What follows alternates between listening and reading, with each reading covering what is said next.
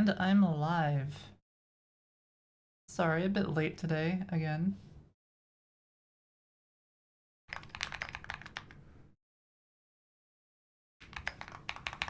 Give me one sec, let's see.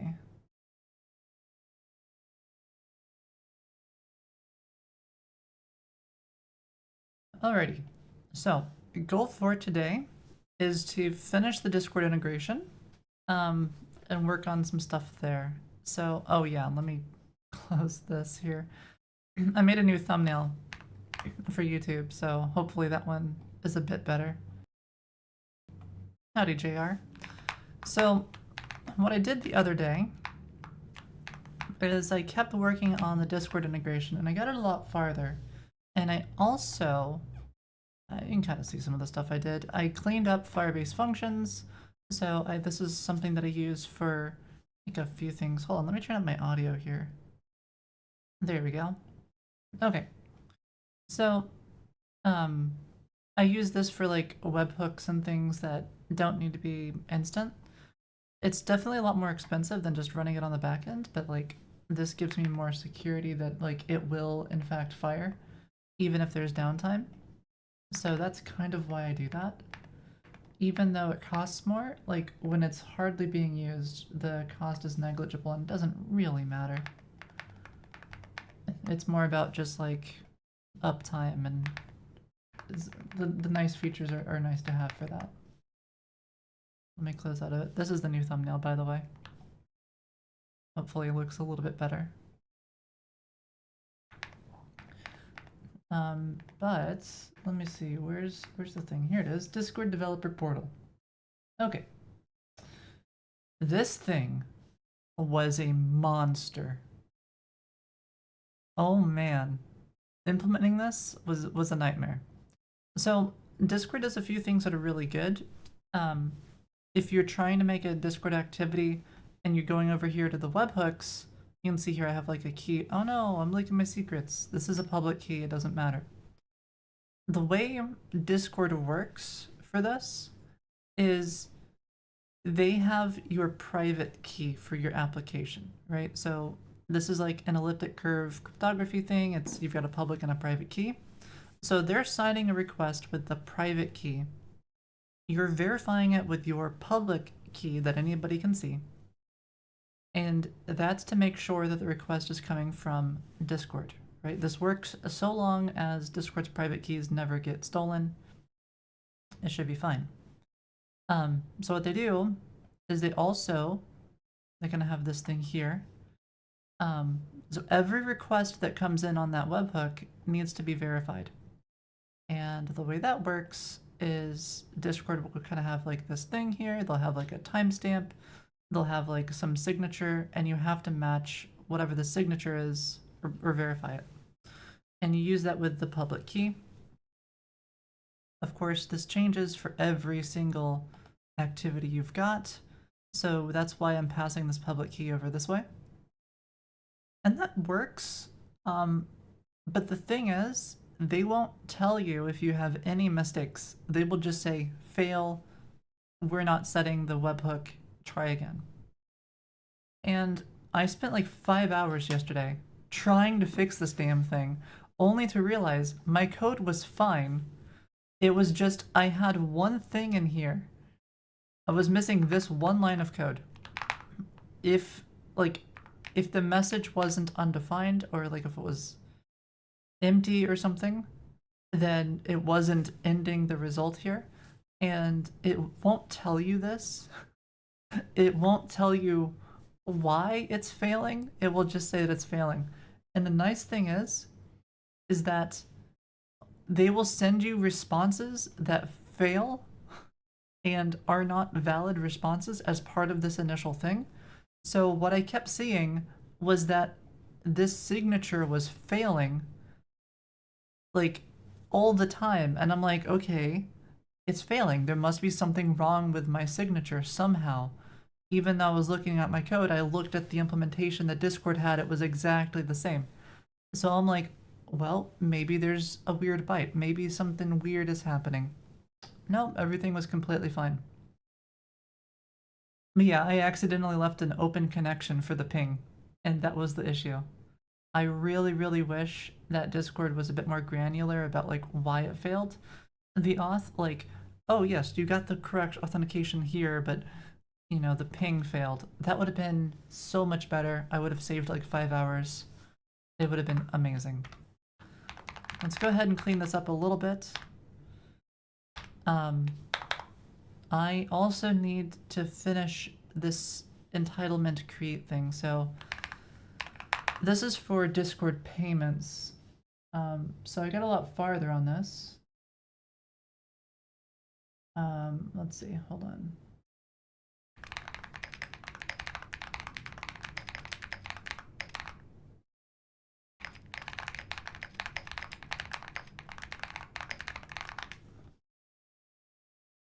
Give me 1 sec.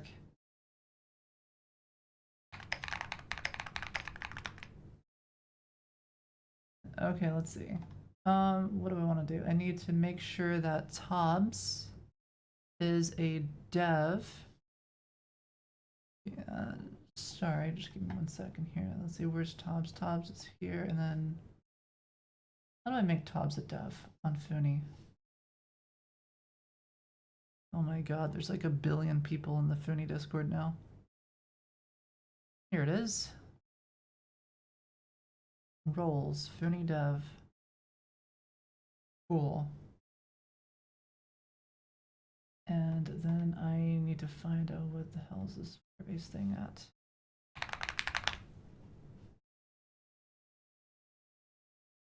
I don't remember where I stuck this thing. I've got like the keys somewhere.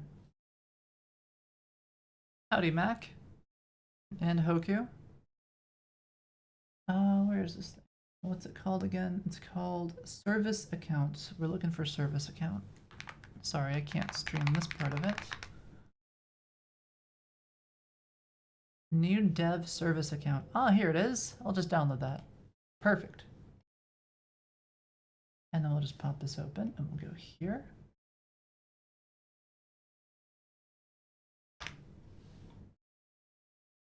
Perfect. All right.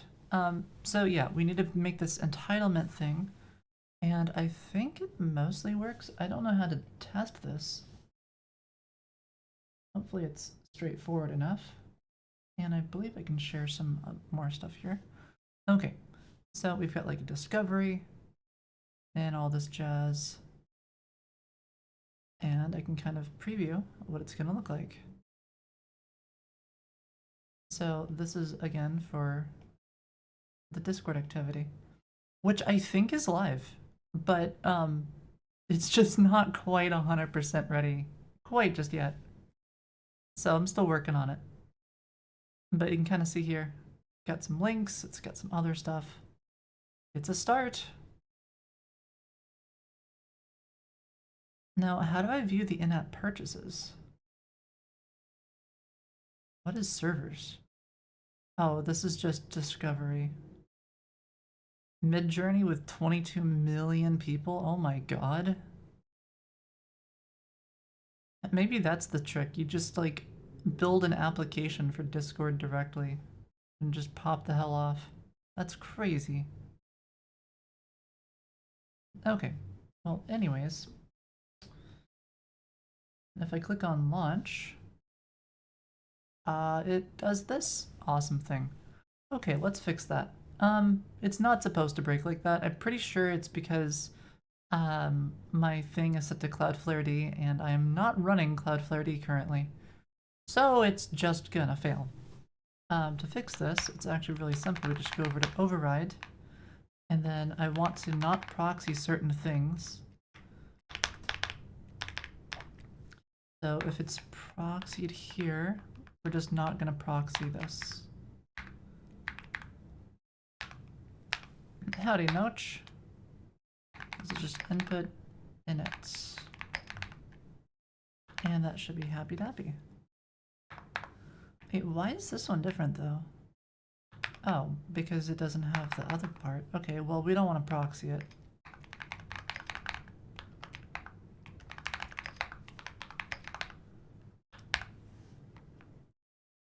Wait, what's with this proxy Firebase identity toolkit? URL. Oh, maybe that's what I need. Okay. And now there's no more proxy, right? URL from input, URL from input, URL from input. Wait, why is this one different? You notice that? One of these is URL rewrite or rewrite. Why do I do it this way? Why is this code different?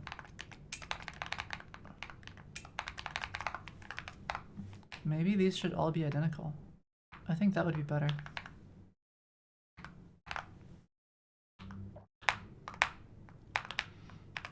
I don't like when my code looks different even though it's functionally identical, because it makes it harder to reason about like where things are the same, you know?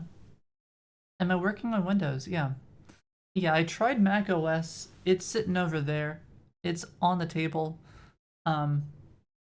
Not plugged in, just kind of being a doorstop or something. I can make it a footrest. You know what? That's actually probably the best use case for it. So like, we can just have it here, right? And then we can just like chuck it down and use it as a nice footrest. Oh, that's actually really nice.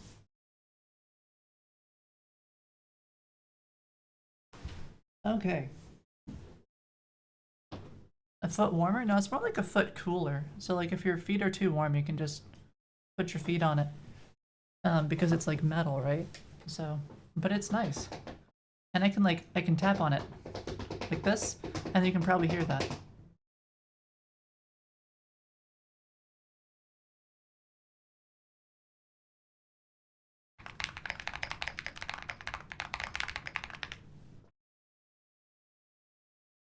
The most expensive foot cooler in the world.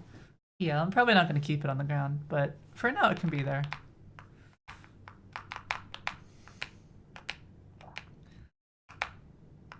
Alrighty. Now, just to be clear, I don't hate Mac.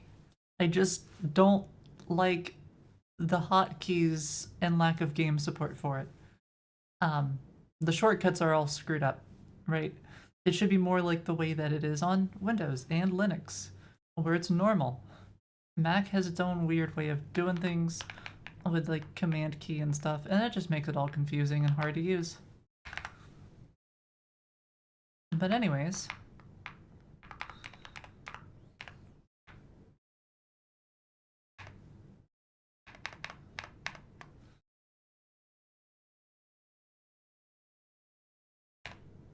let's see. Oh yeah, we're not doing that. This was just for a thumbnail. Yes, I wrote code for a thumbnail. It was important, okay? Let's include this proxy thingy here. Firebase Identity Toolkit. If it's development, it just returns input in it. Oh, I get how this worked. Which is why it worked on dev, but it didn't work. Oh, okay. Yeah, we'll just include that code there. We don't need the test page. And then we added a whole bunch of code here. What the hell happened? What did I change? We enabled gems. Let's not enable gems yet. Not quite ready for that. Oh yeah. So Discord doesn't allow ads, right? So I got this idea. Well, if Discord doesn't allow ads, they won't be ads, they'll be ads. They'll just be for the site, right? So instead of advertising someone else's site on Discord, I can still have ads, and then it can advertise the store for the app. So maybe then I can make more money from the store, and we'll just do it that way. That's my thought anyways. Okay, then we have all this Firebase function rewrite stuff, so a whole bunch changed here. What all did I do? I updated like literally everything. Update Firebase functions. This is like 2 years of updates. Add a readme to explain what Firebase functions is. So I've gotten better at adding readmes everywhere. You can basically stick a readme in like any folder just to kind of like help explain things if your documentation is still lacking or not good enough, or you just need some extra stuff and you're not really sure where to stick it. So I really like readmes. And I just kind of stick one of these now in a lot of more folders. Let's see, there's also a bunch of removals, and yeah, I've got some whitelisted IDs here. This is required because if I don't include these, then anybody who has one of these elliptical curve signature thingies with like a public and private key could spoof as being like an official Discord thing, because they could just make their own, right? And then you could just sign it. So we have to whitelist the keys that we allow. I deleted the chess engine runner from Firebase functions because this is like back in the day how I used to do it. I used to have like just a serverless function for chess, and it would spin it all up, and then it would run the thing, and then it would return, and it was all very expensive. So I decided not to do that anymore. But yeah, the new serverless functions are kind of cool for Firebase, but the prices are still unreasonable. Like if I want to keep a Firebase function like warm with one instance, it'll still be like $3 a month for 256 megabytes of RAM. It's still crazy expensive. It's like way cheaper to use Hetzner. How has Firebase held up at my scale? How'd I land on this versus like Supabase or something? Well, I used to sit like right next to the Firebase team while I was at Google, and I kind of just wanted to try out their thing, and I thought it might be a good fit because it's meant for like real-time pub sub and stuff. And in hindsight, I wish that I didn't use it, which is probably like a really terrible advertisement for Firebase. It was nice in some ways, and it was nice to help get me like up and running very quickly. Firebase auth is super great. The thing that wasn't super great was Firestore and the real-time database. So Firestore is nice and then it gives you PubSub. It's a bit pricey, but it's okay-ish. The problem is that it doesn't really solve anything that PostgreSQL doesn't like already solves. So PostgreSQL solves most of everything you need except for the PubSub, but you can set up a service on your own. You could use something like Red Pandas or Kafka to kind of propagate those requests to like some kind of a service which all the clients can listen on, and you can set up like a WebSocket or something there, and it can propagate all the changes anytime a change happens to the database. So there's still a very clean kind of way to do that. It's just kind of, you know, you got to set up Kafka or Red Pandas, which is a bit more tricky, right? So I think I definitely could have done it, but it would have taken me like a few weeks probably to get like it to be really robust. But those few weeks I think would have been better spent. Whereas now I have to spend like 400, 500 a month. That's going to scale massively with, you know, for cost. And I'm kind of like beholden to Firestore downtime, and Firebase auth and all that stuff takes longer to do than if it was like in-house, as in like when you go to the site, it just takes longer to verify. And I know that if I do it myself, I can make it like 5 times faster. So you can see here, when I refresh this page, you see that time where it's like loading? I can eliminate that, where it's like a skeleton here. That doesn't need to happen. There's no reason for that. What should happen instead is it's using a JWT token, so you can validate that JWT token like immediately on the client. And then if like you should just assume that it's valid and that you haven't been like, it hasn't been canceled. And then if it has been canceled, you could just log them out or something, right? So that would eliminate this kind of, this wait time here of like half a second. It would make it feel much faster. Validate on the client? Yeah, because it's a JWT token, right? So you can just, you can assume some things are good, right? Because again, the server does validation as well. So if I send a request to the server and I'm not valid, well, then it's gonna fail. I don't need quite as strong validation on the client.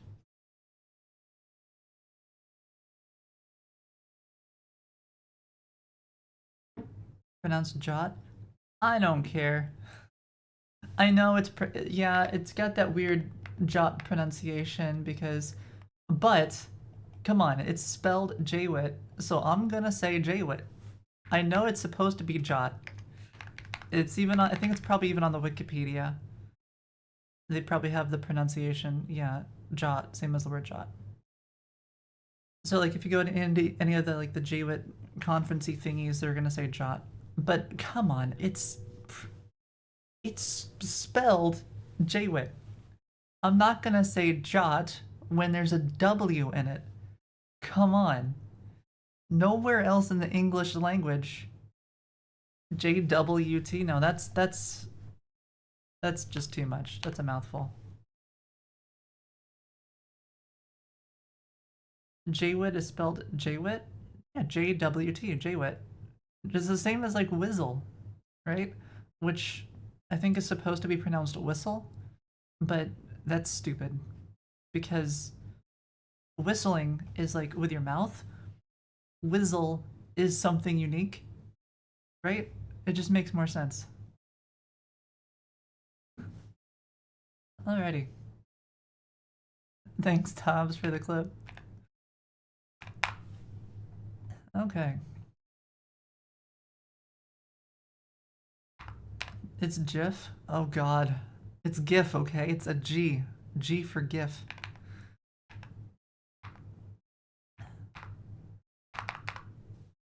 Alrighty. So I think we're pretty good here. I think this is good to go. Update Firebase function. So this is really add Discord webhook support.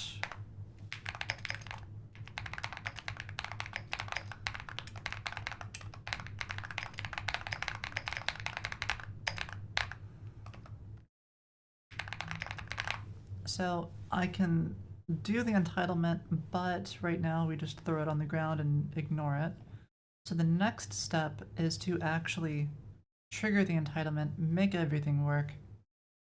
Then we just commit this code. It's probably good enough, hopefully. I'm gonna double check it again real quick. This is one area that we could have LLMs be much better at, which is just like, I just want something to like automatically like review my PRs, and just only mention something if there's like actually an issue. It probably wouldn't be too hard to set up, but that is an area that LLMs could help on for sure. Oh yeah, I want this request new gone. Howdy, Ken. Let's see, do I have any other weird console logs in here that are strange? No, good. Okay, what about under this part? I've got some error thingies. Oh, and this is also the thing that I really, really like about GCP is that it has this log support here, and it has really, really, really, really good logging, and it's all nice and aggregated. So that's one of the big benefits of GCP. I guess that's part of what you pay for it with 10x the price.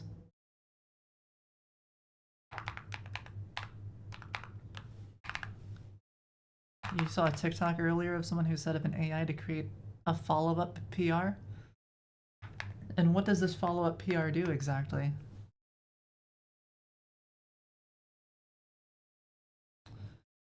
Now let's just amend this commit with this one tiny little change there. It just makes it a little bit cleaner. I don't want those console logs in there. Okay, so that's good to go, and now I can deploy this new code.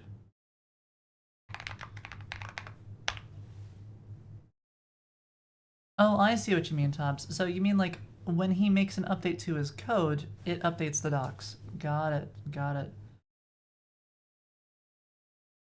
Pretty much a log aggregator built-in Datadog. Yeah, pretty much.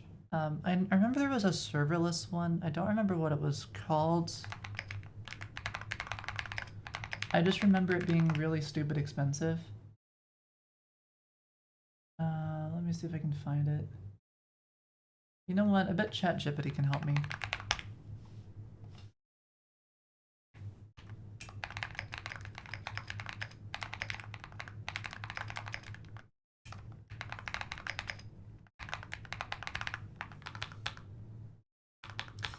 I think it was for Kubernetes. Top best cloud log aggregators. This is one of the things that LLMs are really, really solid at. Oh gosh, heck and darn it. No, it was none of those. I guess Datadog is the best, but it wasn't Datadog. That was something else. What's the pricing of Datadog anyways?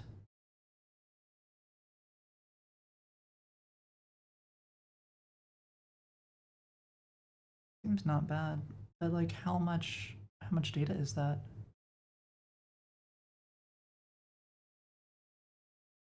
Does it mention how many like gigabytes of data can be put in? Howdy, Emily. How's it going? CloudWatch is good enough? Oh, the AWS one? Yeah. I mean, like, all of the big cloud providers are going to offer you something that's good enough, right? Prometheus for self-hosting? Yeah, Prometheus is like what you would use, right? You'd use Grafana, Prometheus, Loki, and then if you really, really want to, there's like that other one you can use. I think it starts with like a T or something. But those are the three main ones, right? Prometheus, Grafana, Loki. Axiom, that's the one I was thinking about. That's the one that's super overpriced. Yeah, Axiom. I like it, but it's very expensive. Yeah, this one, this Axiom Co one. It's really cool. I like it. Savings at terabyte scale. What? This? No. No, this isn't. What? 25 a month is not true. Okay, I see. So it's 150 a terabyte. Ha. That's more like it. $150 a terabyte. Yeah, it's where it's like 100 times more expensive than it should be. Yeah, that's more like what I remember.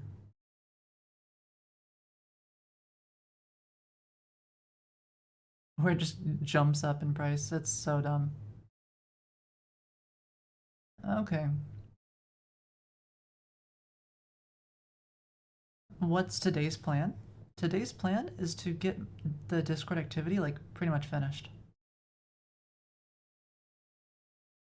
You worked a job where your support team lead wrote the whole backend with no logs at all? Why? That's crazy. You have to log whenever you have errors. Like that's the main thing, right? Um, like if you're not logging on the successful path, whenever things aren't successful, you absolutely should still be logging those. That's kind of like doing try catch and then just throwing out the error message, which makes it really hard to debug because when something bad happens, you don't really know what the hell's going on or where it's going bad at. So that's a bit tricky.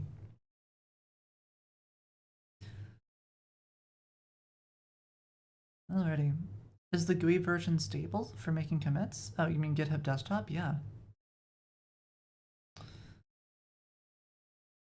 You log your errors to a database table? I do that too. I do it to both. I'll have like the regular like log aggregation stuff or something. I'll have some way to do that. So for example, I can do klogs and it will just spam me with like a bunch of logs.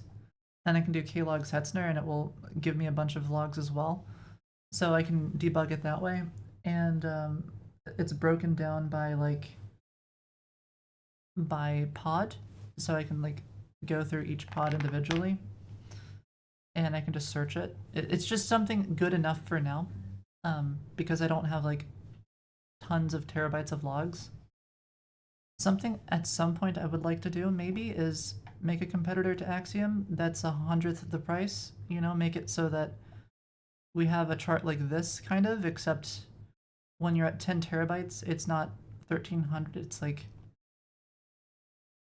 I probably wouldn't do 13, I'd probably make it like $3, $4 a terabyte, you know?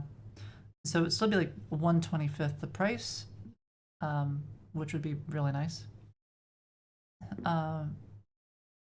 Yo no hablo español. Sorry, Madrid, I don't speak Spanish.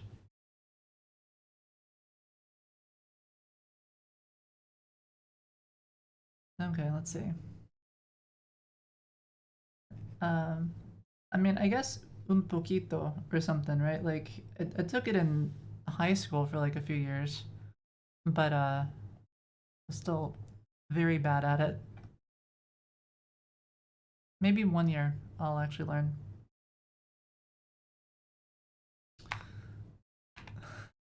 Yo quiero Taco Bell. Oh, come on. Alrighty. Yeah, I've exclusively used Git Desktop for a long time. I like it a lot.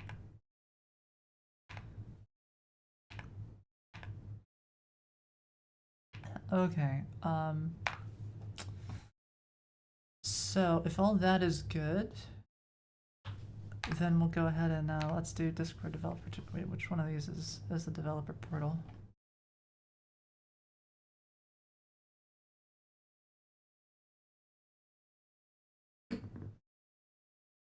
I'm not sure what you're saying there, Beef. Where is the Cervesaria? Cervesaria? What is that Cervesaria? Is this something about like beer? Oh, a brewery? Yeah, okay. Makes sense.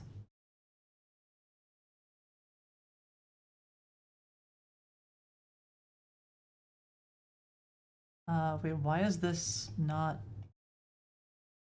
Okay, cool. We do have the webhook. I can understand a little bit, Emily, right? I understand a little bit. Okay. And then all of this stuff, this is what we need to change. So this would be foony.com. And that should be good to go.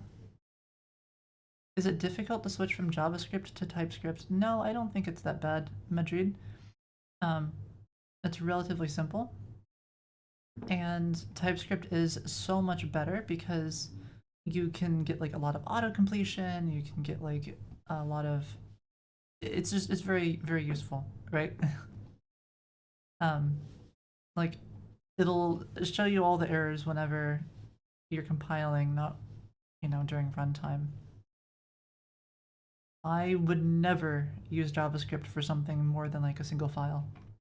Even for simple things that are a single file, it's still usually better if it's in TypeScript. Like, here's some JavaScript, and it just looks awful. Like, look at this stupid typedef thing. This is the equivalent of having like type pod state equals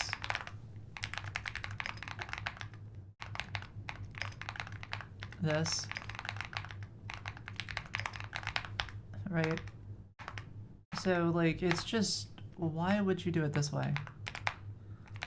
It's just worse, harder to read.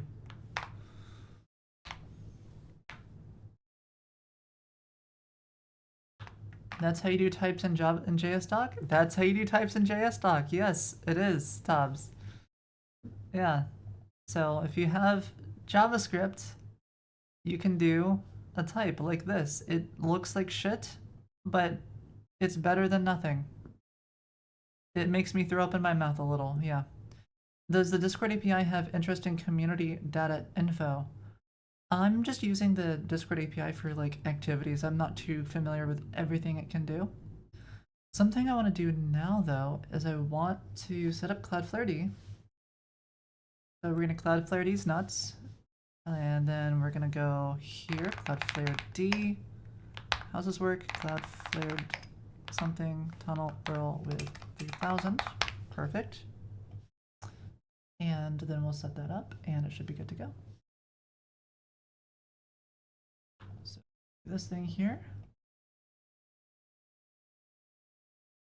And we set this back up, save changes, and now whenever I go to the Discord activity, it'll be localhost. Perfect. You recently learned there's an internet of finalization registry? A finalization registry? What the heck is that? What the hell is this? Oh! Oh, this is the garbage collection thingy. I thought this doesn't always work 100% or something. When a value registered with the registry has been reclaimed. This is cool. I don't think I've used this in all of Foony yet. Yeah, so it's like a weak set kind of thingamabobber.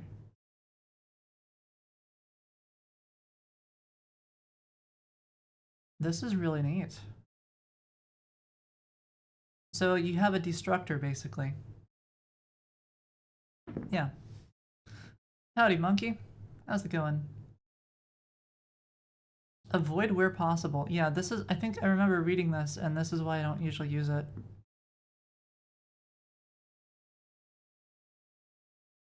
Yeah, when, how, and whether garbage collection occurs is down to the implementation. So it might differ between like Node and like the different browsers and things.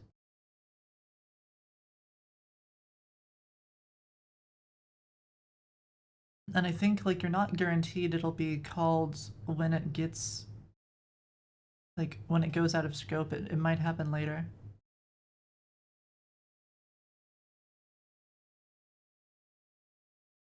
But it is really cool. I know enough about JavaScript to use it safely. Yeah, I'm sure, but I still don't use it.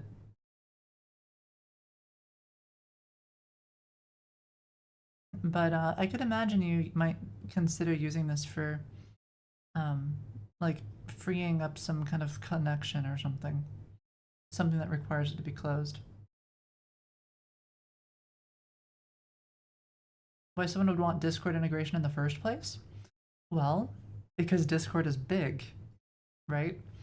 And you can kind of monetize it, but really we just want to be the go-to pool game. We want to have the go-to multiplayer experience on the web, right? When people think multiplayer games with their friends on the web, they should think Foony. And so, yeah, I want it to be on like every platform.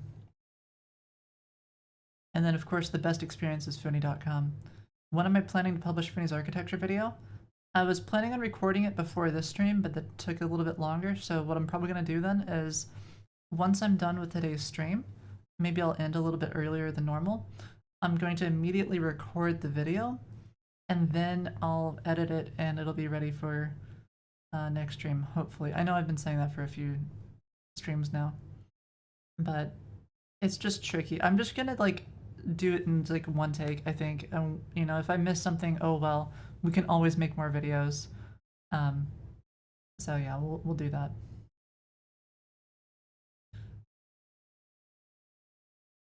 When was the last time I fell for a got him joke? I think the last time Senpai was in stream. What about me automating my YouTube channel on stream? I do have some code for that Black Glasses shared with me, but those videos are not automated. Those are curated videos where I actually record the video and then I edit it myself, right? I think that's kind of more the experience I want. I don't know. They're both good. Like, automated videos are going to become better and better, so we'll see. But anyways, what I need to do is I need to test this Discord thingamabobber here. No, not that. Where is it? Art assets, SKUs. Okay, so we've got these. Now, how in the hell do I grant one of these for testing?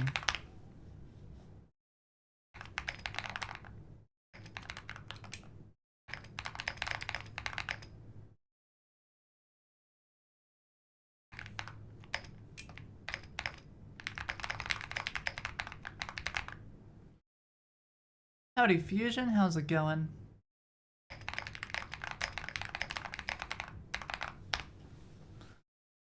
There's gotta be a way. SKU entitlements Discord. Like, I bet there's like an API where I can create an entitlement. Oh, here it is. Yeah, this is what I need. What am I working on today? Discord integration. So, Foony's coming along, and I'm setting up Discord, and I guess like Exola is going to be very similar, but we're just setting up Discord first. So what that means is whenever you're inside of a Discord activity, such as this, and I go to the shop, why is it, what? Oh, I think it's just taking a while, because why is it taking a while? This is a bit suspicious. Did something break?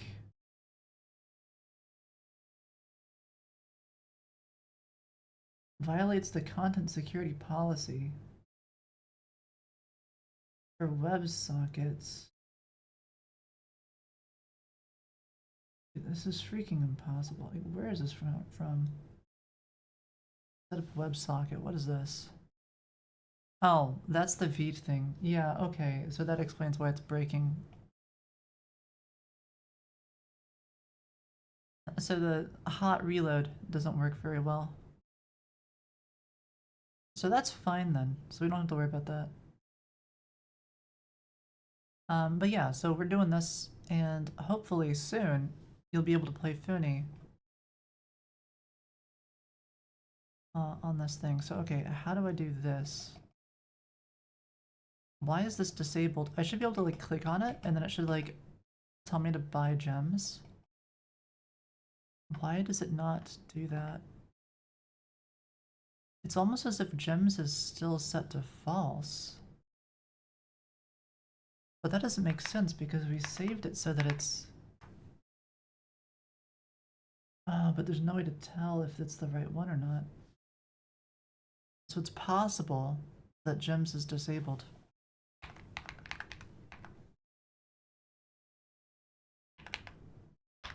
What is that? That's for YouTube, right? Yeah. So gems is set to true. So gems should be enabled. Is this just like the way that Foony currently works? Is it a bug?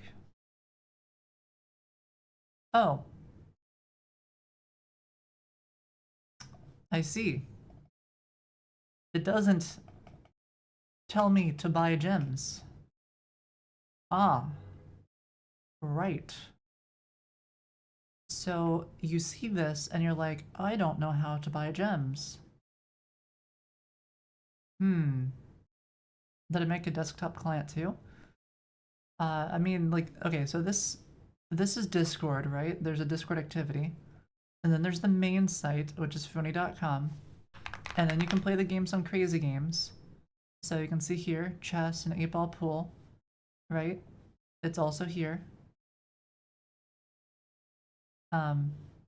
So, yeah. Pool again. Which... Wait, how the hell do you buy gems? Wait, we don't have like a clean way to buy gems on Crazy Games? Is that why we don't have many purchases? Wait, so if I improve the gem experience inside of Crazy Games, I think we can make like 10x more money for gems. Okay. Yeah, I don't know how to buy gems. Oh, I mean, I'm not logged in either. Maybe if I sign in with Google, it'll be easier. How did I integrate with Crazy Games? Crazy Games was like the easiest to do, right? It's just like an iframe, and I just detect if I'm inside of Crazy Games. So there's like, every game on Crazy Games includes kind of like this little spot here you can kind of see. It has platform equals Crazy Games. Why the hell is there an ampersand? Question mark and platform equals Crazy Games? Did the co-founder put an ampersand here? That looks like shit. I mean, I'm pretty sure this still technically works. But this is not the way URLs are supposed to be formatted. There's not supposed to be an ampersand here. Okay. It should still work though. It's just weird. Anyways, so okay, we have gems. I don't know how to buy gems on this platform.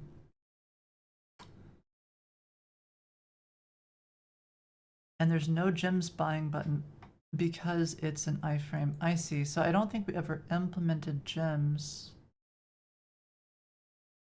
How do I have negative gems? Because I'm special. How do you sell them afterwards? I will make a market at some point for gems. I just don't have a nice market right this second. Hydrate? Sure thing.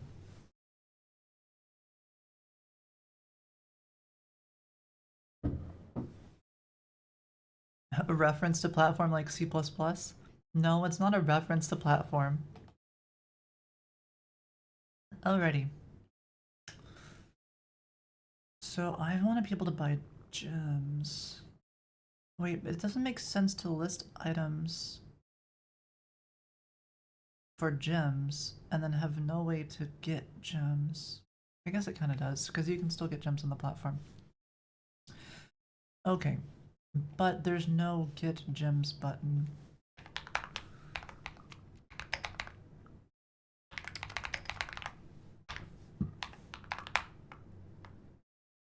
Okay, I see. If is iframe, or if we're not on the web, then the shop is disabled.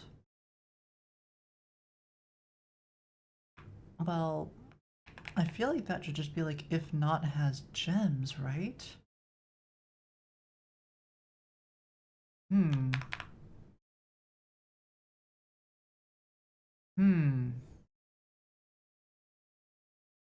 I wonder how mad Crazy Games will be if I just... Oops. I guess we have our own way to buy gems now. They might get upset with me. It's just an innocent mistake. I'm just refactoring my code. Let's see. If not has gems. Oh, by the way, so I looked into the whole, like, the lawsuit video a bit more as well, because I'd like to be able to tell my story about, like, the whole lawsuit thing. That one is gonna be delayed. I think I probably need to talk to a lawyer, and I need to be very careful about phrasing and words.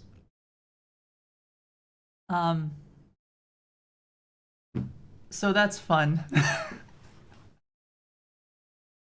I can't go too much into in depth on it. Is there a lawsuit situation ongoing? No, no, no. This is from back in college. But in order to, like, it's gonna be tricky, right? Because I want to make a video on it and I want to say as much as I can. But it's gonna be, I really want to just, you know, cross my T's, dot my I's, and make sure that I'm not stepping on any toes or causing any legal issues. A video about how I got into a lawsuit over my lawsuit video. Like, that could happen, Beef. Like, that could actually happen, right? So I need to be very careful about phrasing and, like, the way I present it and, you know, all that jazz, right? It'd be a big hit. Yeah, I'm sure, but, you know, I'm sure it would also be a big hit to my bank account. Like, so, like, if I was a much larger streamer and I had, you know, like, FU money, basically, I would just do it YOLO. Who cares? It's just gonna be an expensive video, right? But I don't really have that right now, so I kind of want to be a little bit more careful than that.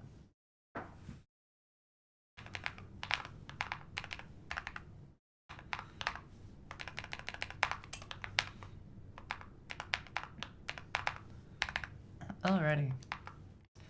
A shell corpse? Well, I mean, that wouldn't work because when I got sued or whatever, right? That was under like my, like I personally got sued. It wasn't a company that got sued, and that's because I didn't have like an LLC or something set up in place for that, um, which might have protected me if I didn't pierce the corporate veil, right? But you know, I mean, I was a college student. I didn't know any of this stuff at the time, so you know, I just need to be careful there.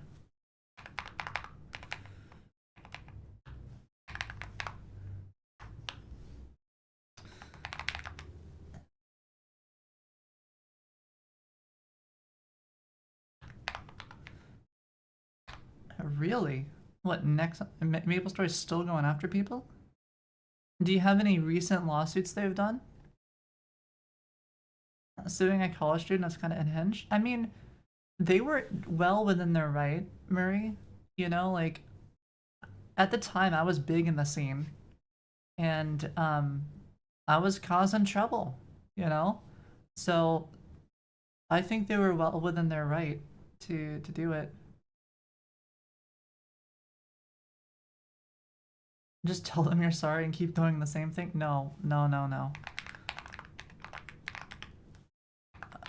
I put that behind me. I don't want any more lawsuits in my life.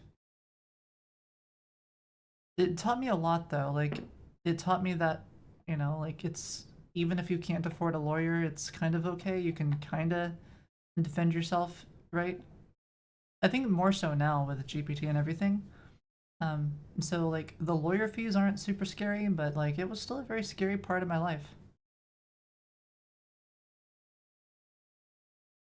But yeah, I'll talk more. I want to stick it in the video, and I don't really want to discuss too much outside of the video because this is like something that I really need to curate, and I really got to double, triple check and make sure that I follow, you know, all the rules and everything.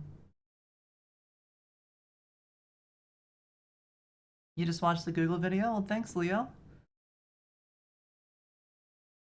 Okay. So we've got platform equals crazy games. It still shows get gems.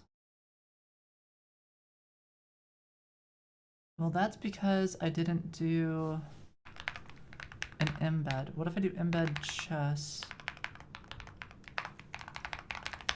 Like this is the part that changes, right? Because we got shop and then it doesn't have anything there. But if I do go localhost, and now there's a gems shop. Okay, so that's all fine. But what's not fine is that when I click on this and I go here to get gems. Wait, what?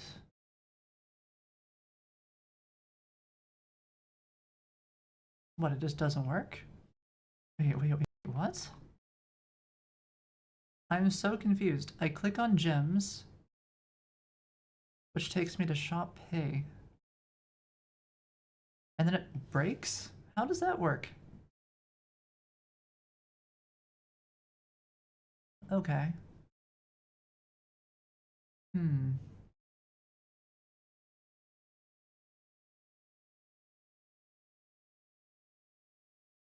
Once upon a time, I was a rebel youngster with this, yeah, something like that, Emily. I effed around and found out.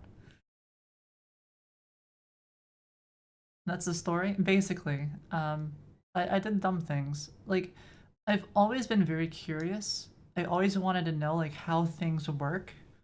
And so, you know, during my college years, that meant I was very curious about networking and how MMORPGs are built.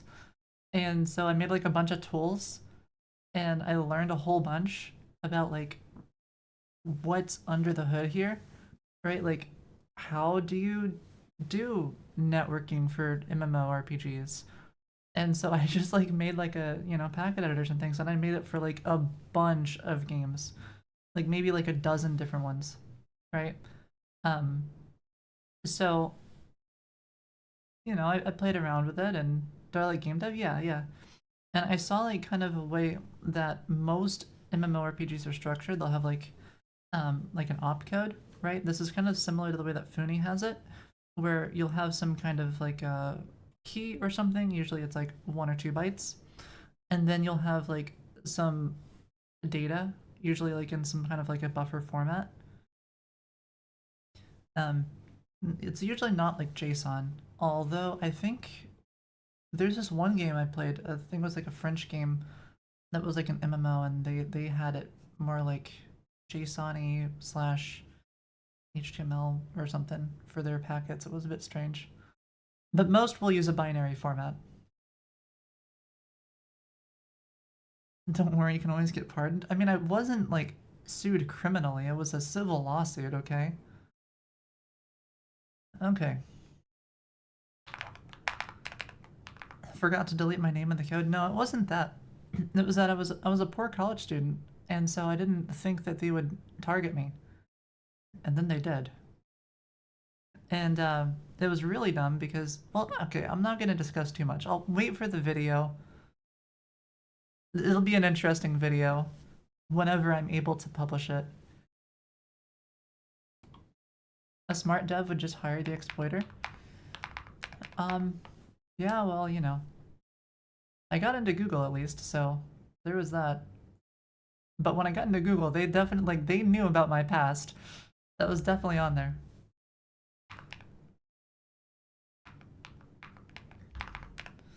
Alright. When or how did I get the idea to work on Foony? It was during the pandemic. I'll make a video on that too at some point. Alrighty. My past was probably a plus on my resume for Google. For the team that I joined, I think it was a plus. For sure. But that's because I had like one of the coolest managers ever when I first joined Google. Brilliant, brilliant guy. I don't want to like dox him, so I'm not going to reveal who it was, but really awesome person.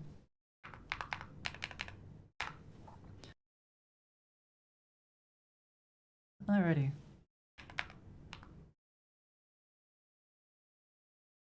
A Google intern used Google. Yeah, like the HR. Acorn1010, bad stuff.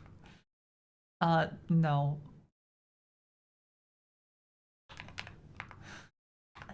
But anyways, maybe a gem pack. Why does this break?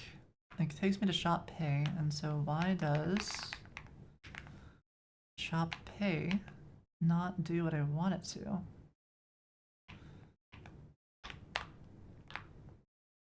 Shop header. Shop pay. So it's gotta take me down here, right? Oh, that's a shop header. That takes me, okay, so that's supposed to be right.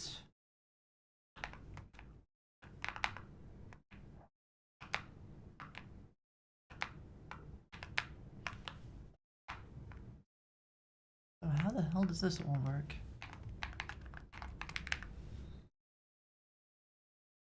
Okay, I see. Is shop disabled is based on that. I gotcha. Maybe I do need to have like a way to disable the shop though. I feel like that should be more for like SDK. You're here for the stories? Well, I can't share the lawsuit story outside of the YouTube video, which I don't know when that's gonna come out. Okay. And that's just like for my own safety. I want to be very careful with the way it's released.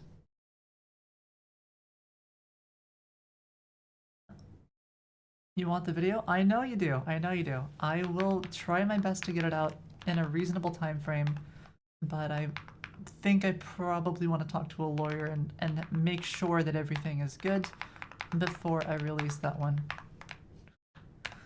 If that's fair.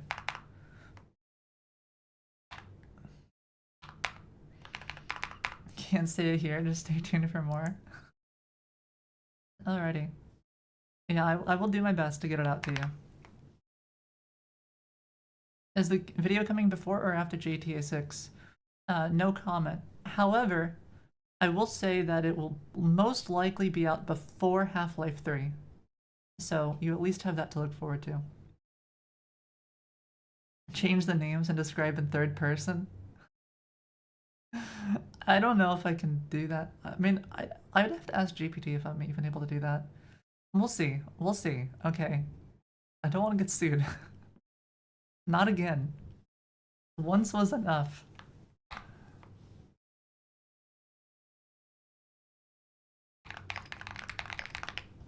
Okay, let's see.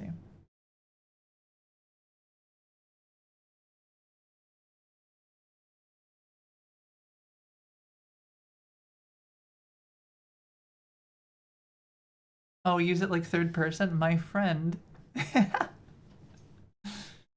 Yes.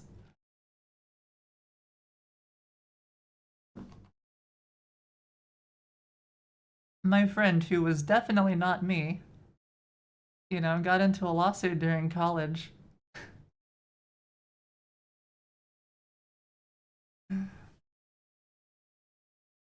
Yeah, maybe I might do that.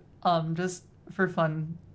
However, I'm pretty sure that the law still applies even if you do that, right? Like you still gotta be careful. Did I ever get a 5090? No, not yet, Zoot. Still trying. But I did find out that if you're on, I did find out a nice way to kind of find these things. So let me show you this prompt that I used. Now, I didn't use one of these custom bots, but I did find, let me see if I can find my history here. Uh, RTX buying bots. This prompt. Where can I find the best possible RTX 5090 buying bot for Newegg Best Buy? Most advanced bot on X. Thanks. Thanks, Grok, for helping me. This must be, I think this is probably how people are scalping GPUs. They're probably using one of these.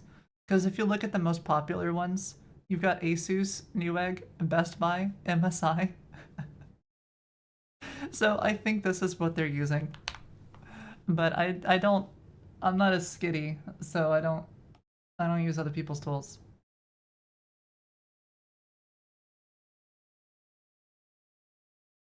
I had a 5090 script in my unstaged files. Oh, you mean this one? Yeah. But this is only a partial one. This just adds it to the cart, and it's a lot slower, and I'm not using proxies. So, if this could be massively improved, right? I just haven't. Did my script work to get 5090? No, not yet, Craft. I haven't been running it. I need a 5090 to run Foony? No, I need it for, like, AI stuff.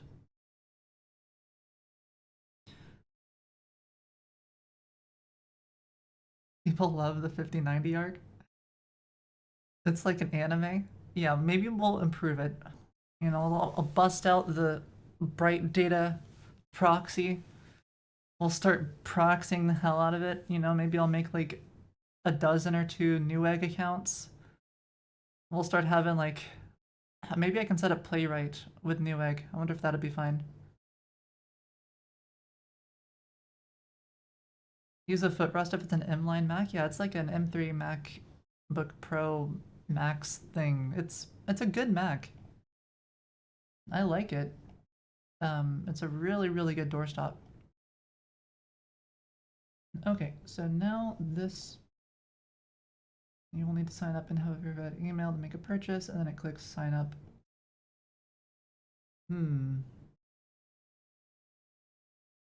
I wonder if this, I feel like this is not allowed on Crazy Games. I'm pretty sure Crazy Games,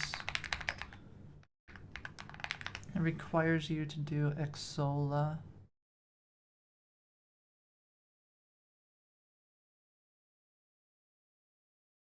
Let's see.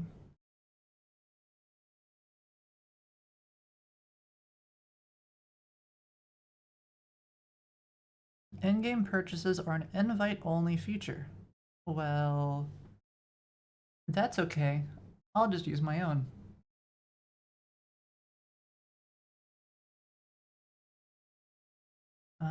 Let's see.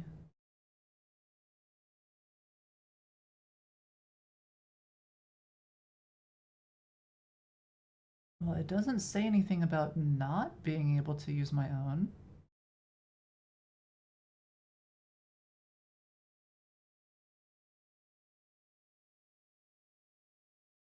Maybe I'm allowed to do it.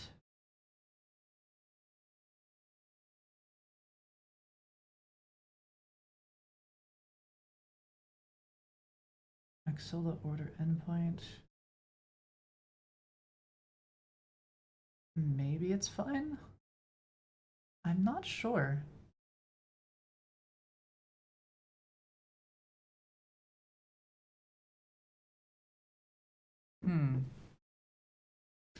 All right, let's not talk politics in chat, okay?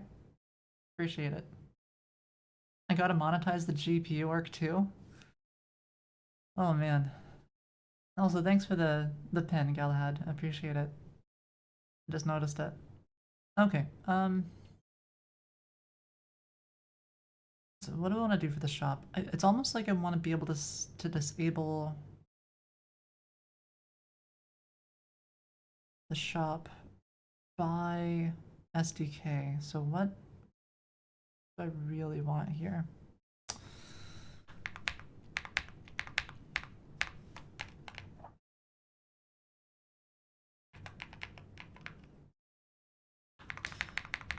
So this was, okay. Something that disables routes based on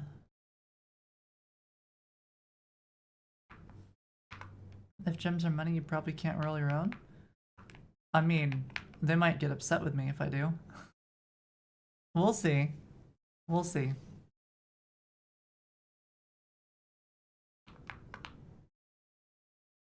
I'm gonna ask the co-founder for this.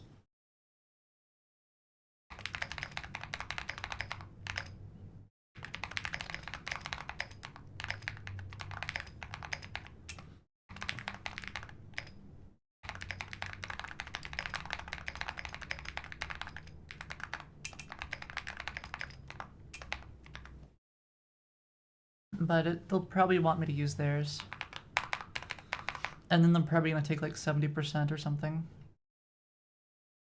That's something I noticed is Crazy Games seems to take a lot of money. Like they're disgustingly, they take a huge amount.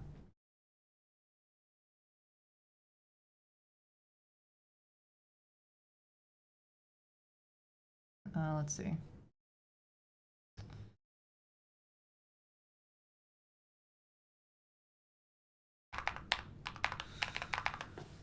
So, anyways, I want SDK on here. You weren't sure what to do? Yeah, basically I just don't, you know, like either way, you know, if it's far left or far right, I just don't want politics in chat. Just because I don't want it to be divisive, right?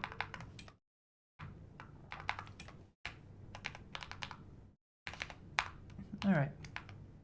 So const is shop disabled, it's SDK, and then that's gonna be, maybe we just do like has shop, or, it's almost like if it's based on gems, like if gems is set to true.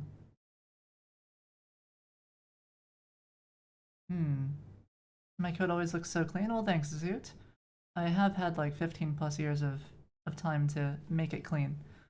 But it's just something that I've always cared about, right? Even 15 years ago when I was writing code, I still tried to comment, I still tried to not have any typos, I still tried to keep things logical. I've definitely gotten better over the years at it, but it's something that I've always cared about. The only left versus right that matters is control and shift. I mean, left side of my keyboard for sure for that. Do I ever use... No, I don't think I ever really use my right control, alt, or shift. I mean, hell, I obviously don't use shift. It's not even on my keyboard.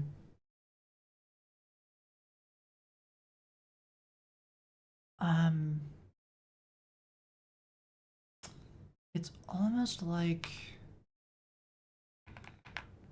this payment tab needs to be custom. You only use Alt on the right side? What? Oh man.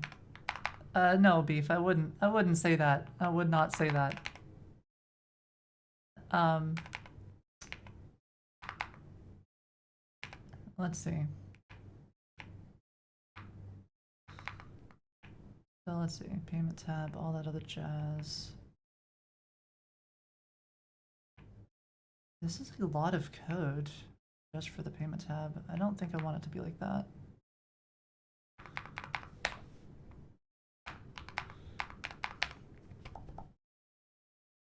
What do I want for this? Is there a subscribe tab?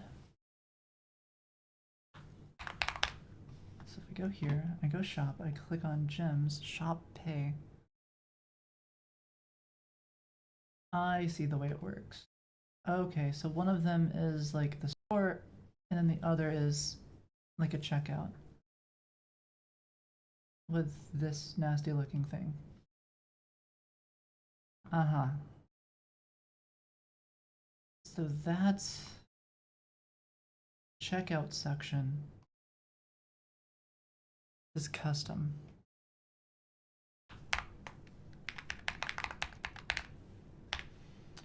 So I think I want this to be TSX. I think I want to upgrade this from a TS file to a TSX because I think I want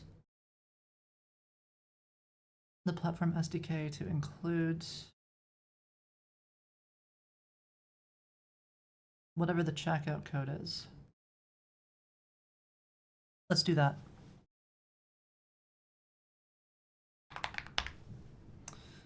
All right, so now platform ID, login button. Oh yeah, I mean, hell, this was already basically that. So this is it's almost like checkout, and then this is going to return null. But this is a React node. Yeah, something like that. Perfect.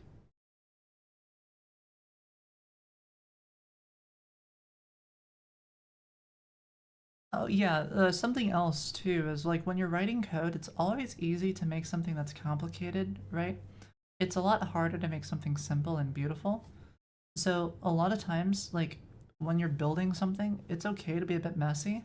And then whenever you go to commit it, you know, you clean it all up, you make it all nice. Because like at first you're kind of like exploring, you're trying to find the best solution and you're not really sure what that is. So it's okay, you know, be a bit messy, solve the problem, and then once you've solved it and you understand the way it all works, you can go and clean it all up. You're scared for TypeScript? Don't be, Galahad. You scared you're gonna be too good? You see all my code and you're like, hell yeah, I'm a master of TypeScript now. You can get better with TypeScript pretty easily. There's these TypeScript playground challenges on GitHub. I don't remember what the name is called for it. It is maybe this? Oh yeah, here it is. So right here, this link, pretty solid. And if you can get to medium difficulty, just medium, you're already better than you need to be. This is not an intro course, these are just little challenges so that you understand the different parts of how TypeScript works. If you can just do the easy ones and this stuff, that's probably good enough as well. And to get started with this, the easiest way to do it is you literally click on one of these, and then you look at the solutions. You start with the solution, you look at a couple of them, you look to see the way it works, you just look at a few, and then you kind of understand the way that it works, and then you go and you try to solve the problem. And then when you fail, you go back, you look at the solution, you see what you did wrong, and once you figured it out and solved it, you just kind of keep going, right? Like you'll make another one, you'll go back to it. Maybe this time you try to like not look at the solution and solve it without looking, and you just repeat that every once in a while and you'll get better at it. And then what you do is you make sure that you use that in your code base. So maybe you'll have like your own implementation of this and you'll explain how it works or something. you're just learning to code as you see it's beneficial to use with your job and supply chain. That's a great way to do it, Ernesto, is to just find things that you can use for code, you know, and you just improve on it and you gradually, naturally build your thing and make it better. It's a great way. Howdy, Tina. How's it going?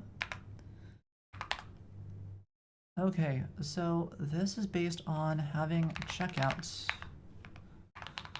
So if checkouts, if not checkout, then shop is disabled because there's no shop.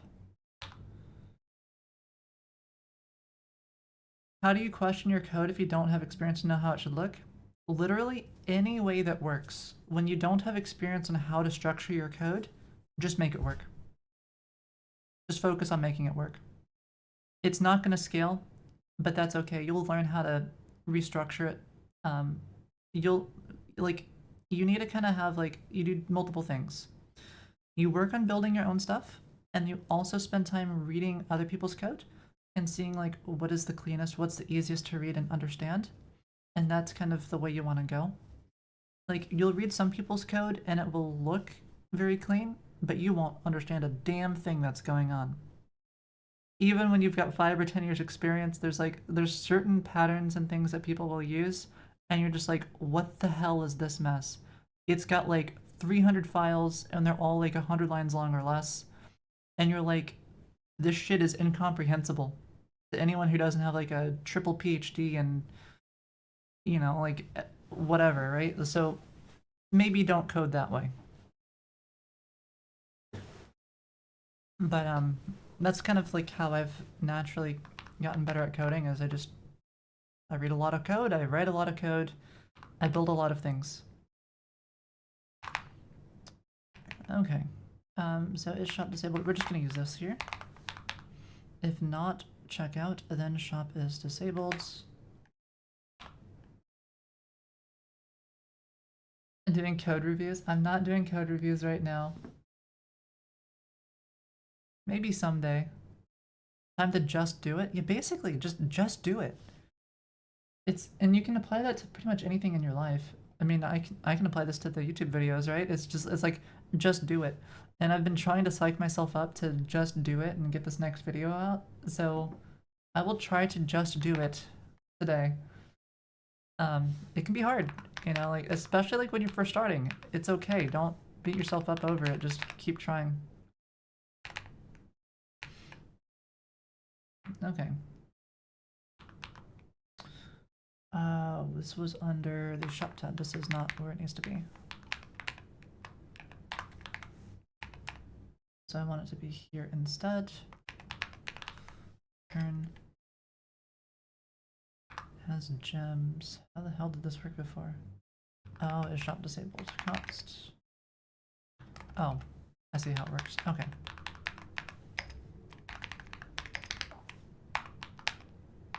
Perfect.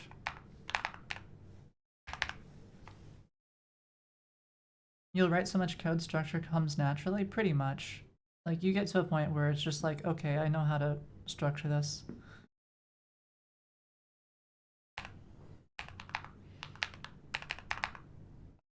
Just do it.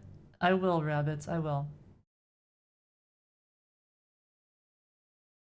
Does any add-on or extension exist that shows interaction visually between multiple scripts? You mean I don't normally do that, but there's just some things, I know there's a few ways you can do it in JetBrains. Probably source code hierarchy? Well, okay, how the hell do I use source code hierarchy? Yeah? Is this just for Java, or is this for everything? Navigate type hierarchy.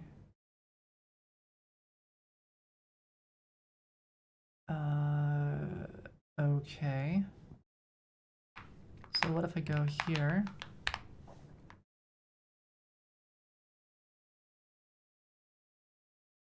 Oh, this is just me building my own hierarchy or something? It's not automatically done for me? Lame. Okay, delete that. I'm sure there's a way to do it.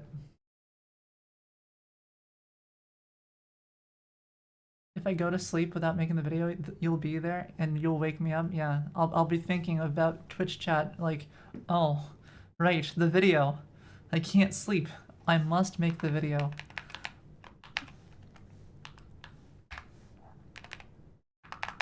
Okay, so now there should be no more shop tab at all. And I just have to re-enable it.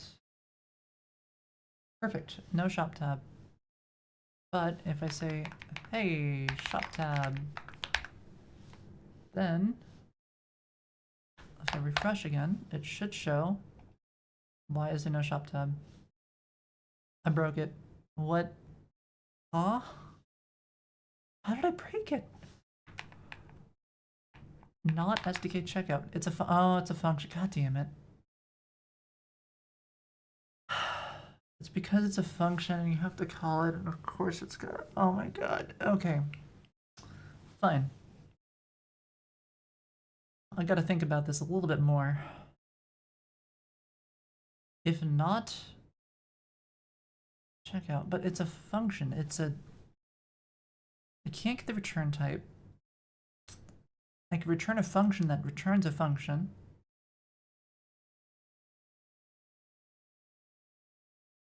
Okay. And yet it has checkout, so that should work. SDK checkout.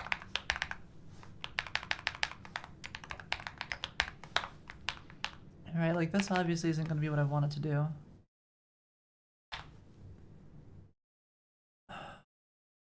Because I want to render it. Like, the cleanest way is just have has checkout, right? I have like another function.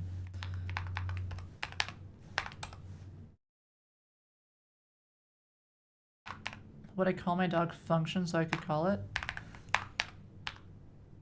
That's an interesting dog name.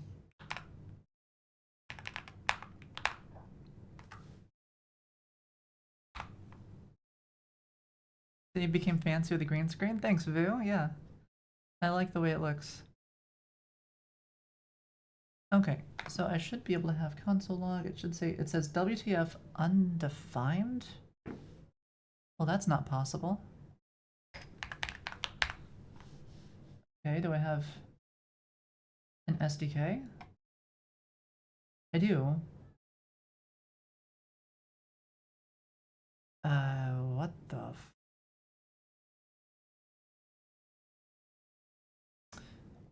I think it's not defined because it's not a TSX file?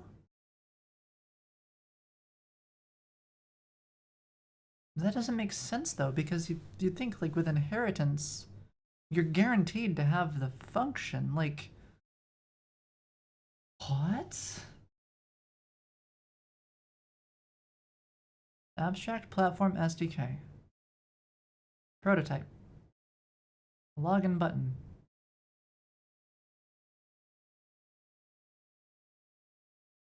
That's impossible. That's impossible.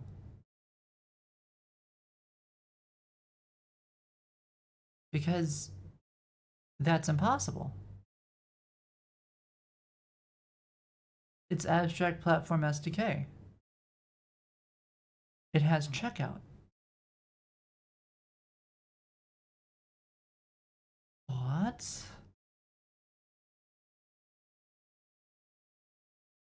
We're achieving the impossible? No, this doesn't make any sense. Okay, maybe if I just restart this? This is not possible. I'm thinking maybe it got cached somehow? Okay, yeah, see, that's what I thought. Now it works. I think it was just cached. It wasn't, like, updating the code. Now it works. Nothing's impossible. It is one of you got, like, some shitty, like... I don't know, Vite broke or something. Back on Windows? Yeah. It didn't realize that, I know what happened. we changed the file name. We changed it from TS to TSX, and so it didn't realize that the file had changed and that it was now the TSX file, and so it was still using the TS file, and it was like, oh, well, I guess it's gone now, nothing I can do. Okay. That makes a lot more sense. So now I need to figure out how the hell do I know if this is null or not null. I think the only way to really know is to call it. So maybe I have a final method here, like has checkout, and I can use that to determine if it has shop or is shop disabled. Or maybe I just call it like is shop disabled. Or even just has shop. I think has shop makes more sense because I've got has ads, has Google login button, has hints, has shop.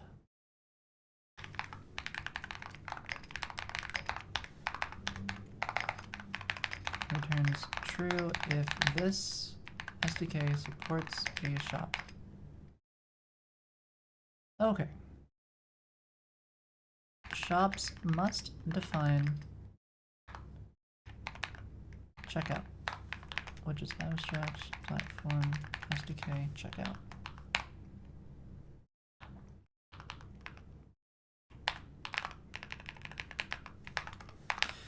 All right, now is there a cleaner way that guarantees that I have a shop?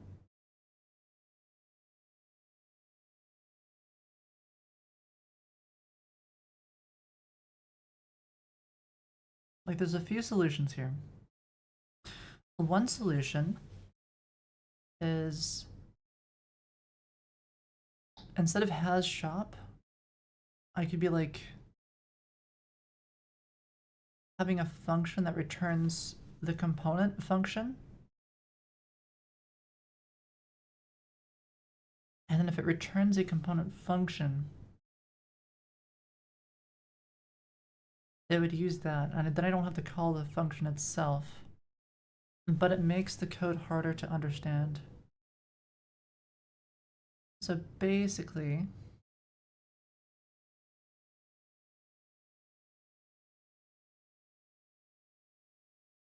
yeah, I can't call this function myself because it's supposed to be a functional component. And if I call it myself, it works fine if it returns null, but it doesn't work fine if it doesn't return null.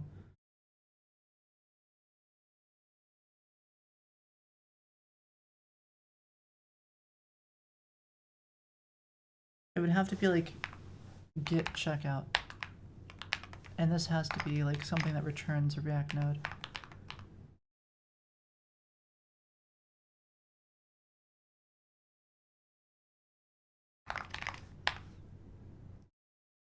So then you're returning this.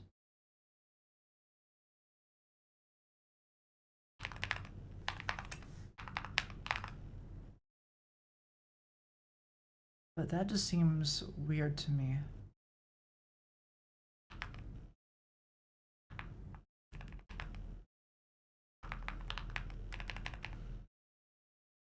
If I do it this way, it's almost like I'd want to do like the thing where you have like two different functions. Like you've got the public function that's final, and then you have like the protected function that's like the actual implementation. Man, I really wish TypeScript had final.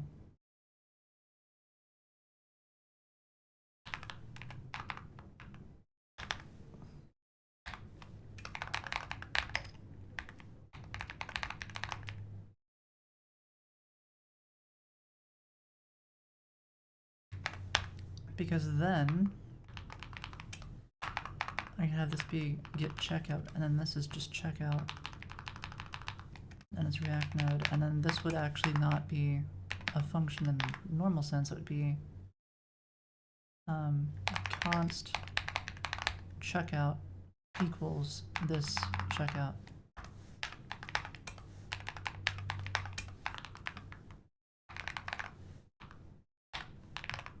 kind of like that.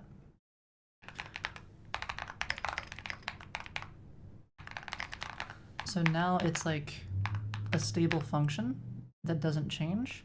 And then I can use checkout. So this is like the actual code. Okay, you know, this isn't too bad. Because now you only have to define this function. And if you've defined it, it's all happy. And now I can, wait, how does this work?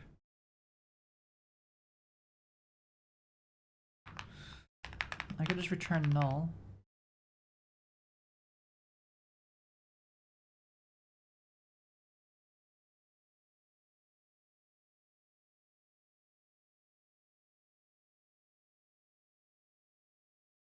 Actually, I could do this. I could do something like this too.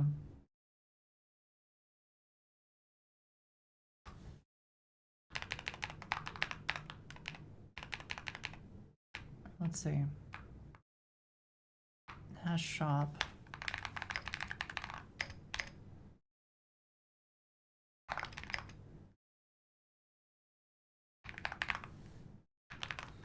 I could be like true, and I could be like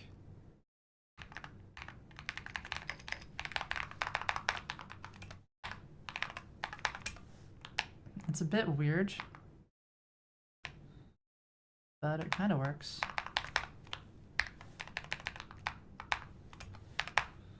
Basically, the idea is if I override this function, then hash shop will be true.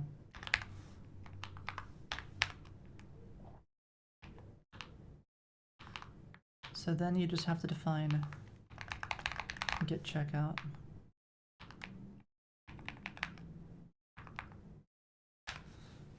Let's see.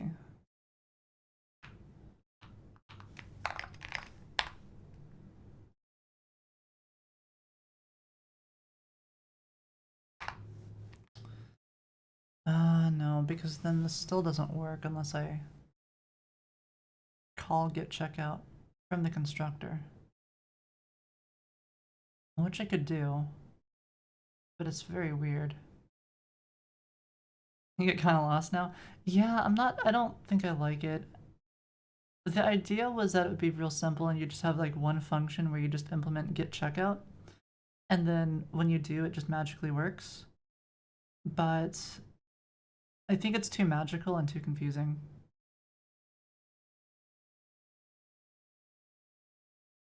It works. You just have to call this function from the constructor and then it just it magically works. Like the way it happens is like you have like this foony SDK and you'd be like, oh, I want to implement checkout. So I would just have protected get checkout.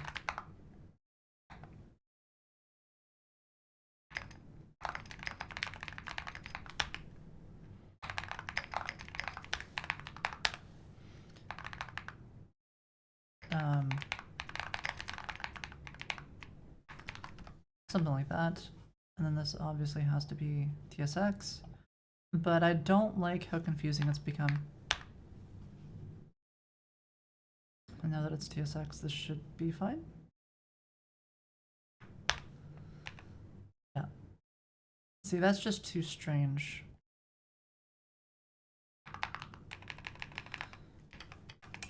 So let's see. If I don't want to do this weird thing. Oh, actually, I don't have to call checkout from the constructor because this will call it for me. That actually works. Is there a way I can do this in a cleaner way, though?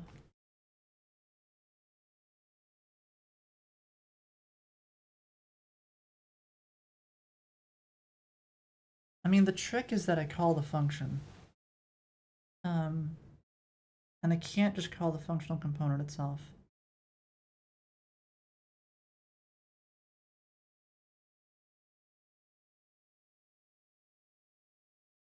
I think it's fine. I don't think it's too bad. Or, no, I've got another idea. We can check the function signature. We can check it like ref equality to figure out if we have a shop. So we have a shop if... How often do I change clothes?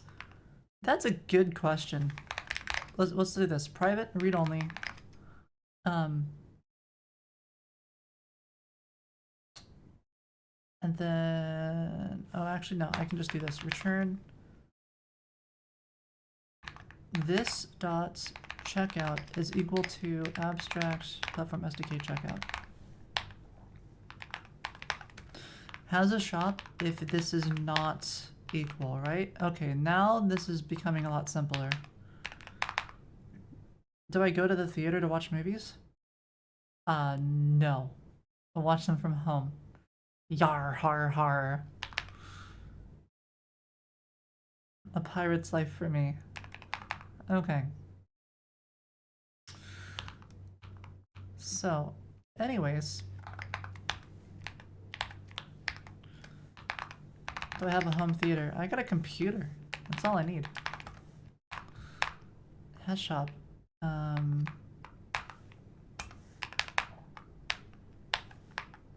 And now this becomes checkout. Perfect. Yeah, I like this much better.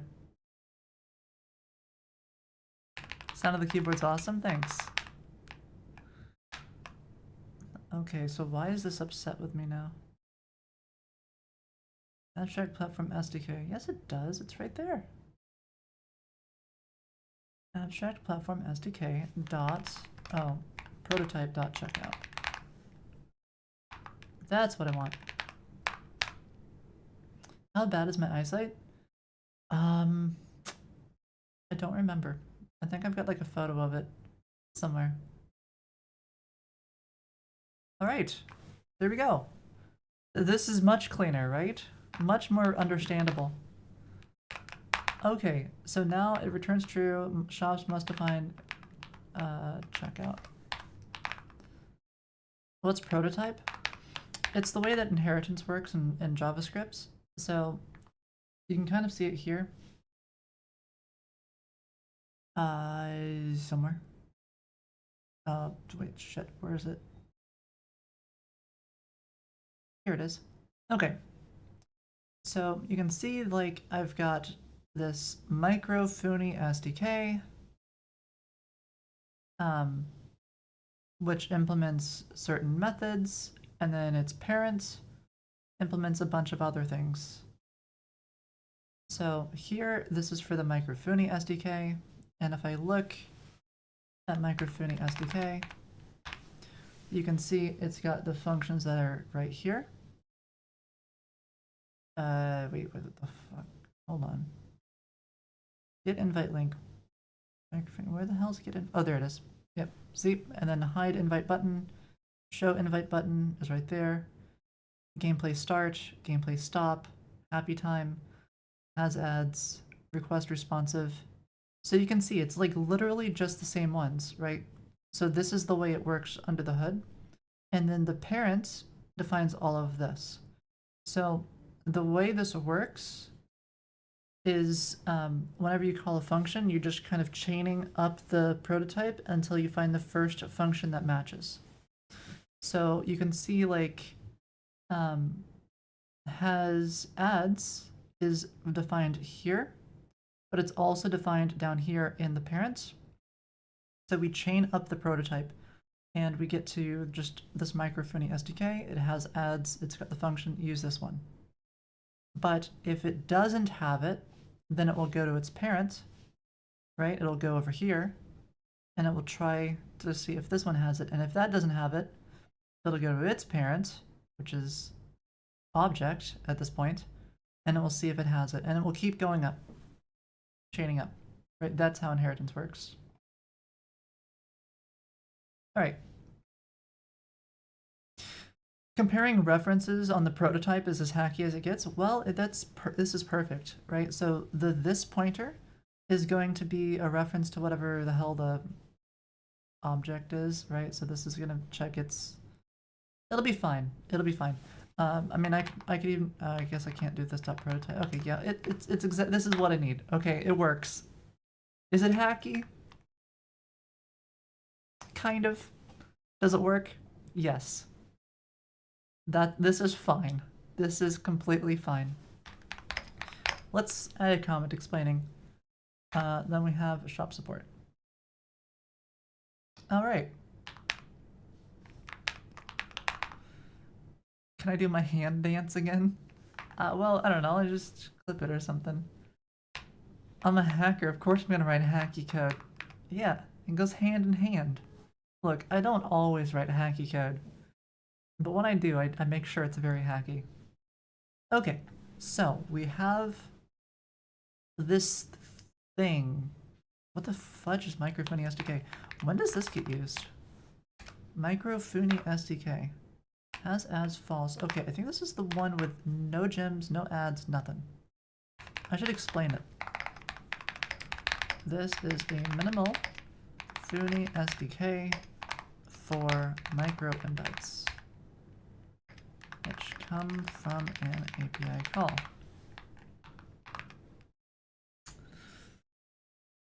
I mean, we could have a checkout. Why extend from an abstract class? I just showed why you would extend from an abstract class, Emily. It's because of the prototype inheritance, so that you can have this abstract class, you can define things here, and then you don't have to define it every single time in every single class. So an abstract class is a nice way to group logic that is the same across its subclasses. That's what it's for, so that you don't have to repeat yourself as much. Now, some people are really afraid of inheritance. I think one level of inheritance is completely fine, but you don't want to have, like, 50 levels of inheritance where you have like the avatar inherits from circle, inherits from shape, inherits from, I don't know, like that's maybe getting a bit much. And you could probably you keep going and make it like really complicated. That's not super great. Anywho, extends atom. Oh Jesus. Yeah. I mean, I know that some people do like that whole like atom molecule thing for their design. It's some pattern. But anyhow, okay, so we don't have get checkout anymore. It's just checkout. And this is just gonna be like some hello world thingamabobber. So now, if I refresh the page, it will magically work. My type here is screwed up a little bit. Oh, and this is also screwed up a little bit because now it's just a component. That's very easy. So, okay. Anyways, you can see here it works. And then if we remove our checkout and I refresh, it will magically also work. And God damn it. Hold on. Okay. Has shop. All right.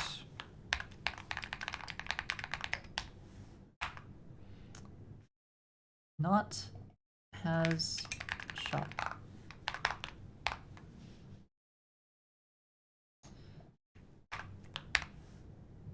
Let's see, is shop disabled if not has shop? Perfect.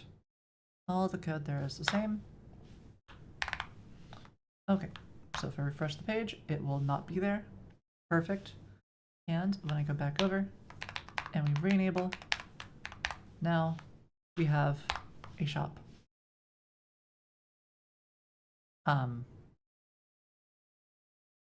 What?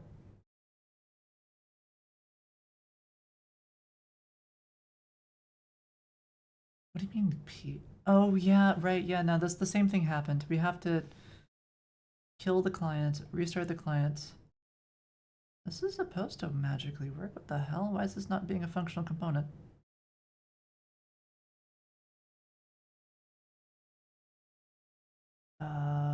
It is a TSX file.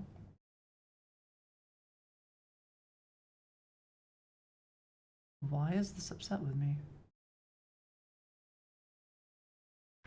What?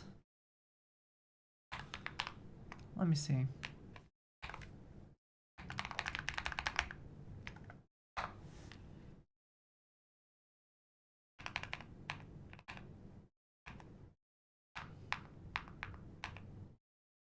A login button.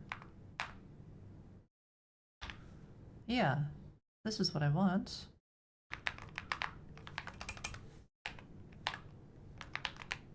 And it works fine here. Oh, now it works. Okay. Whatever. Kind of. Wait. Oh yeah.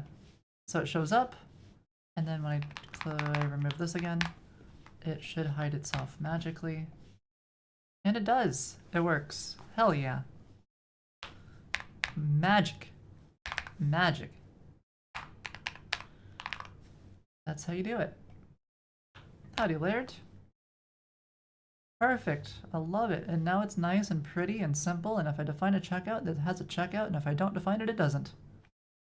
It works, and it's magical and pretty, and it doesn't make a lot of code. It's just very simple.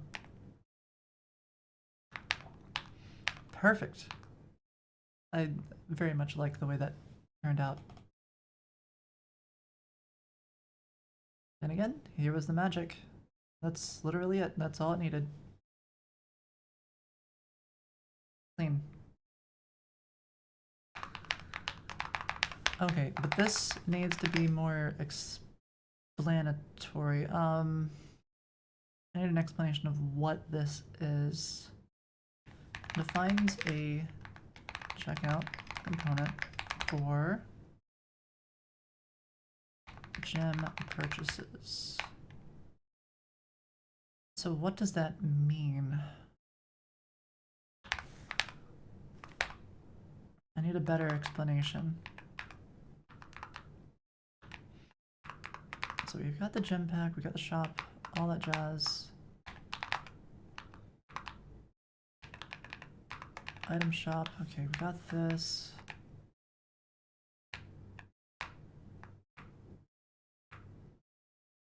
If I click on get gems, first it shows all the different prices. Now this part's tricky because...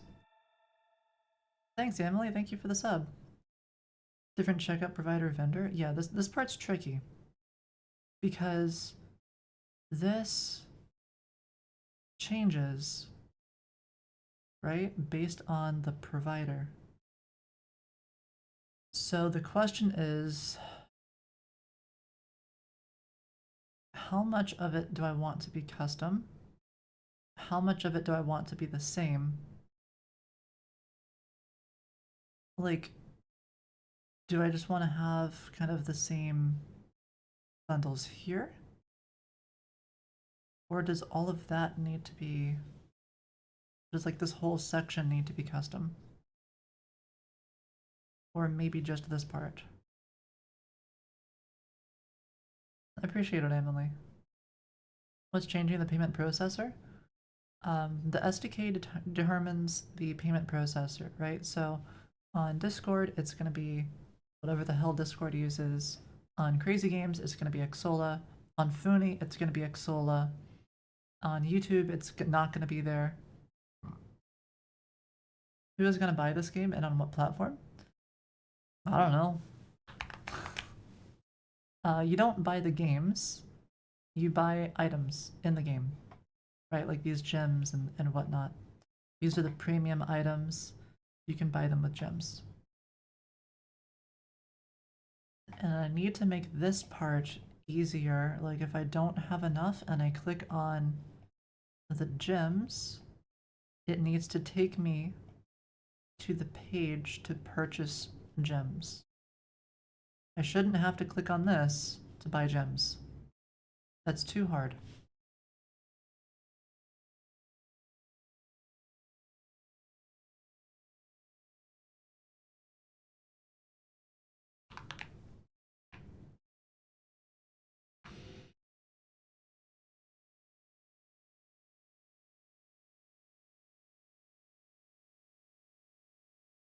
But this whole checkout thing is gonna be tricky. Green screen? Hell yeah.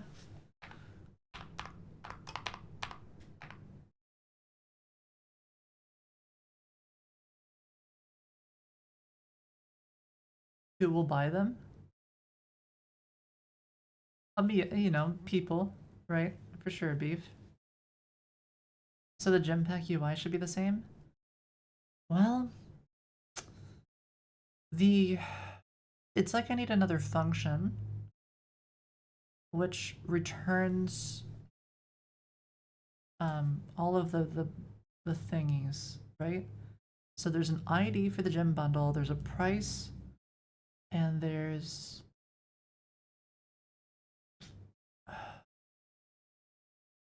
like a bonus amount. Like this here, this is what I need. These gem packs. This should really satisfy certain things. This is weird that it doesn't. Name, price, quantity, icon, size. Yeah, all of that stuff. But I don't like the way this looks either. It's too verbose. Like, wait, you can click on this? That is so scuffed. So I can't click on anything, but then I can click on the letters? Why is that a thing? This is so shit. Okay, yeah, we need to improve that 100%. Ew? Yeah, ew is right. Ugh. Ugh. Okay, so this is gonna be bundle ID mapped to things.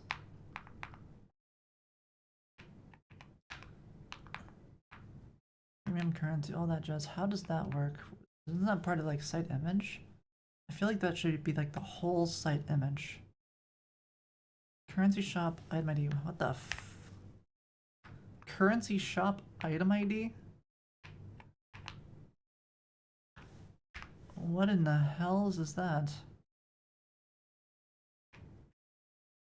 Shop item ID. Do subs get a breakdancer team? Potentially. Yeah, I need to re-enable the dance on stream thing. I want to do that again.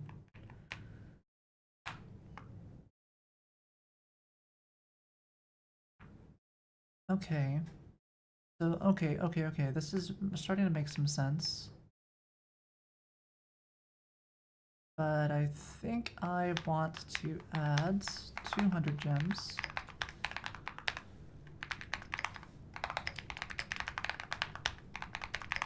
And that's going to be 549. Premium currency. 200.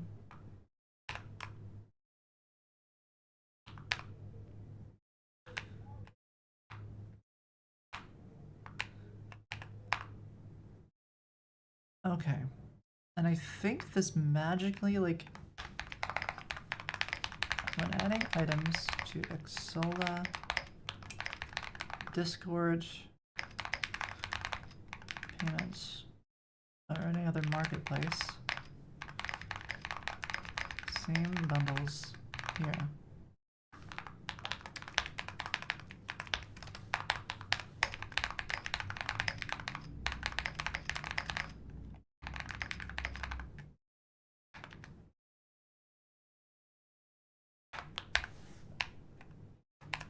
Something like that. Yeah. Okay, so that's what currency shop item ID is. That makes sense. But do I really need it to say, like, currency shop items? And what the hell is the size thing? What is this? That doesn't make any sense. What is gym packs?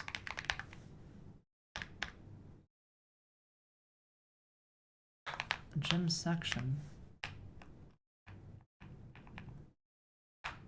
Where is the size defined?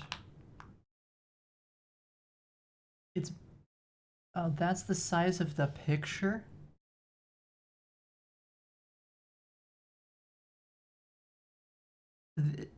Okay. I see. I don't like that. I don't like that at all. Okay.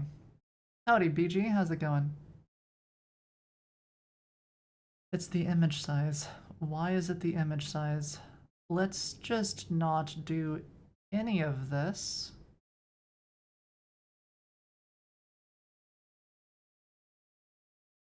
Did I hear Nate died?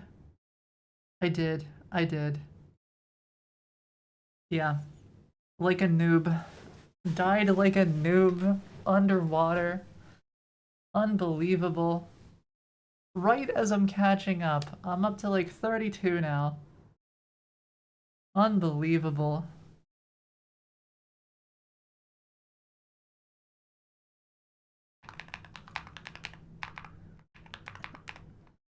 Wait, why is satisfies bundle ID and key of currency shop items? Wait, do I have a type for this? Currency shop item.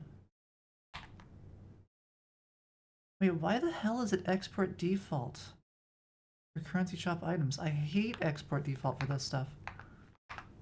Export const currency shop items. Don't do this stupid default thing.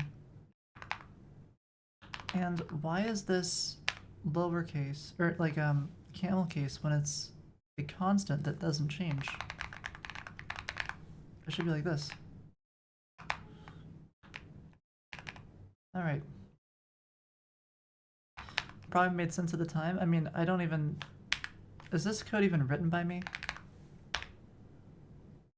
Oh, god damn it.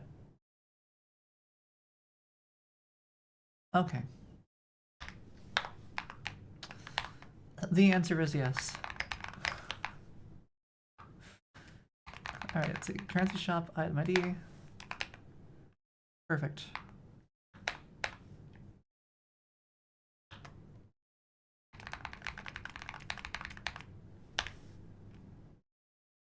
So we want the bundle. Do I have more devs working on this? I do. And I don't think I want satisfies because I want it to just be like everything.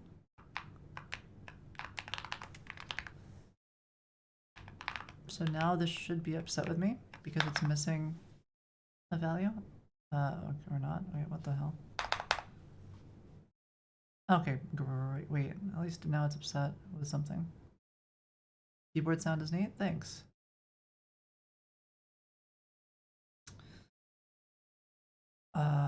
Wait, why is this not upset with me? Because I added 200 gems. It's supposed to be upset.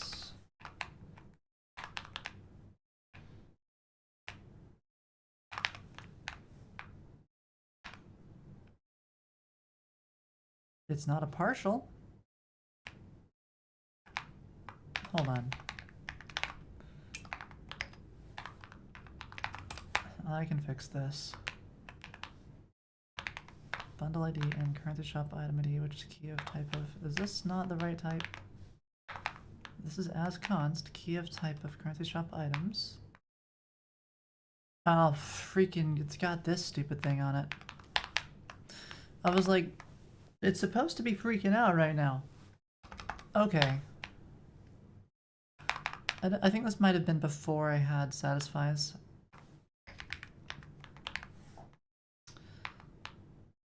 So we got something there. Great. Now it should be happy. Now this should actually list all of the valid values. It does. Good. And now this will be upset because we haven't defined everything. Awesome. Perfect. 200, 400, 880, 2300. I don't like that because it doesn't match the SKU that I normally use. So I actually have some specific SKUs. Keyboard sound is still in the show. Well, you know how it is. Discord developer portal. Wait, what is this? Come claim your badge. Okay. Set a support server. A channel to subscribe to our announcements.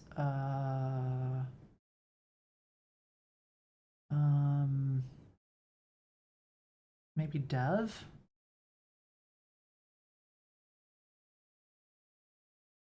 Link a support server and following dev announcements. Yeah, that sounds fine. Hey, there we go. You've claimed your active dev badge. What lipstick do I use? I don't use lipstick right now. I just kind of use whatever they tell me. So like, I'll just go into like, you know, one of the stores or whatever, and I'll be like, I'll just talk to whoever, and I'll be like, yeah, I just want something that matches my outfit. Or like what I'll do nowadays is I'll have GPT kind of make a style for me, and I'll be like, okay, GPT says I should wear one of these. What do you think?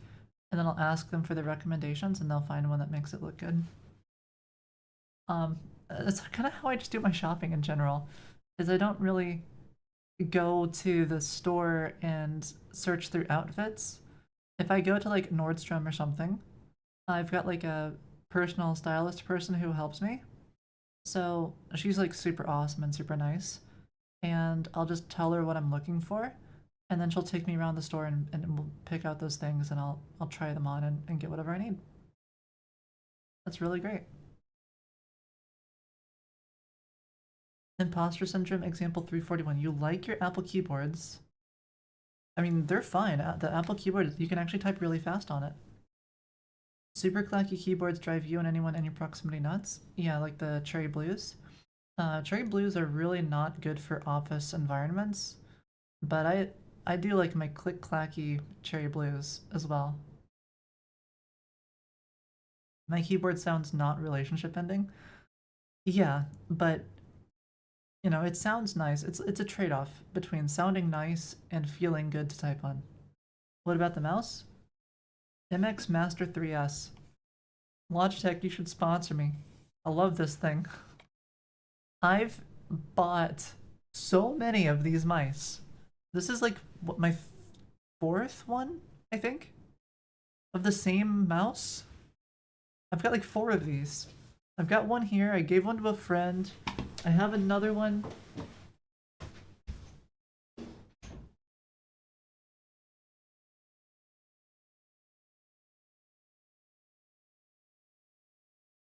Over here. Right? The same mouse. Oh, and then I have another one because I bought it used and I didn't like how it was used. I didn't like the way it felt. So I just bought a brand new one.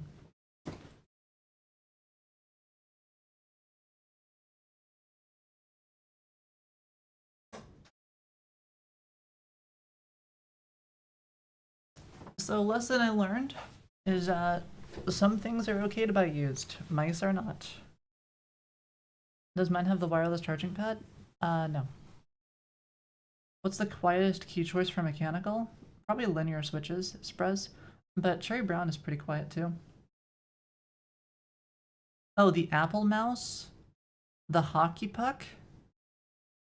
No self-respecting developer or gamer would ever use the hockey puck. If you use the hockey puck, you are not good at games. Just straight up. Nobody who's good at video games uses the hockey puck.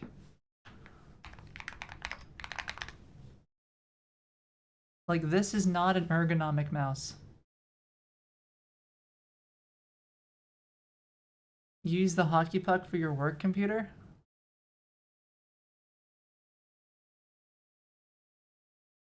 Why? I guess, like, I guess if you never need the mouse, right? Like, let's say you're using Vim or like you've got, I mean, I don't use the mouse very much when I'm coding. So, I mean, I guess if you're at a point where you just never need to touch the mouse, it's probably okay. But like, that mouse is not for using it as a mouse. You don't think anyone can even play a game on it? It's not a good mouse.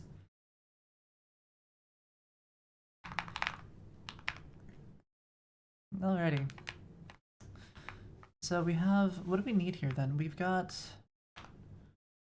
whatever the hell is in this currency shop thing. So item ID. Okay, so we don't have the, okay, we need some kind of an icon, so that's fine. I'm removing this stupid size thing. What else do we have? Bundle ID in currency shop item IDs. So we don't need any of the stuff from currency shop items because we already have the bundle ID, so it's really stupid to include it a second time here. Was this really last edited by me? Okay. That makes more sense, except for this. What the hell was I doing here? Why did I do this?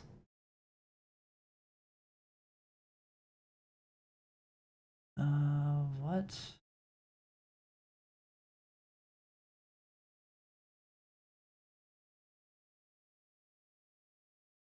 I don't know. But this was not initially made by me. Just to clarify. Okay. So we've got the icon, that's fine. Quantity, we don't need that. Price, we don't need that. There's no reason to have any of that stuff. I think it's literally just icon. So this is really more like gem pack icons. Or bundle ID to icon. A redemption? Oh shoot, heck, did I miss something? Wait, did I miss something? I don't see any redeems, unless I was like way long ago. No, I don't see any. The get blame. Oh, let's see. Do I feel speaking at conferences not academic? Do I feel speaking at conferences? I'm not sure what you mean by that one, Sinbleed. Howdy, Nate. Congrats on the death in WoW Classic, dying at 42 as a warrior. What the hell? But yeah, happy Saturday, other than that. Okay. So now we want to remove all this jazz, and now it's just real simple. Except I don't like this part here, so this is like from site images. Don't remind you? I will remind you. You were not, you were the chosen one, Nate. You weren't supposed to die. You're supposed to use your mount or something. Have it save you.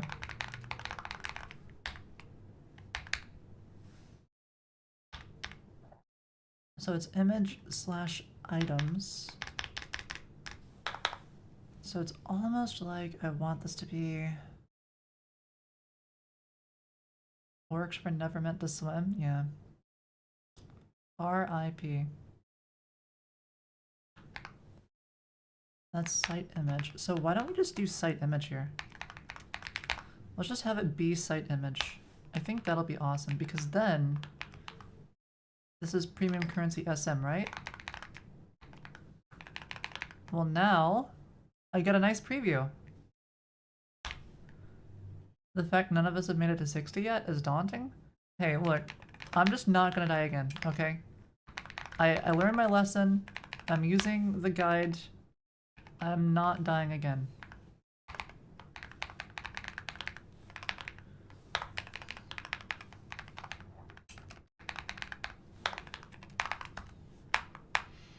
This is much better now.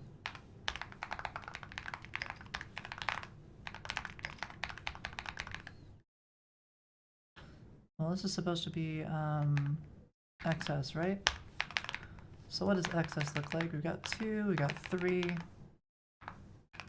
Wait, medium is 3 and this is also 3? What the hell? We got LG, XL, so those make sense. But MD, wait, that's SM. They're like the same. I guess they're different. Okay. technically, wait. That's MD. What? Why does that look the same now?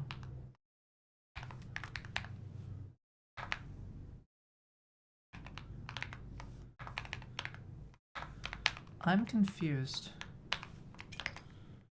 Are the dimensions different? Oh, the dimensions are different, yeah. Slightly. Like the width and the height. But I mean, the image here is different. You can see the one on the right changes size.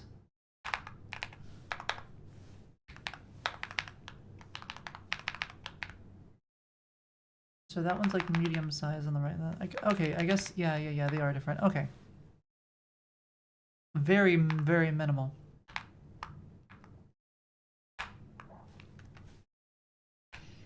Okay, anyways, bundle to icon. Now that's what I want it to be. Now let's just modify all the heck and stuff here and change the way this works. So what the hell is this? This is like gym pack, gym section. Let's not have that at all. And instead just do it this way.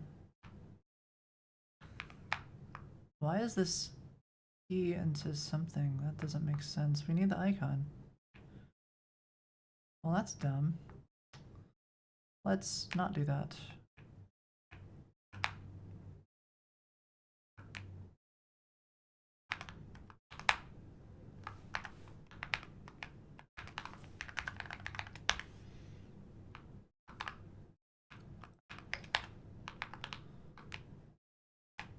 Let's see.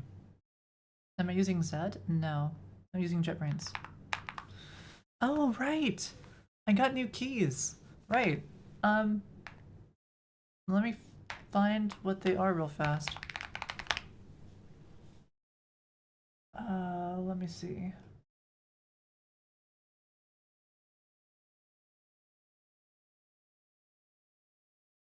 Where is it? I'm looking through my emails. I see a bunch of G2A emails. I got banned on G2A, by the way. Because I bought like a Steam account on accident. I thought I was buying a Steam key. And then I charged back because they wouldn't give me a refund. So they banned me. So I had to unban myself by using Brave and then just like... And I didn't have to use Brave. I could have just cleared my cookies like for local storage for it. And just change your MAC address to change your IP. Problem solved. Oh, and a different payment method. But anyways, what I want to do is, where was this thing?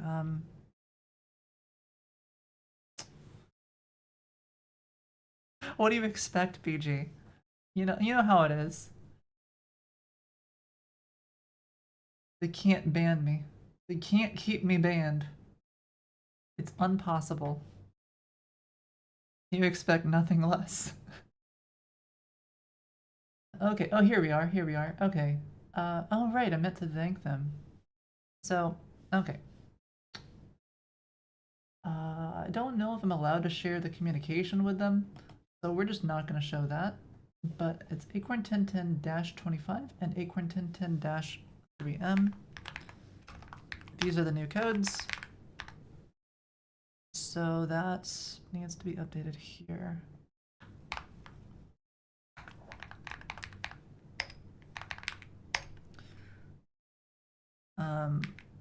Okay, all product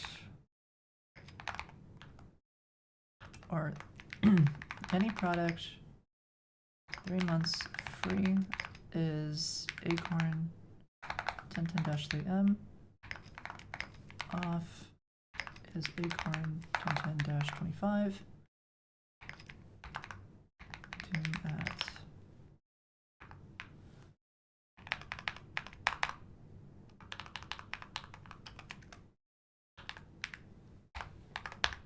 All right. And now when I do this, cool. Okay, this should work. Alrighty. Yeah, so I reached out to him and I asked like how many total people have like redeemed it, and it's like 280 or something at this point. Over like a year, just about. which is quite a lot. And I asked them, like, you know, like for an update and stuff like that, right? And they're like, hey, we can give you like your own unique code with your name and also a new one. So before it was just the 3 months free. Now there's another code for 25% off. So that's pretty good. It's almost $1 million in IDE. Is it really? It's not quite. Because it's no, like, okay, like if we assume 300 and we assume like each person spends like 1K because it's like, you know, 150 a year or something. It's not bad. Should definitely give me a better, like, I want some revenue, but it is what it is. Maybe if I 10x, you know, our size or something, if I get bigger. Anyways, gem pack. How the hell does this gem pack thing work? And is this used anywhere else? It's used in 2 spots. Oh, those are just currency shop items now. So I want import. Anywhere that has import.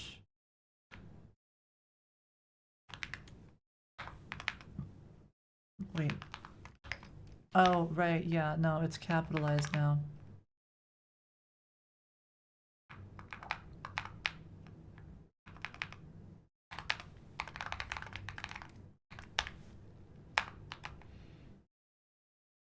Well, if this is Gempack props, there's no reason to have it be so like this, you know? Unless Gempack props gets used in multiple places, it's a waste to define it like this when it's just so simple. Better to inline. Because that way you don't have to look quite so far. I think that's something that a lot of people make a mistake on is they they'll take something that could just be inlined because it's only used in one place, and then they'll extract it out to some file or somewhere else. It just makes the code harder to follow.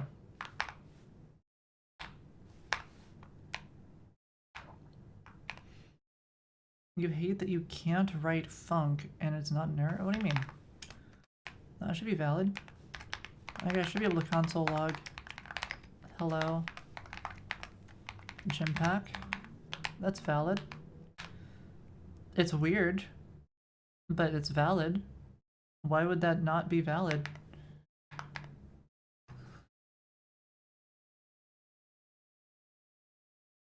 You know, like we can pop this on open here and we can take a look at the way it works, you know. Function foo. Let's just return hello world. Right? It makes sense. It makes perfect sense, Murray.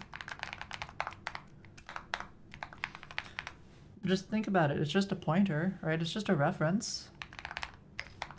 Right? Hello foo.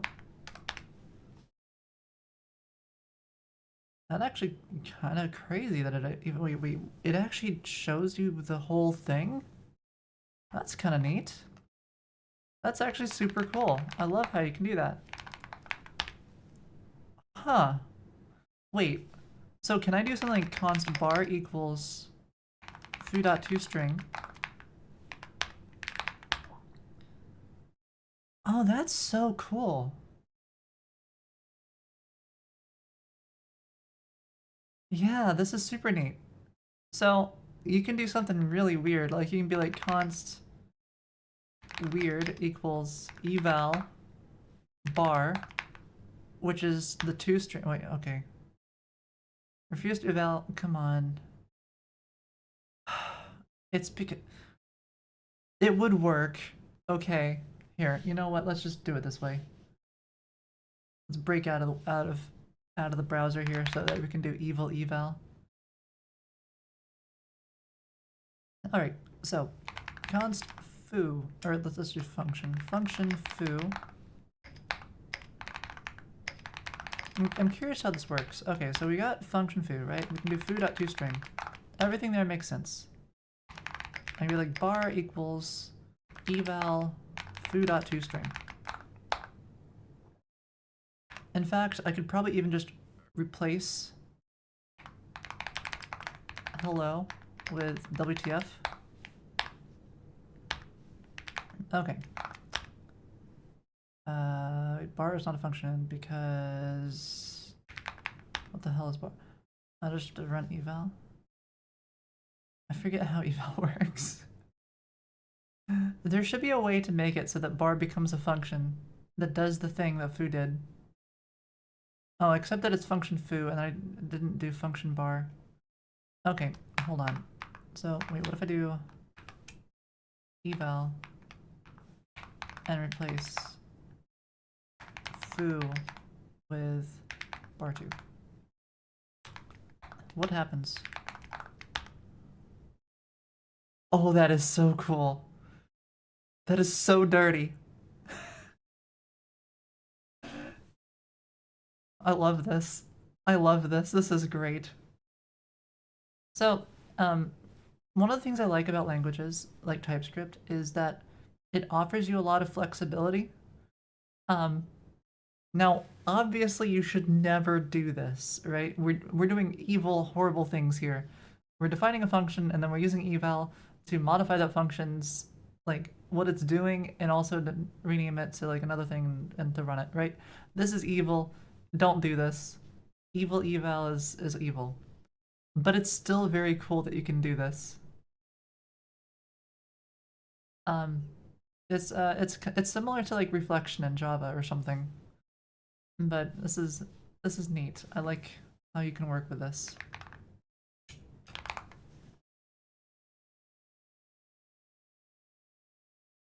It's not neat. It's super neat.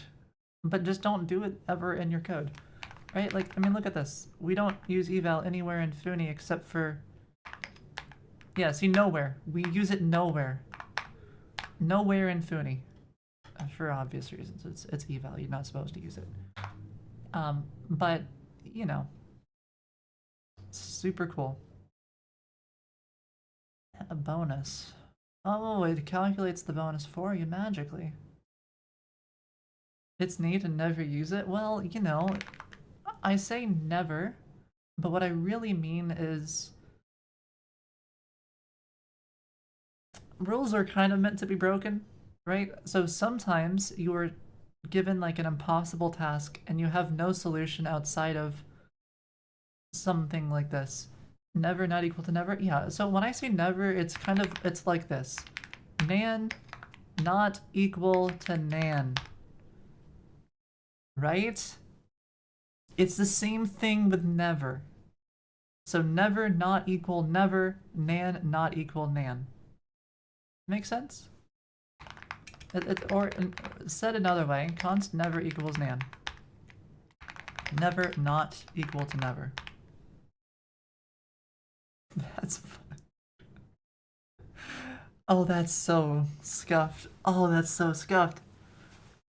That looks so bad in JavaScript.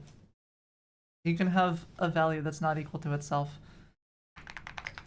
Not equal to never. There, even still. Never is not equal to itself. Perfect.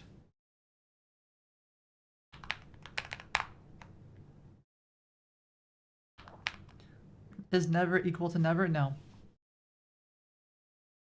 Never is not never.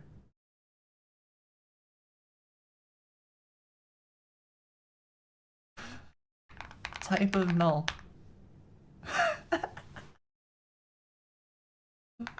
1 plus 2. Oh, come on. Damn it, it's not supposed to be 1 plus 2. It's supposed to be... No! Why is it... Okay, fine. What about in the browser? 1 plus 2... Am I doing this wrong? It's supposed to be like 3.000000004. Array plus array is, it's not 2, is it?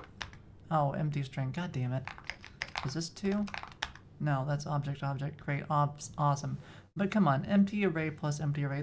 These are nonsensical. This shit doesn't make sense. Empty string. Why is... Okay. Of course. Yeah, that makes no damn sense. Awesome. Great. Anywho.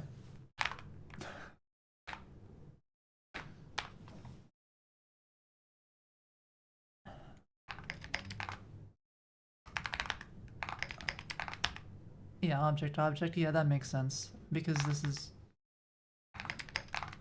Yeah, great. Oh, 0.2 plus 0. Yeah, that's what I meant. Thanks. Yeah, 0.2 plus 0.1. That's what I was looking for. That's the number. Thanks. I always mess that up with like the 1 plus 2. Because the thing is like, JavaScript actually does support really high values for integers, right? With like max safe integer. Which is actually quite a big value, much larger than 2.147 billion like you'd expect. So it's actually really nice and easy to work with. I like this a lot. Alrighty. Functions to string, you can't tolerate that? Oh, that's fine. What, this plus the object thing? That makes sense, kinda. Because you're console logging this, except, god damn it. This. Right? Because it's toString.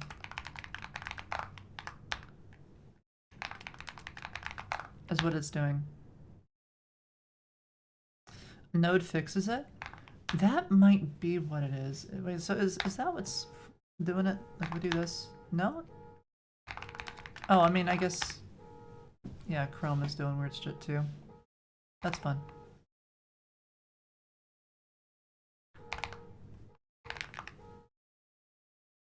Alrighty.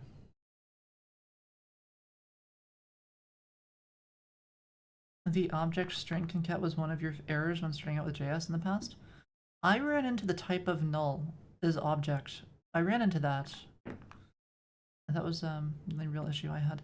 Okay, so this currency shop item ID, this is upset because this is not being defined as a currency shop item ID. Now it works. Awesome.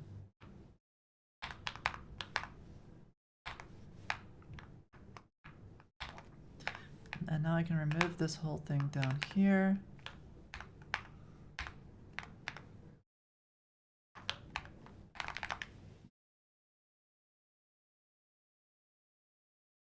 Perfect. Awesome. What the hell did I break?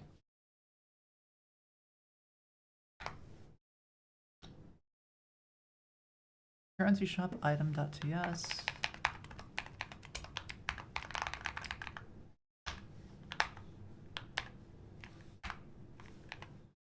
Wait, what? Which file is this in? Room chat container?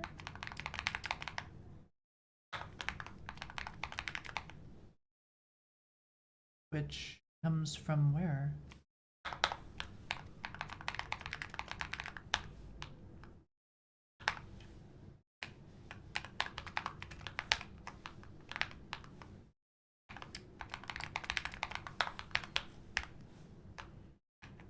Okay. Casino developing? No, Orbit, no, not casino developing. But maybe I should improve it more. What IDE is this? This is JetBrains.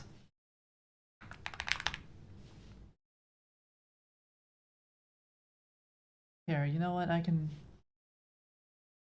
add that to the title, I guess, for now. WebStorm? No, this is IntelliJ IDEA Ultimate. But I like it a lot because I can use it for anything I need. It's heavy for simple tasks. Yeah, I mean, for simple tasks, I will use Vim or I'll use VS Code. This is more for like, okay, I mean business, you know, like serious time. Bust out the big guns. That's what JetBrains is for. And most of the time I'm doing serious business, making things. Howdy, Standard, how's it going? Currency shop items. Oh, payment tab. That's where it's messing up at. Oh, yeah, the squiggly line. Perfect. Shop item ID is currency shop item ids. Where the hell is this payment tab props? What the Payment tab props comes from params? Well, why is it called props if it's not props and is params? That's some weird scuffed code is what it is. Alright, well, let's just do it this way. Great.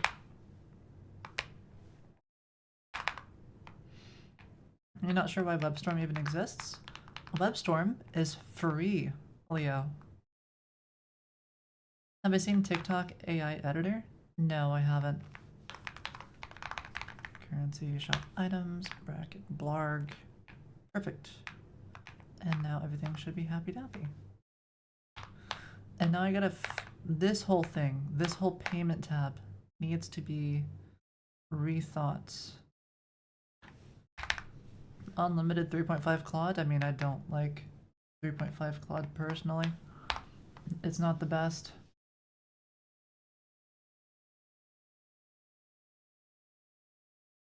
Plus a negative 9% bonus.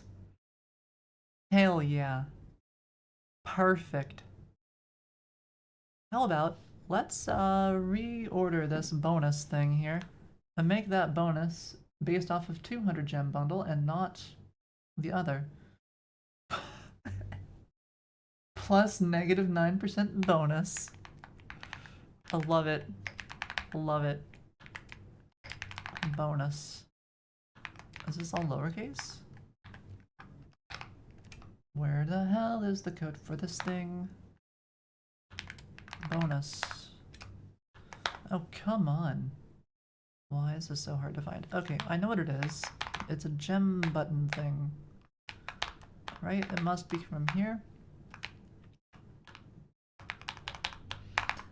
And it's not quite what I want because I still want that icon.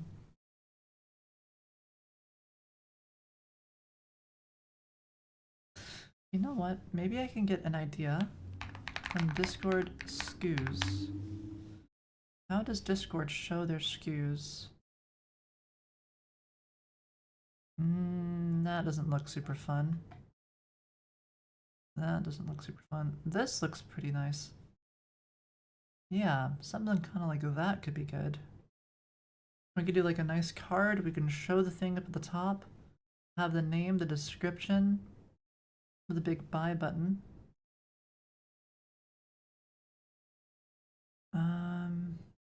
Maybe. Might mess around with it a little bit. Could do that style. Okay, so anyways, I did want to change the way this works. I do want that bonus thing though. The bonus is important. And it needs to be more fun than the way that Discord has it.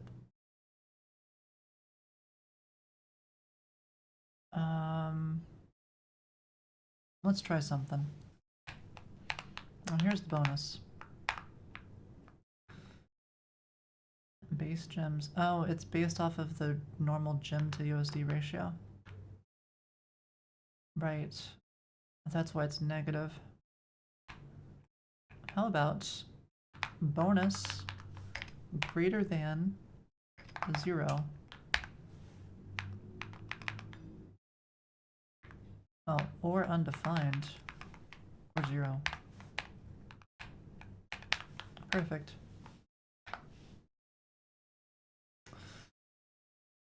Decent, except it would be nice if the gem bundle was based off of the minimum. Why do I use Tailwind for H2 but inline styles for span?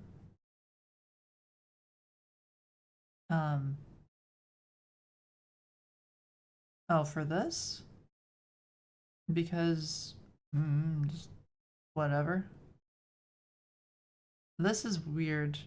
I don't even know if did I write this code? Kind of. Some of it. Maybe that's why. I don't know. I don't like super custom ones. Margin right of 5 is really strange. Normally it's like MR1. It could have also been like when it was written. This was written back in 2022. And I think that was before we had Tailwind. So that's probably why.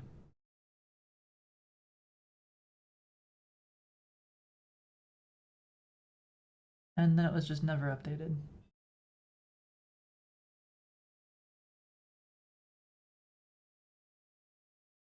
Okay, I almost want to change the way this works. Gem to USD ratio. What if it's not based on the gem to USD ratio, but is instead based on... What is this gem to USD ratio? I want to base off of the currency shop items, 200 gems ratio.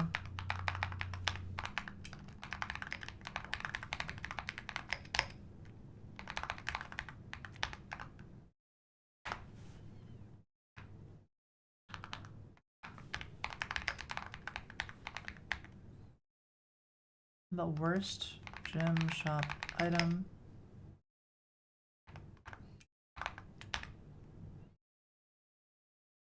I mean, okay, I guess we could do this. Let's see. Reduce. I mean, the one with the lowest price might work, but it's really price times A dot quantity. But that's only if the item ID is the same. So it really needs to be filtered, and then that's a bit of a pain. It works, but it is a bit of a pain.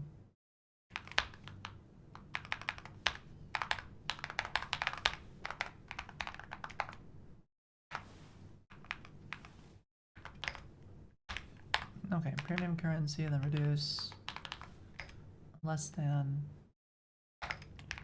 the quantity.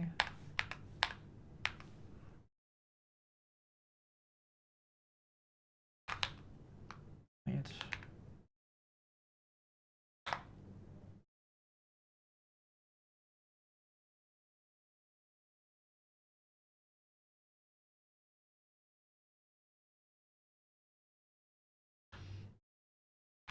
Does that work?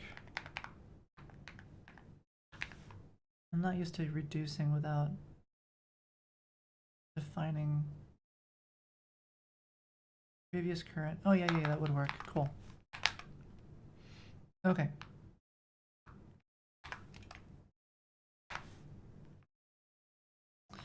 So then we have the price. Gem to USD ratio. I don't care about the ratio there. I care about the price and the quantity. So really it's quantity over price, right?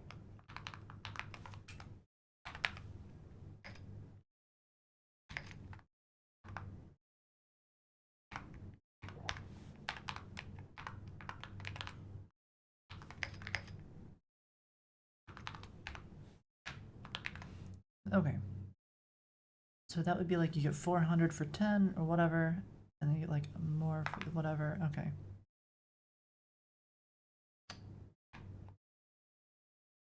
And then base gems is then you multiply it here. And now the bonuses should be higher. Perfect. 32% bonus now. Same numbers, but now the bonus is higher. Perfect. And if I go in at any time and I just decide I want to have a shittier deal, like let's add 100 gems and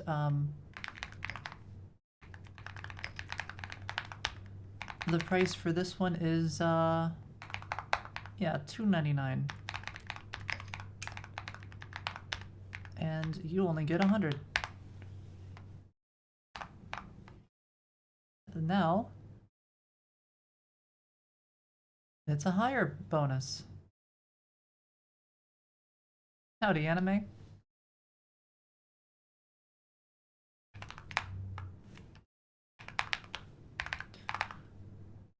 And you saw it was missing the thing. That's because it's missing the,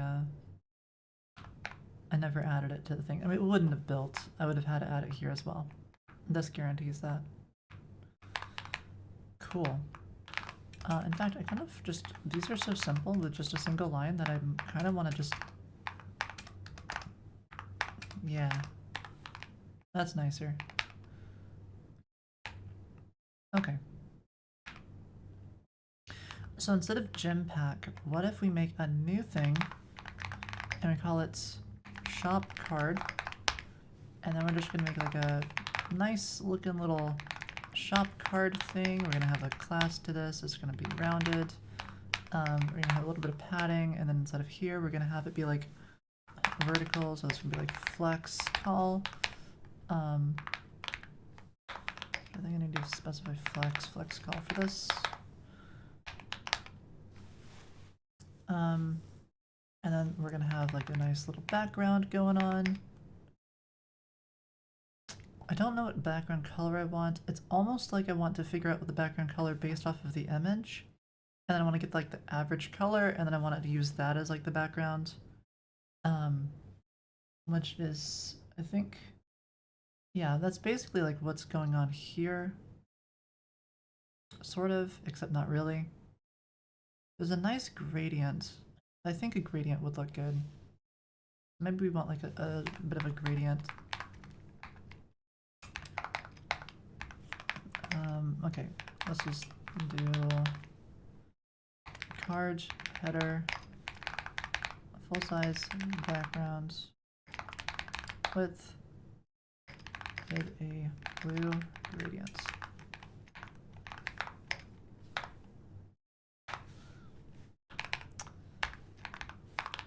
Do gradient to right. Let's see, can I do like to... I kind of want to do like from the top left to the bottom right, but whatever. Okay.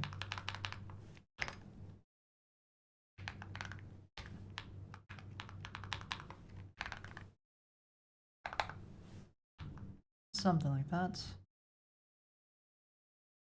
Rounded at the top. I don't think I need rounded at the top because I think it's not going to overflow the parent anyway, so it doesn't matter. But I do want an item image, which these are item IDs. Oh, that's not... Fine. Okay, we'll just go with image.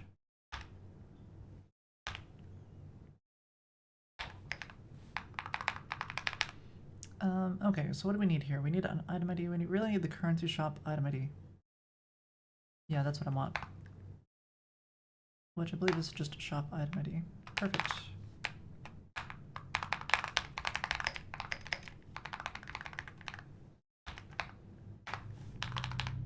Okay, so I need price, name, all that jazz.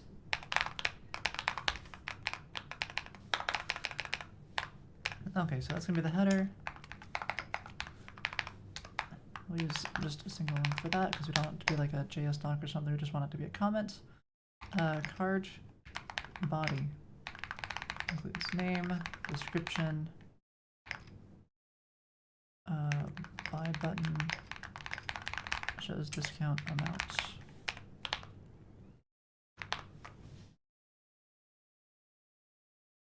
So how does this thing work with the ratio? Bonus thing, gem pack. Do we actually show this gem pack in other places? Payment tab and... Oh, I show it on the payment tab. So, okay, so this is really just for purchasing. I see. Interesting.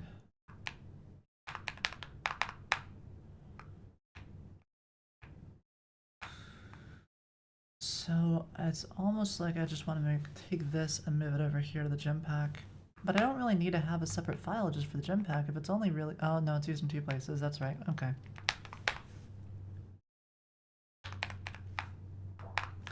So that means this needs to live over here.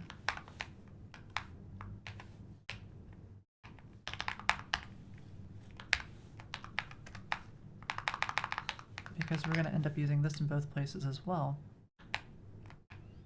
And basically, we're just replacing the other one. Okay, so price, quantity... No, I need more information. I need the icon.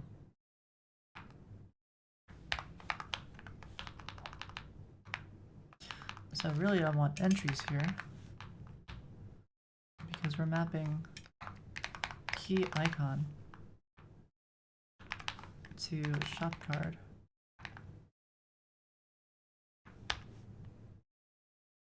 Can you have free gems and or coins? That's really an interesting idea. I better be using Next.js. Why? Beats. Why should I be using Next.js? This is a single page app. Have you found any Next.js sites that are as snappy as foony.com? And no, I don't use Next.js. I mean, like, Foony has been around for like 5 years. It kind of like predates Next.js, and Next.js just didn't really offer me any advantages. I don't need the whole server-side rendering and all that other jazz. That might be useful for SEO, but I might also have some alternatives, right? Foony was very much on Cloudflare pages, and it is very cheap to host. For what it is, I'd say. There's a lot of backend code still, too. But yeah, the problem is Next.js would really limit where Foony is able to be deployed to. It's serverless? No, it used to be initially, but I have Kubernetes on the back end, Cloudflare pages for the front end. This is a single page app, and I'll make a video soon, and I'll put it on YouTube that'll go over like the architecture of Foony and how I managed to build a platform that's played by like 1 million monthly active users for like less than $1,000 a month. Foony is profitable, which is kind of wild given that it's so poorly monetized. It's so bad, in fact, that I'm working on the shop stuff right now, because check this out. I can go here, I can play a game. This is also Foony. Whoop-de-doo. You have an ad. One ad on this, and then like if I click on matchmaking, I think it'll show an ad. If I go to the shop, and there's like these gems thing. Wait, what the hell is this missing? Why is my icon missing?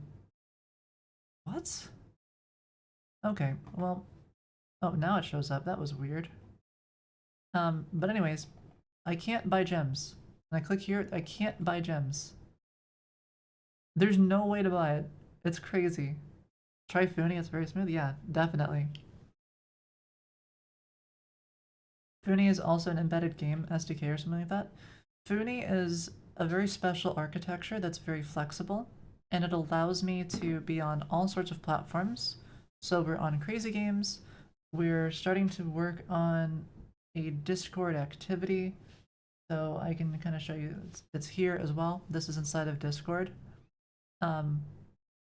So it's just like, this is an activity, right? Like it actually just, you can just launch it and play from Discord. And that's super cool. In fact, I can make like a new room.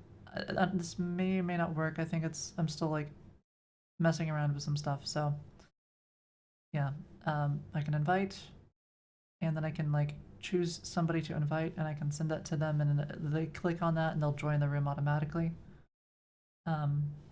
So it's a work in progress. That's kind of what I'm working on right now. Did I have a good Valentine's Day?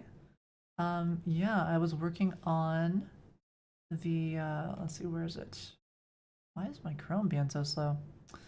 But I just worked on some stuff for Valentine's Day. Oh, this is like going weird again.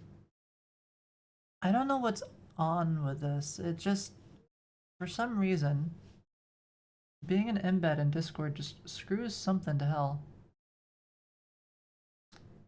So it's served from Cloudflare pages, but what's the data store? Like, what do you mean data store? Sprez? Do you mean like database stuff? Do you mean backend servers? I use Redis and a bunch of other things. I use a little bit of Firestore because of PubSub. Backend database. I'll go over all this later, Sprez. This is just wait for the video, and it'll explain how foony works. Okay. Are the games created by me or the community? By me. All of the games you see are made by me. Chess was initially made by someone else, and then I kind of rewrote pretty much all of it. That's kind of where it's at right now. Tobs might make some games soon.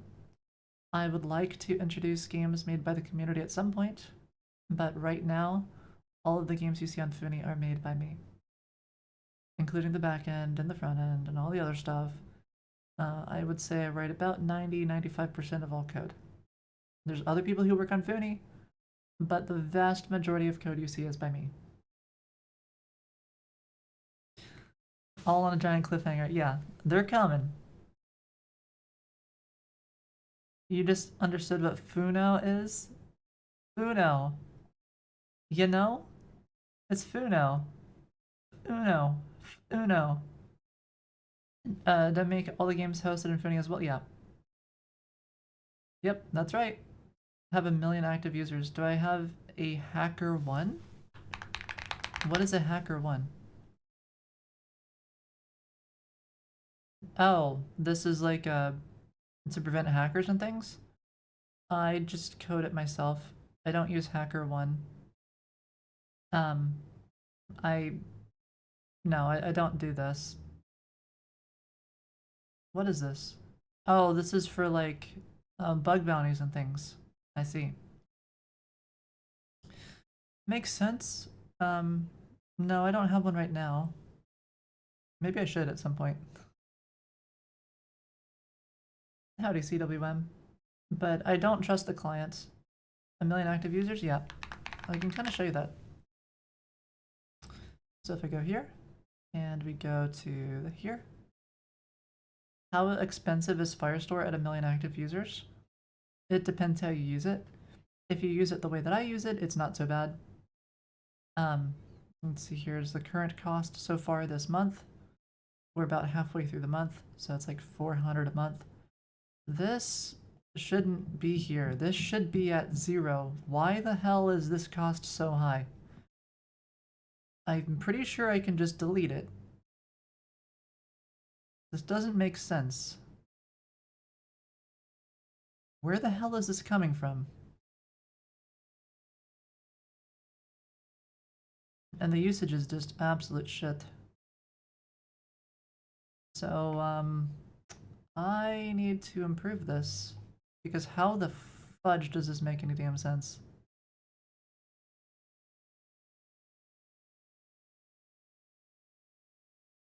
This is why I need a HackerOne? I mean, that's not really gonna fix anything, right? I mean, I am my own red team, Beats.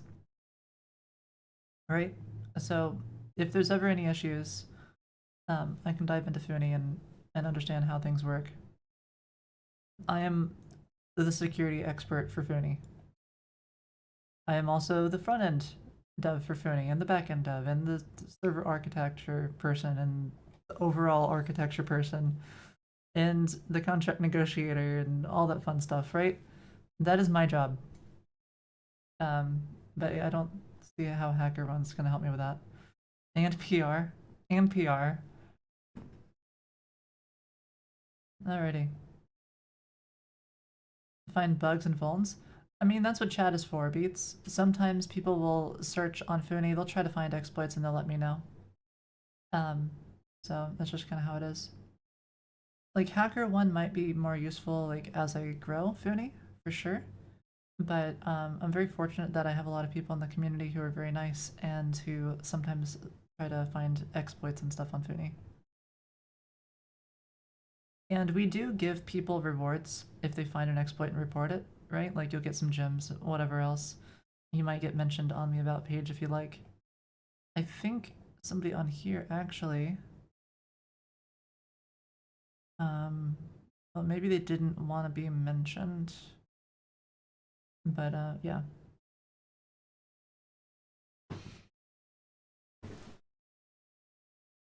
Do I have any explicit documentation granting permission?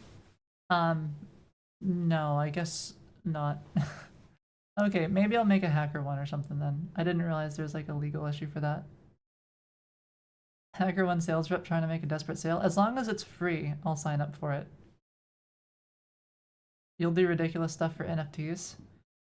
I could maybe write some maybe at some point we'll write some Solidity or something. And do something there. But anyways. Shop item ID equals icon.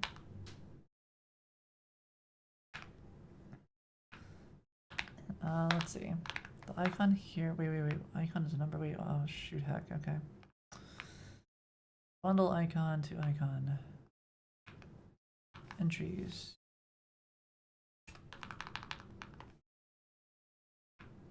Wait, hold up. Okay. So that is... let's just say it's a string.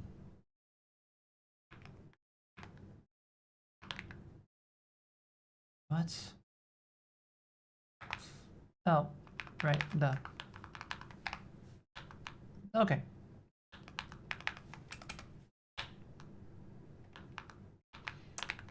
Shop item ID. Rename key? No. I mean, I guess I could. Yeah, the key is kind of... call it bundle ID, I guess.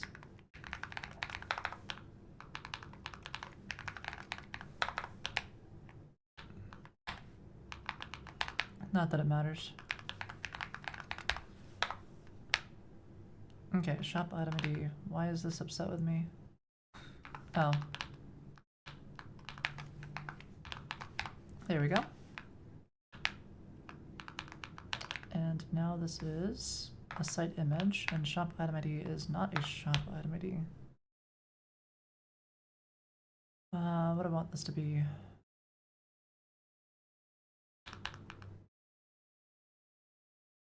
The shop item ID is actually bundle ID.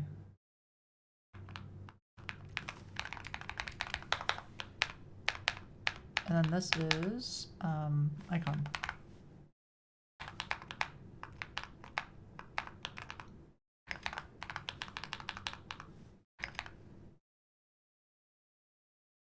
I'm gonna get revenge for all the troll redeems over the last 2 years? What do you mean?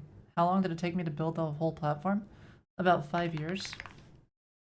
Which is crazy when you think about it. 5 years, holy, that's a long time. I guess that's what happens when you're just like, yeah, let's just build the entire massively multiplayer casual game platform plus games. Alrighty. Give me 1 sec. Let's see.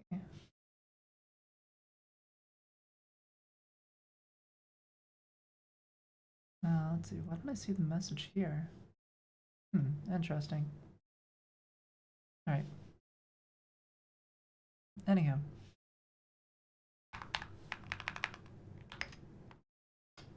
So let's see. Shop item, icon, source. I guess this is just icon here. Perfect. And what do I want for this one? Shop items. I guess this would be name. Can you ask what tech I used to build the games? Not trying to be mean? Appreciate it, Mace. Just don't mention it, you know? It's not really something nice to mention. Can you ask what tech you used to build the games? Yeah, I'll go over all that soon, Light Up. Just give me some time. I'll make a video on YouTube. It'll go over the front end, the back end, all that jazz.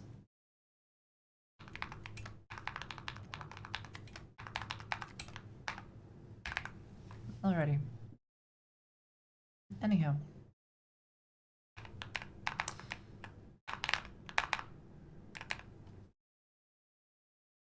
So what I want to do now is, let's see. Wait, why is this upset with me? I think maybe one too many parentheses. Yep, there we go. Okay, cool.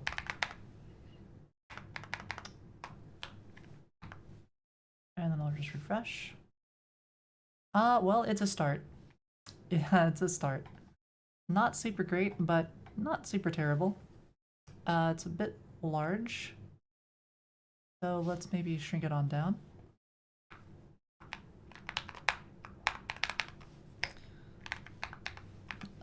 Let's see. If I do 200 pics, that's probably going to be like super, super tiny.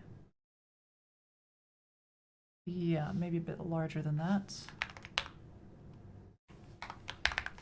And then we can shrink this down farther. Let's see, this has got rounded on it, but why is the parent, or why is this, okay. Overflow hidden. That should do it. Why the hell?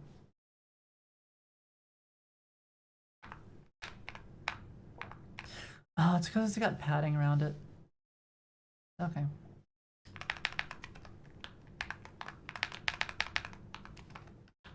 So that should work now.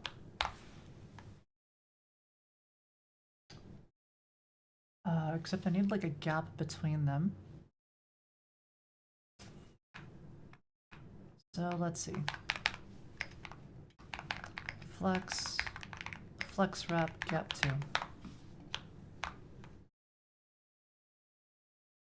That looks like shit. Okay. But it's a start. Overflow hidden. Hopefully now the top should be rounded. Perfect. That's not quite enough rounding, so let's do rounded LG.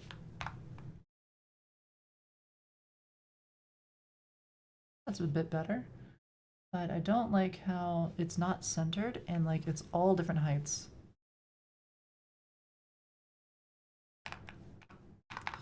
So what we're gonna do here is force the same height.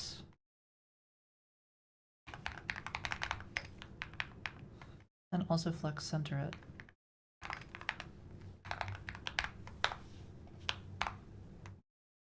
I use a uniform box sizing for all elements. Yeah, sure. I'll make a video about it, Mary. It just depends. A uniform box sizing for all elements.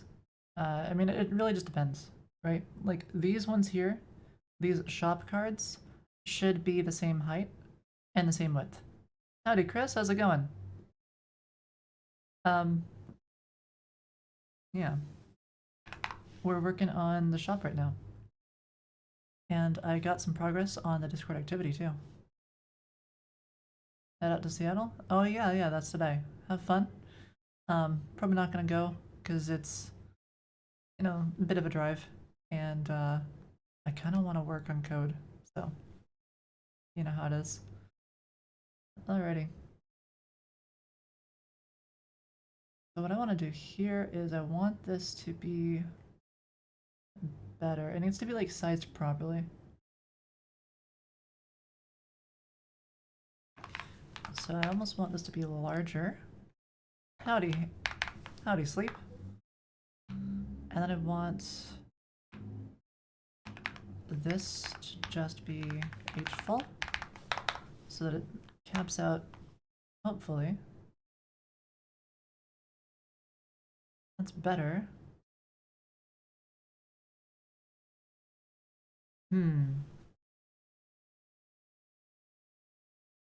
The problem is this one looks like it's less than this one. It's like you get less gems even though it's a bigger pack, so that's dumb. Which I think is probably why in the initial code there was like a size thing going on. This looks smaller because it's got more weird shadow on it. On like the image. You can kind of see that here. That's why it looks smaller. Now, it would be really super awesome and super great if these images just didn't have shadow. Because then I can just like use like a display filter or whatever and just do a drop shadow on it. which is slightly more expensive, but it would make it so that the bigger ones are bigger. But if I don't do that, in the future, maybe get a translucent window of the stream of a specific window. I could consider that, Leo. The reason I don't do that right now is because a lot of times I will show things that I don't want to show on stream. So I would have to limit it based on whatever the window title is or something, and make it so that only localhost does that, which is doable. So maybe, we'll see. Okay, so there's still something we can do here. I can grab this, right? And then I can always do some hacky stuff here, where we go to styles and we say, scale, like we can just scale it up.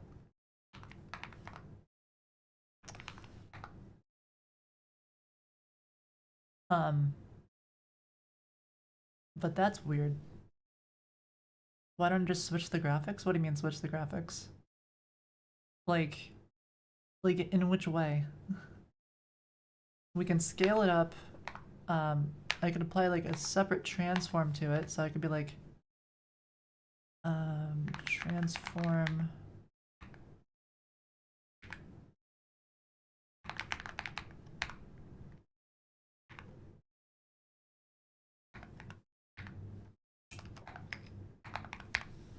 You know, something like that. To make it feel bigger. But it's a bit strange. Swap the images so the one that looks smaller is used for the smaller bundle size. Yeah, I'll probably just do that. Okay, let's see. So this one looks bigger than this one. So I guess we'll just swap those two, and then this one's got more gems on it, so it should be fine. Let's do that. Good call.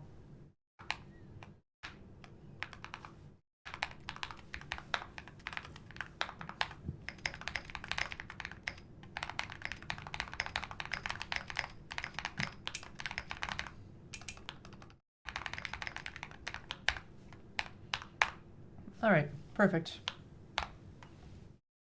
Good call. Oh, look at that. Now it looks bigger. Easy. And cleaner. We don't have to modify our code at all. Okay. I feel like this is maybe too tall still. So I'm gonna play around with maybe making it smaller here. So let's see. Maybe 120. Can you get some free gems for that? I'll think about it. I'll think about it, pimp. Yeah, I think that's a better size there. It's not too big. And then we'll have it centered. Let's flex center this.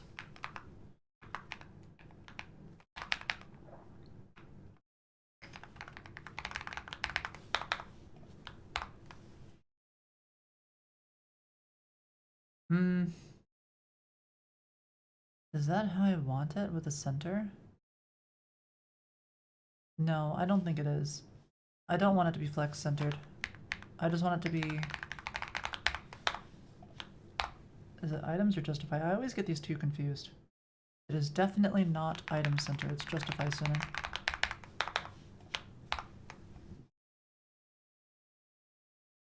You wonder if the smaller one is because of the drop shadow? It's definitely because of the drop shadow. Do I sell mana gems? Howdy Algo, how's it going? Well, these are blue gems, and blue gems mean it has mana. So I guess so. Alrighty. So now we just have to finish the card and then we'll be done. And hopefully it ends up coming out okay and looks alright.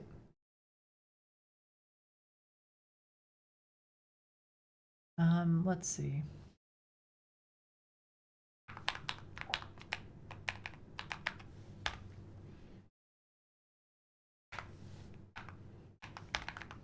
Well, that's gonna look weird as hell, but you know what? Copilot came up with it, so YOLO, let's see what happens.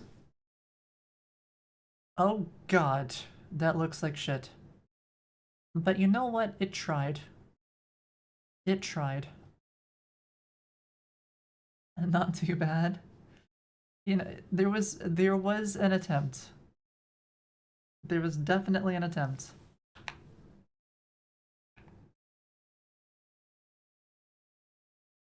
Let's see.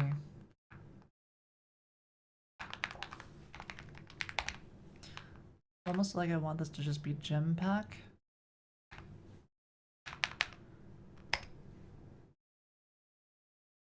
Bye. It's a start. It's a start. What happens if I just use this one? How awful does that look? That is a bit too much. That's like a button and a button. That looks a bit strange. That looks great. Yeah, okay. I mean, if we do this, it might not look too terrible.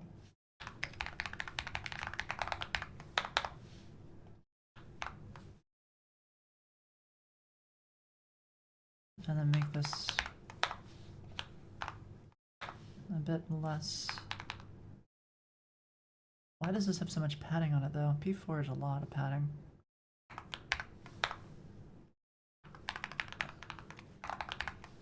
Let's see if I can make that a little bit brighter, and then we'll also add like a little bit of a drop shadow. And then we need to flex center this.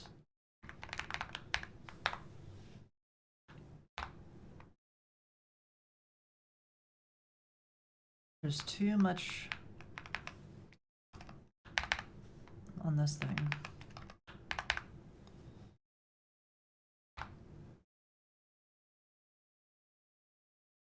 There's still too much weird padding going on. It's getting a bit closer. Why is there so much of a gap? Is it because of this gem pack button? Does it have like some weird thing on it? That's weird.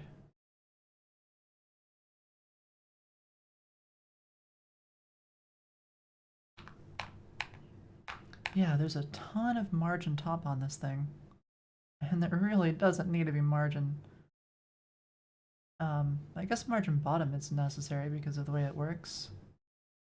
There's tons of margin going on.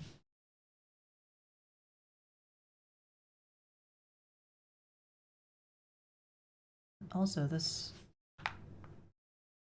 rounded on it is strange. It's rounded LG, so it's very rounded on the top, but it's not rounded on the bottom, and that doesn't make any heckin' sense. Oh, it's because if you got padding on this. What I really want is I just want this to be. I could just do no padding. See what that looks like.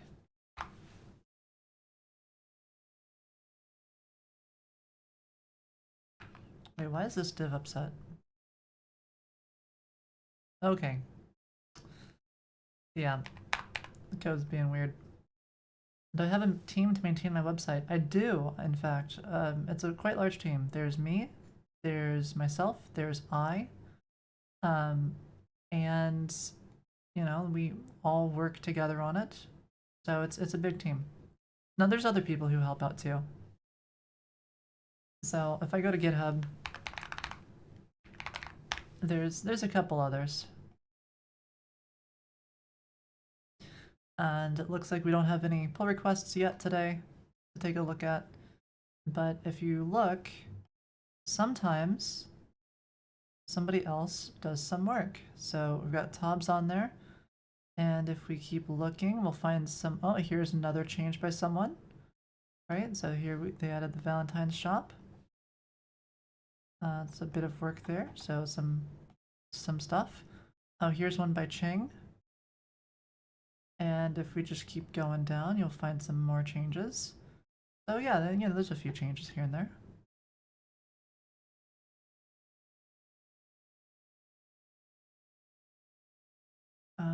Why Why does this look so shit right now? Wait, what?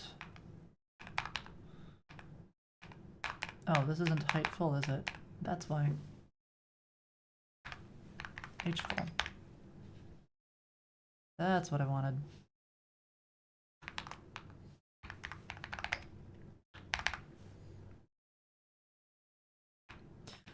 Okay.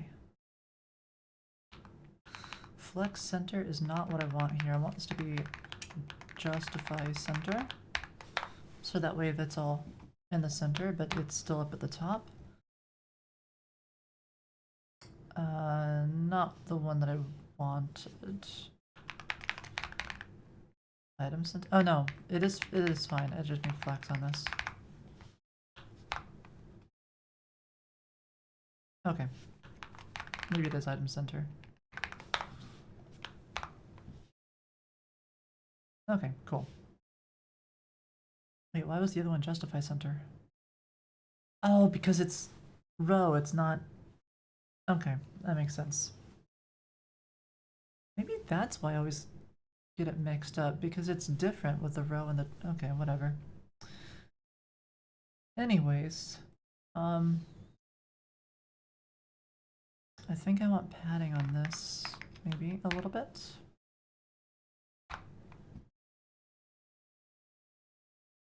And then I want less padding on the gem bundle itself.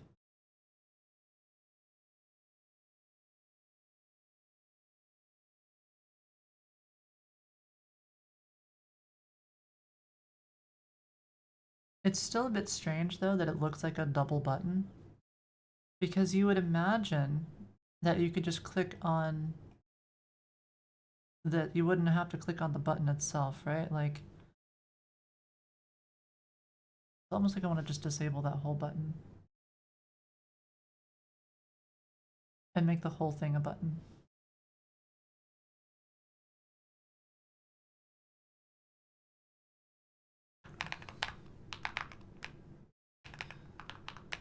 So let's do that.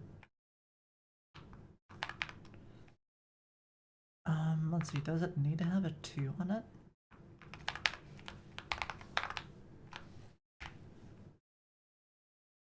If a 2, else it has an on click.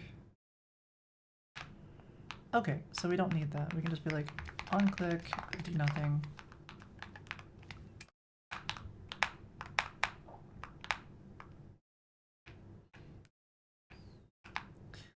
That should be good, and then we can just stick a link somewhere else.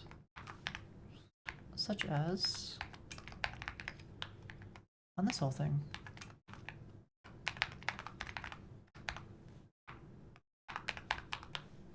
Let's see what that looks like so far.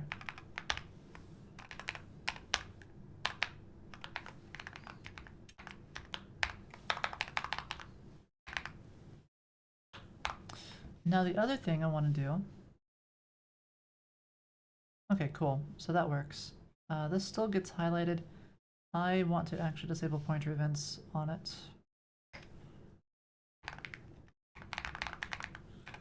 Because I don't want it to highlight. We're going to have it highlight already.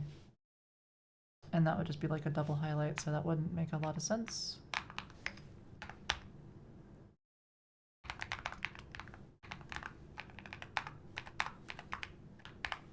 Let's see what that looks like.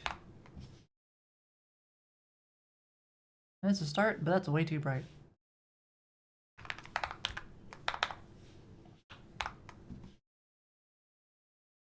Okay, not quite so bright now. A bit better. And shrinks down.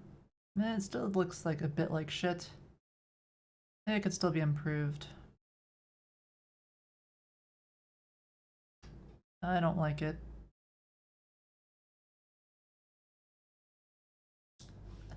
The gap is a bit small too.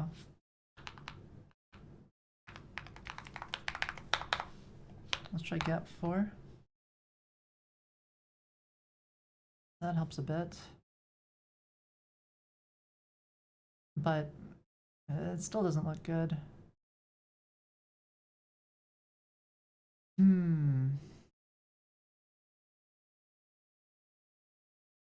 just don't like the double button. Is it because it's too, like, it's not wide? Is that why I don't like it? Or is it just because it's too much? I feel like it's because it's too much.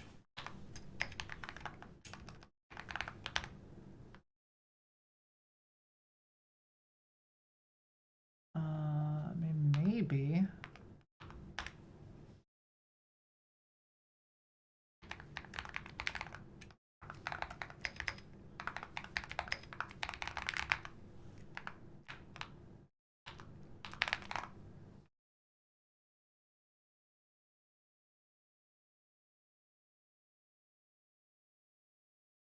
That might work.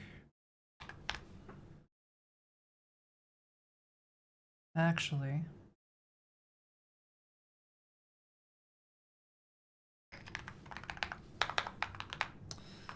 Okay. So if I do that, then I definitely want more padding on this. Let's try P4.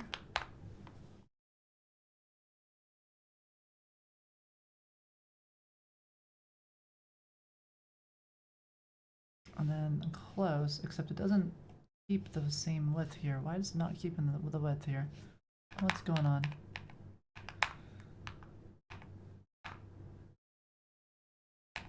Gym pack inner. Oh. The hail is an inner.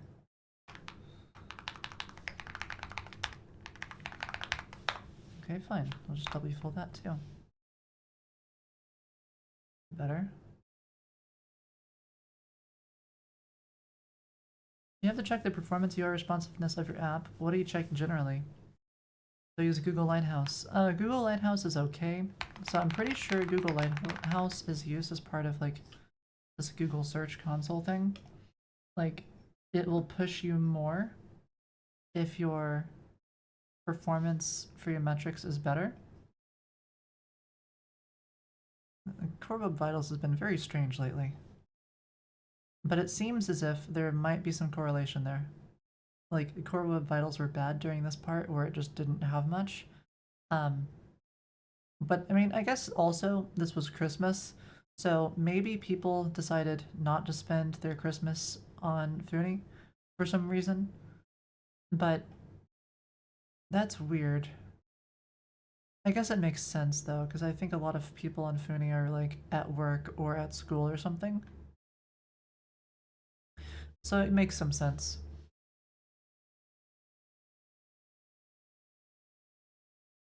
Okay. I think maybe I want to try a different color for the text. What if we do like 200 and then do like slash 90?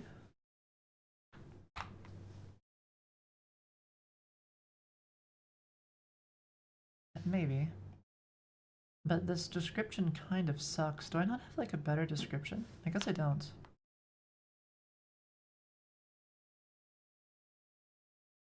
Maybe consider making games work friendly? What do you mean, Beef?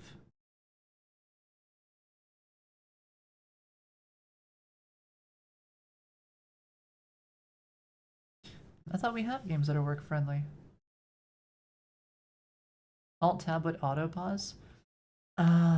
I see what you mean. So like add some sort of auto pause. Here's the problem with auto pause. It's multiplayer. It's not, that's not really something. No noises? I mean, I could maybe do that. Add an alias domain like maxproductivity.io. Yes. Howtobeagoodemployee.com.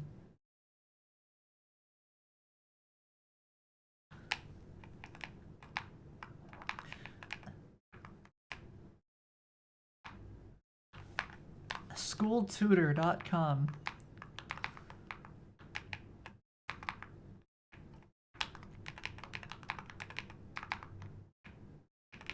Find a tutor. Yeah, findatutor.com. No, we're not doing that. Come on.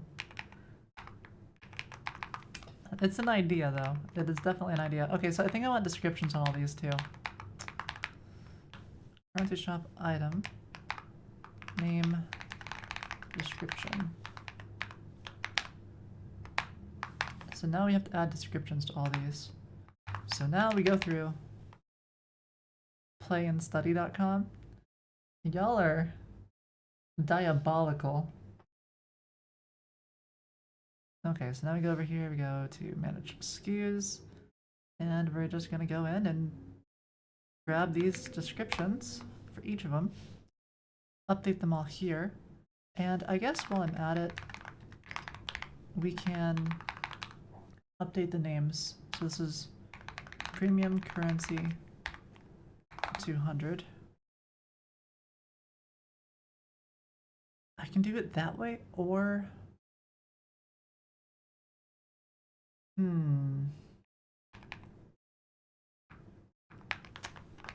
maybe call it gems 200, gems 400,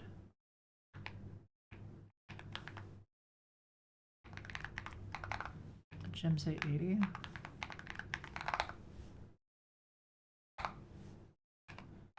lag, gems 4800. I think I want to call it that. So then we have to rename everything here, and then we also have to rename everything in Xsola.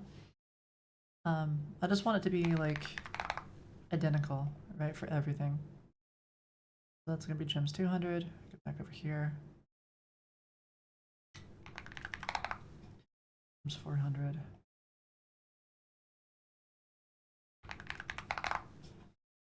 Now, with a change like this, I'm actually gonna need to make a lot of changes simultaneously, because we're changing all of these. So, okay. Why are these upset? Oh, because the descriptions are missing. Right, of course.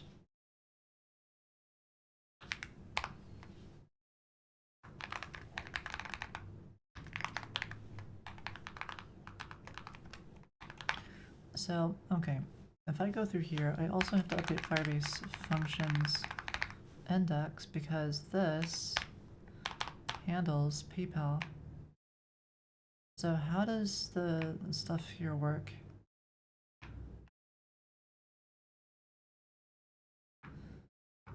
Currency shop items.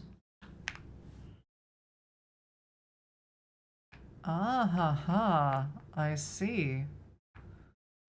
There's a secret thing I have to update here. I need to keep it up to date. Uh-huh. What if I have a great plan? Let's make this part of the build step so that I don't have to ever think about this, and then it magically updates. And then I can just say, hey, if you make any changes to this, make sure you also deploy the Firebase functions thing, and then it's just done. Great. Okay. So this is actually really good, because this means I don't actually have to redeploy the backend. I can just redeploy the function, and then everything just magically works. Awesome.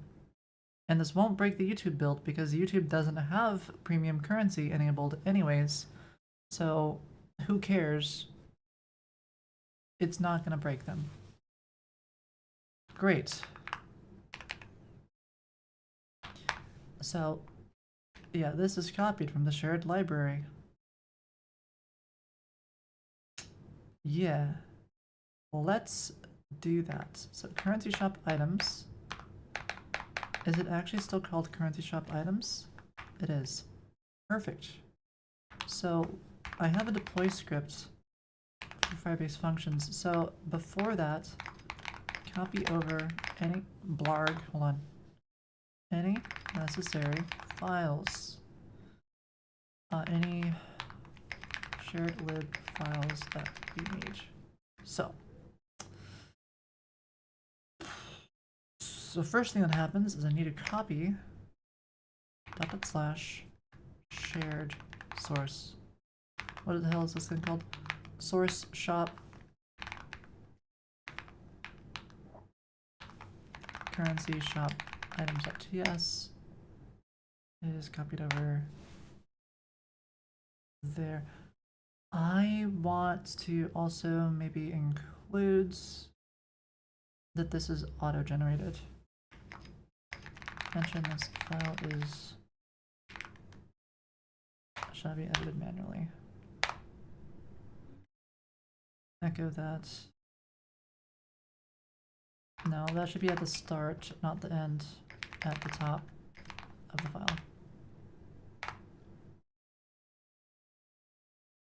Well, that looks like shit, but I'm sure it'll be fine.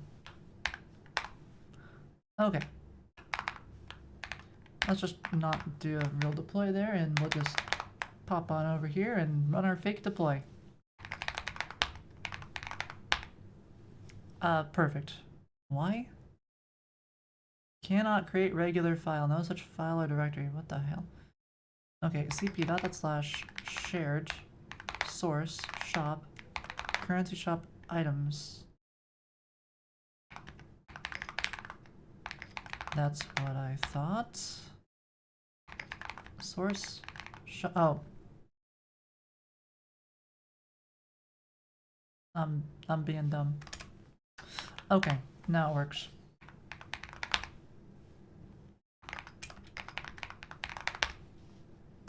It doesn't work.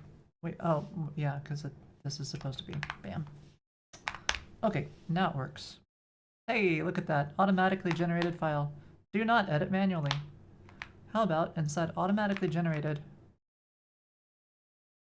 by deploy.sh. Don't edit manually. Perfect. And now I know where it's coming from and where it's generated from. So if I ever need to update the way that this gets generated, I will know how. Perfect. Why the hell is this all weird? Item id doesn't exist.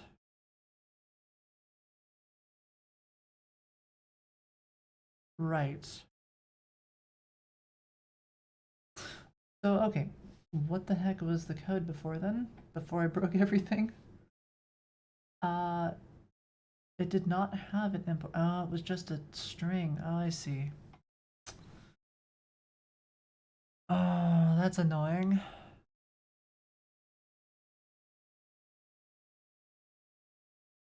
I can't just copy the file over if it's actually a different file.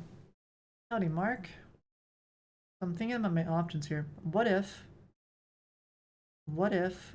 we make a change? What if we make a change? What if we say, this isn't item ID, this is import db items item ID, right? Because now we don't need it, and now we have something that we can easily search for and just replace with a string.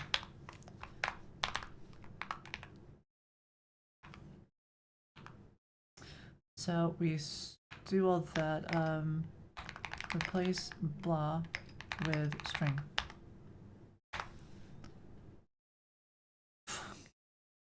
I don't think that works.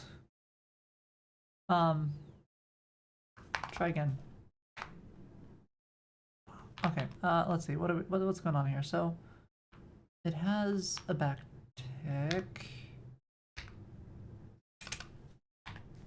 That doesn't work, does it?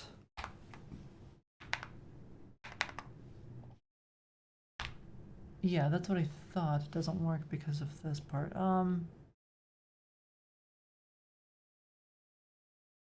How do you escape in set? I mean, you can use double quotes for set, right? Surely. So if that's the case, I don't think I need to backspace or escape the single quote, do I? Let's see. So there's a thingy there. Dots, dots. That part escapes. Item id. Okay, then there's no more thingies. But I need to replace that with string. That's not working. Okay, let's bring out the big guns. I'm not sure how to use sed for this, so we're gonna learn.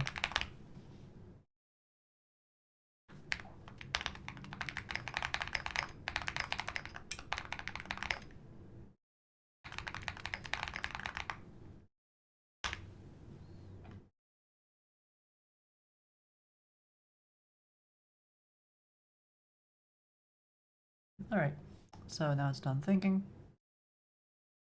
Oh, that's the format. It's pipes. Maybe it's pipes, we'll see. See, Copilot is just not as good as Jippity sometimes. Okay, well that failed. Character 57, unknown option to S. What the fuck? And what does that mean?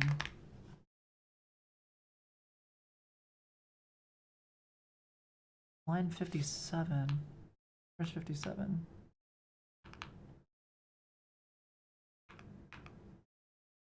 It's not failing here, is it? Or I wonder if it's failing later farther down here. Not sure.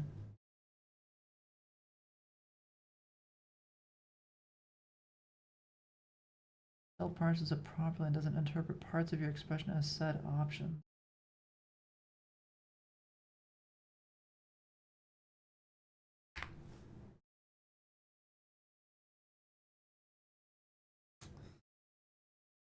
I see, so I might have to do it this way. Or maybe. Let's see if that helps. No, still fails, same way.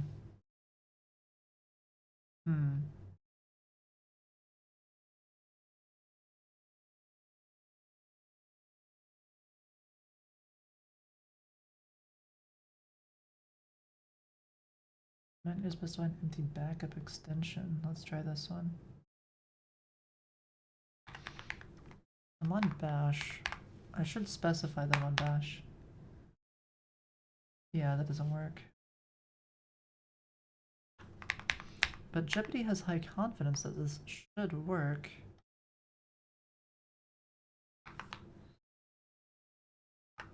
Let me double check.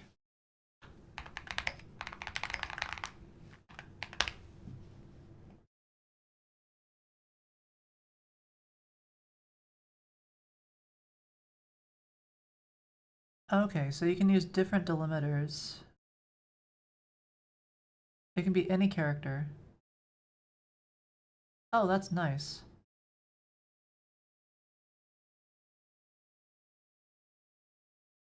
Okay.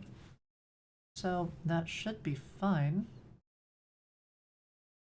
Word 1, word 2 to anything. So why the hell is that not working? So we've got import.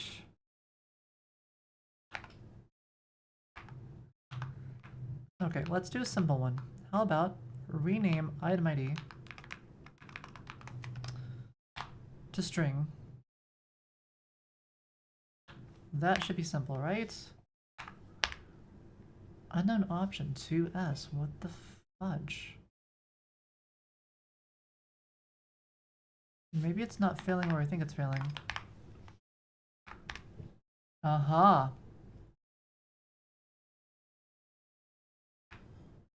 It's failing here. Oh my god. It's because I put a freaking forward slash in here, and so now it's like, it's thinking this is a stupid command. Okay. That's why. Okay. Great. Now it's fixed. Wait, if that's the case, then can I rewrite the following? So if this is a pipe, then can this just be like // because we're not using a pipe anymore. \n pipe replaced, or I guess that would introduce the new thing somehow, some way. Unterminated S command.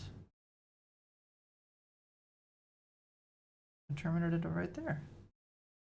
So maybe you can't do that one.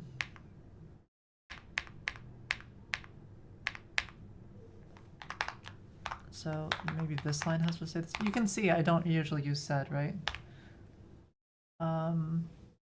Okay, so that worked, and now that adds the thingy. Perfect. Okay, great. So then we have whatever the hell this sed thing is. Let's see.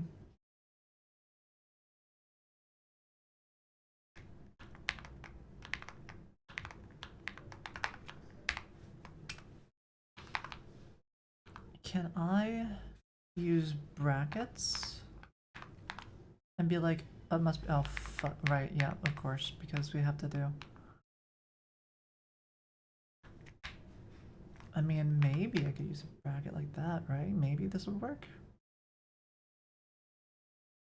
You know what? Let's test that it works as it is before we get all fancy with it, because I'm not even sure if this is gonna work. So that should not replace it because it's not single quotes. But if it was single quotes, then it should magically replace it. Shit, it works. Okay, cool. Alright, so now it works with single quotes. Let's make it work with double quotes.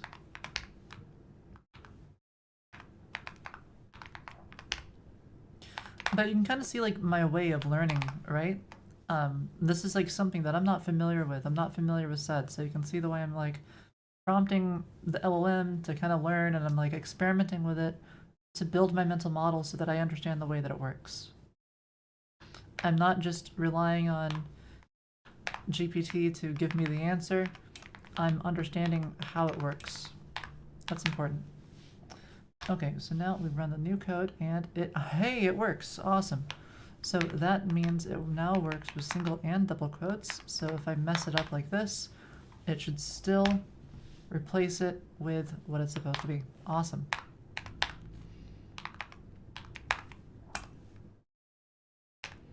So no matter what, this works.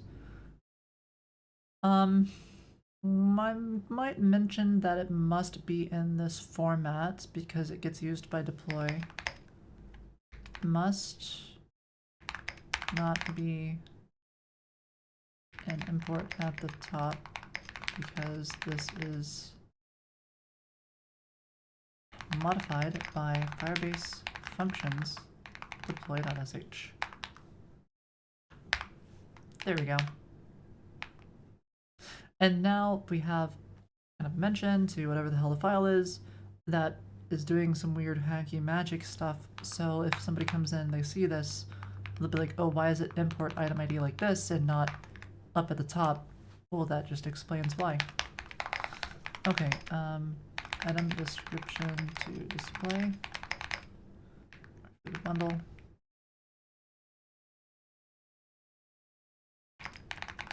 Displays at foony.com shop.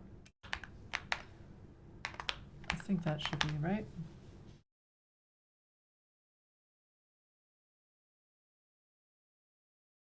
Why not also replace it if you do import at the top as well?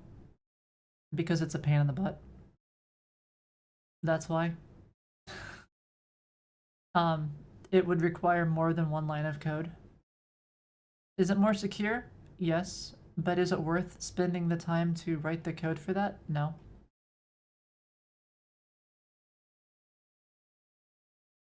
Because, like, if I, like, it'll become immediately obvious, right? Like, let's say I accidentally do this. Okay. Well, let's say I screw up and we accidentally do this, and let's just say that this compiles fine.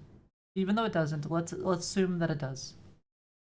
So we go in and we start running this thing to deploy Firebase functions, right? Well, it's going to be immediately obvious because this is going to fail and isn't going to build.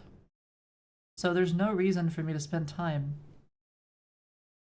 like worrying about this and adding extra code for something that no one's ever going to do.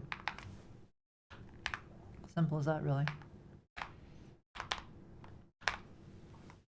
But yeah, I thought of that.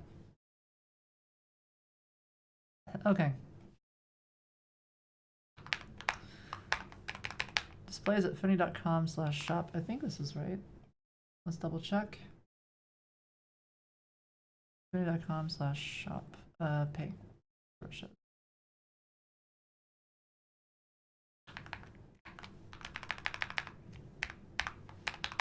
Okay, perfect. And I think I still have to go in and we have to add more of these. Let's go do that real quick. So we got the 400 gem description. Let's do the next one. Gems_800. And what we need to do is we also need to mention all of the areas that we have marketplaces. When adding a new, you must update areas.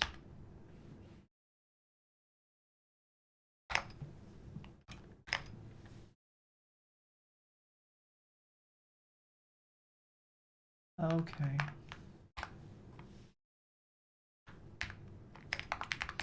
Every other Discord activity marketplace. This one's a bit of a pain. So because we're going to have a bunch of Discord activities and we're going to have like a whole bunch of these SKUs across every activity, but they're all kind of the same thing. That's fun. And all of these have to be matched. Areas. By convention, we use the same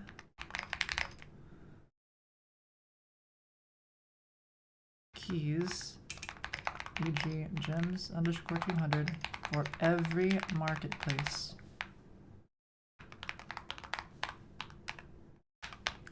Okay, so we have to update it here. We have to go over to Xsola, update it here.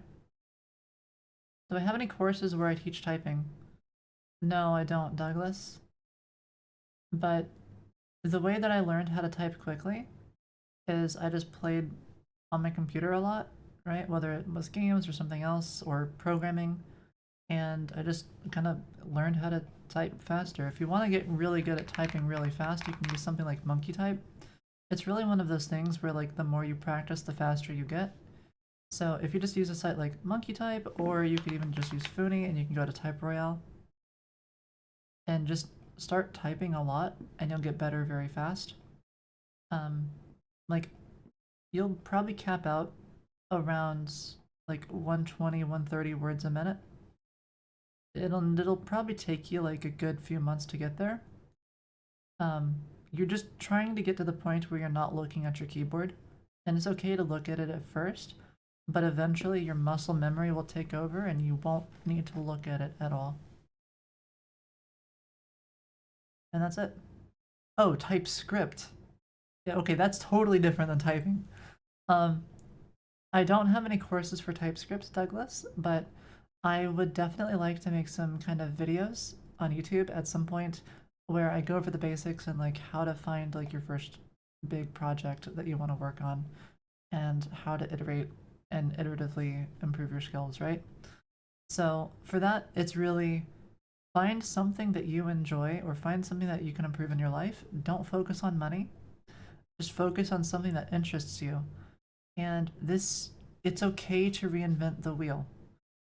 During our first like however many years, I'm still reinventing the wheel. It's just like a thing that programmers do, right?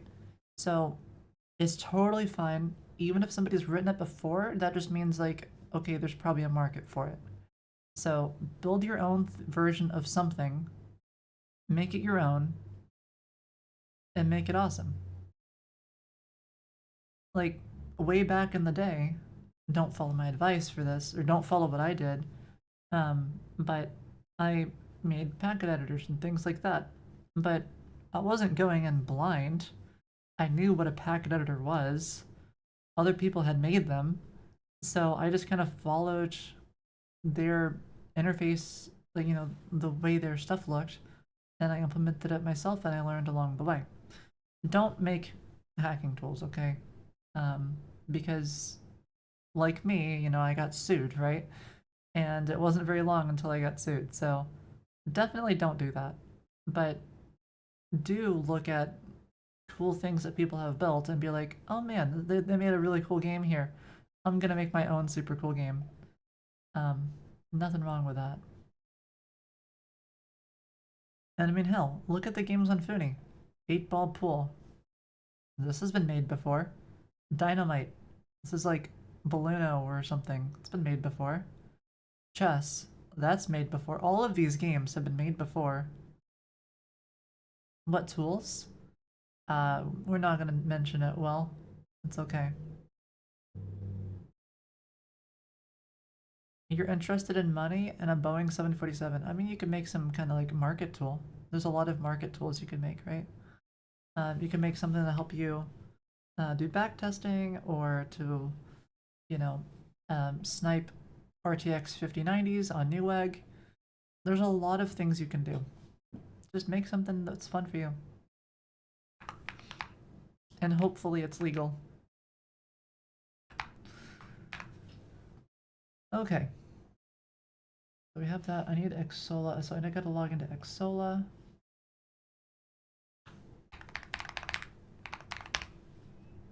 Let's log in real fast.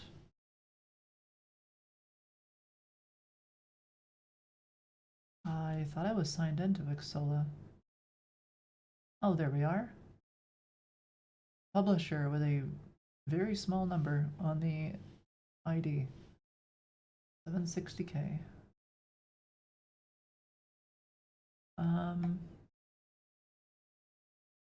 Okay, let me see. So store. Howdy, Jay. Alrighty. Where the hell was my web shop that I had? Cloud Gaming Partner Network. It's one of these things, I'm sure it is. Maybe it's under store? Virtual currency. Configure. Hey, there it is. Making sure I'm not leaking something. Okay, so if I click on this, the SKU for this, premium currency, I guess it's fine, and then packages. I want these to all match. So this is gems underscore 4800.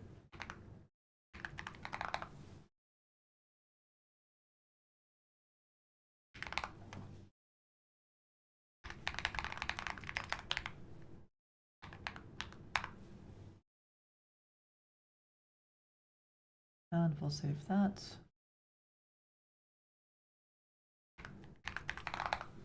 Gems 2300.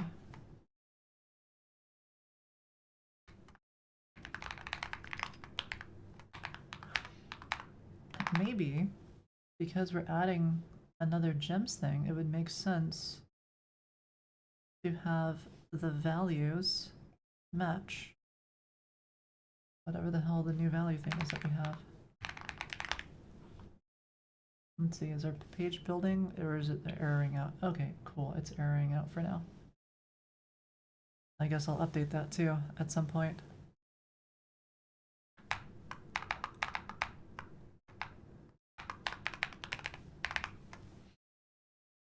What database do I use for this project? I will explain all of that, Douglas, in a video on YouTube soon enough. Soon enough. Okay, so where is my code currently breaking? Wait, did I not? Oh yeah, no, this is fine. Here for the keyboard sounds, thanks. Okay, so now we do run that, and hey, it works! And it updates. Amazing. I love this. I love that this is now auto-generated. Probably do more of that later on, where the files are meant to be shared.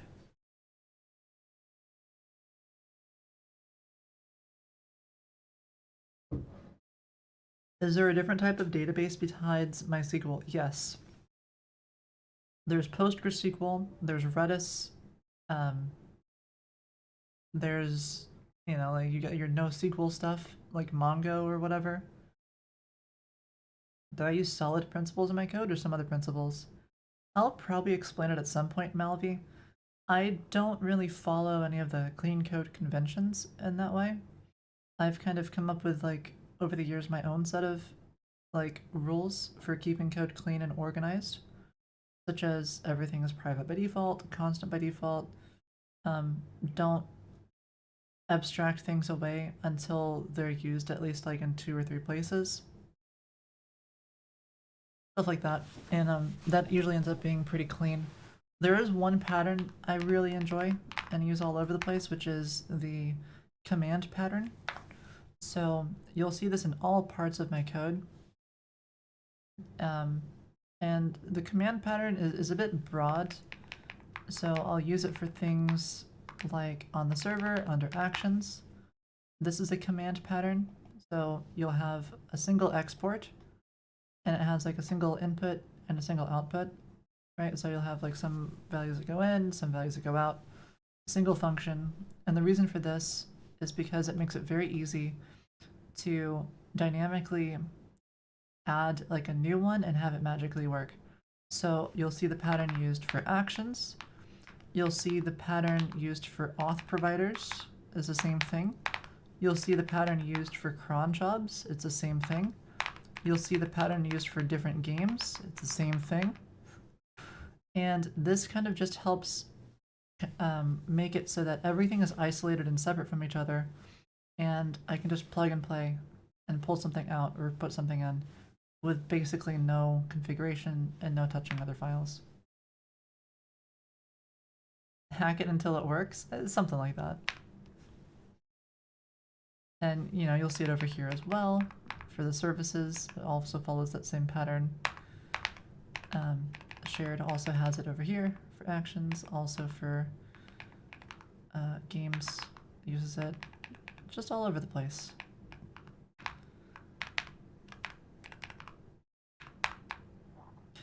Oh, and I guess Firebase Functions is not a good example of it, but what is pornsites.txt?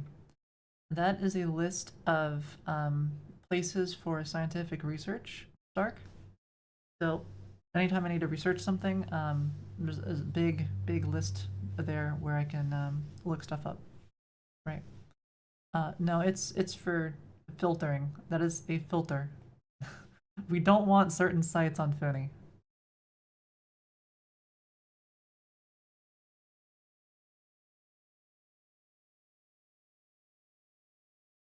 Alrighty.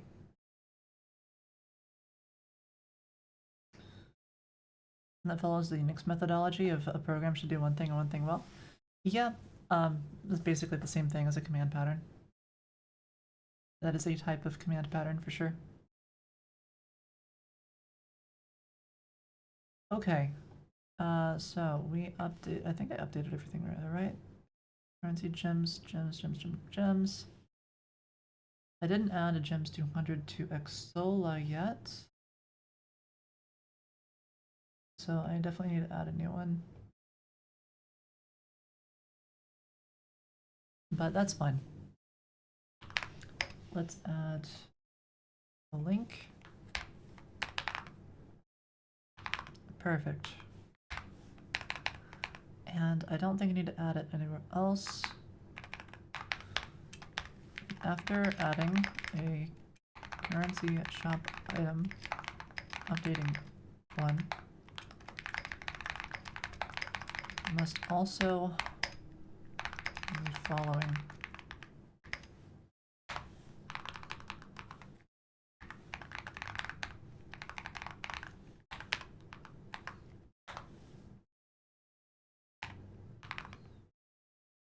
There. So if you come in here and you touch and mess around with all the gem stuff, Then you gotta run the thing.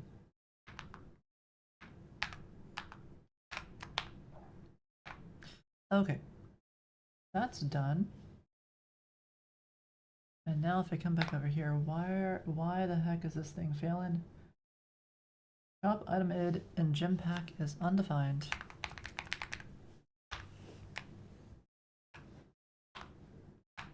What? What do you mean shop item id? Do I know what switches my keyboard uses? I would hope so, Vidar. Okay, you know what? My keyboard, I swear to God, gets like the most comments ever. We're gonna make a video on the keyboard at some point.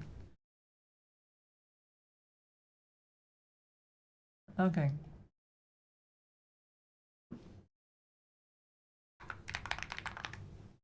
There. Cliffhangers never end. Oh, well, you know, that's good. Okay, gym pack aligned to 15 in the shop card. What the hell?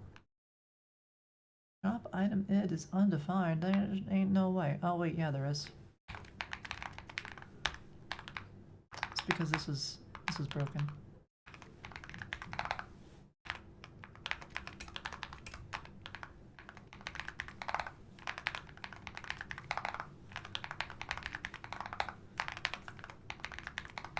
There we go. And now that it starts with gems, it's a valid variable name. That I update to Tailwind v4? No, and I don't plan on doing it anytime soon. And the reason why, Jay, is because Tailwind v4 breaks a lot of things.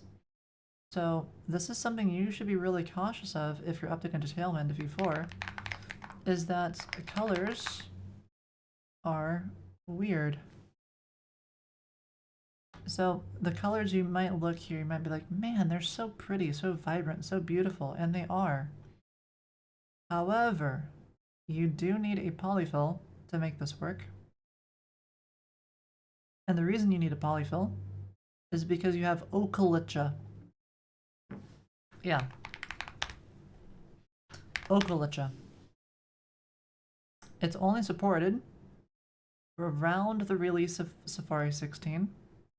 Like towards the end of 15, and some other browsers which are only about 1.5 to 2 years old. So your global usage here is going to be a bit low. And yeah. The reason you need a polyfill add. Oh no.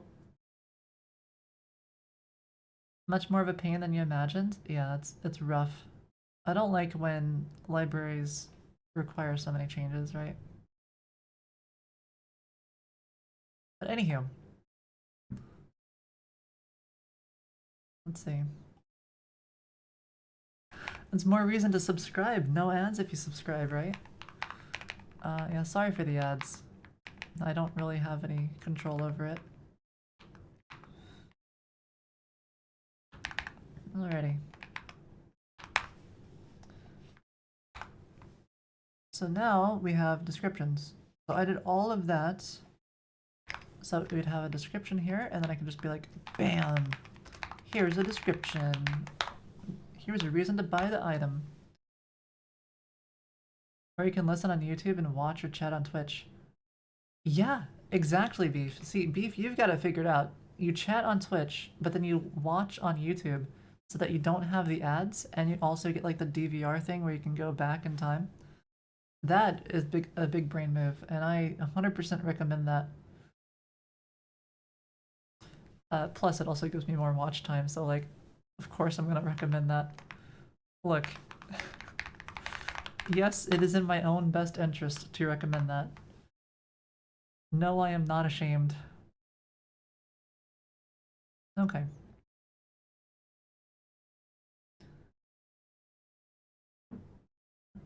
Perfect. A bit better. In everyone's best interest, pretty much. Except for your ISP might get upset that you're using so much internet. Okay, so that's a bit better, but it's still kind of like a bit weird. There's like this bar at the, oh no, I guess the bar at the bottom is normal. I need some padding at the bottom there. ISPs running low on internet? Oh no. Won't somebody think of the ISPs? The poor ISPs.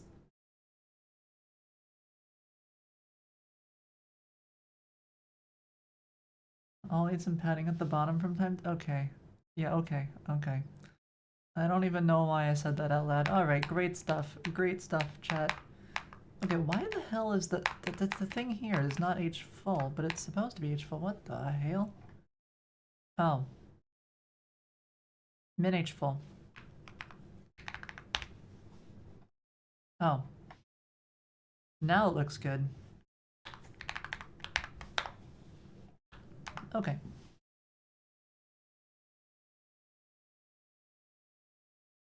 It's a bit better.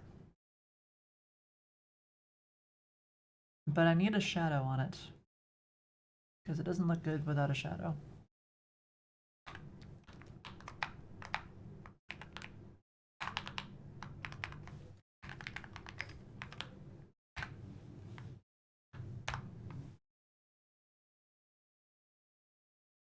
I literally can't see the shadow. It's like so not there. Let's see, RGB. That's like a greenish blue. That's a weird one.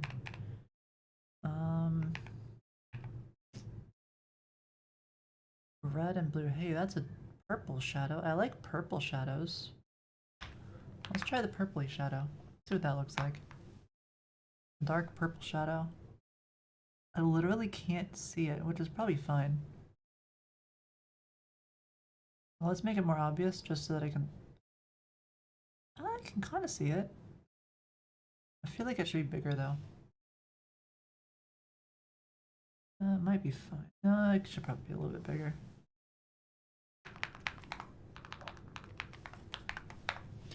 That might be too big. Might reduce it a little bit.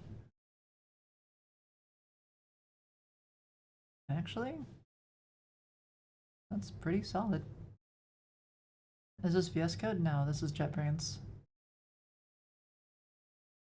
Yeah, it's subtle. You can't really see it too much.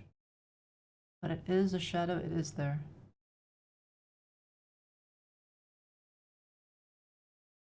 This probably is a bit large. I'd probably shrink it down a little bit there.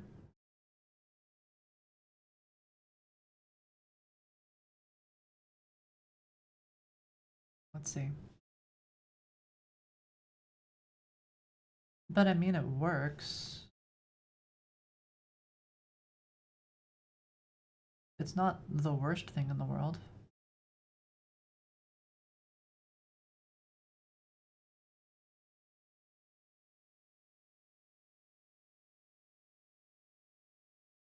Okay, the values need to change though. More value. So, okay. 10% more value. 21% more value.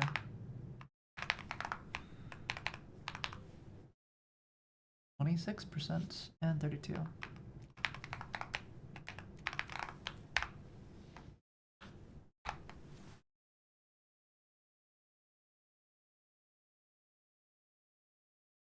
Okay.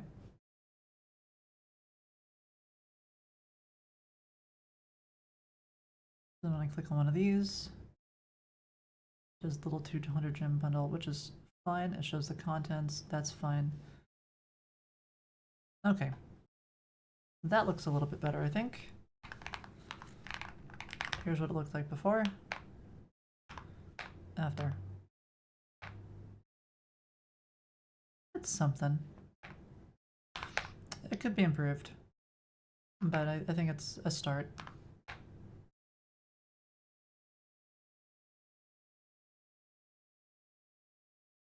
Alright.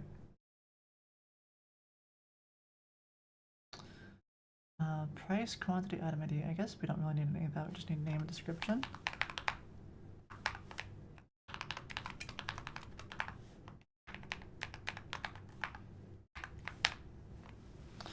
Okay, so all that's done. So now as soon as I do a deploy, we'll have to deploy the Firebase functions thing as well. I guess I could probably make that part of like a CI/CD thing. There's no reason not to. And then whenever I just push the code, it will automatically be updated for me. Should probably do that. Okay.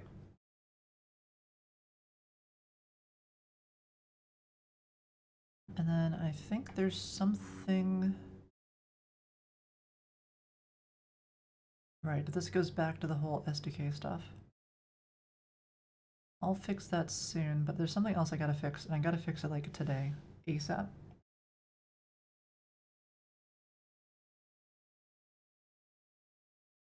Oh my god, there's so much...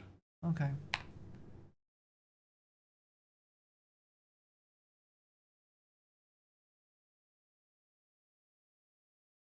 That's gym pack, so that's fine. Oh my god, there's so many changes.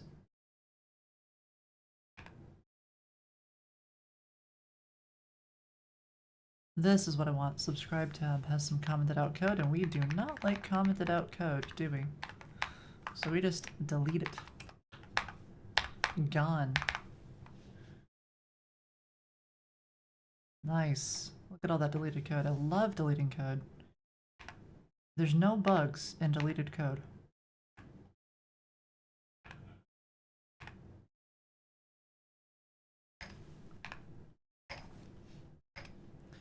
Okay, and then what else do we have? Hello world. Perfect. I guess hello world, that's fine. We can leave it as hello world. Firebase functions, this is happy except for the last few lines down there. Let's not comment this part out, that's a bit dumb.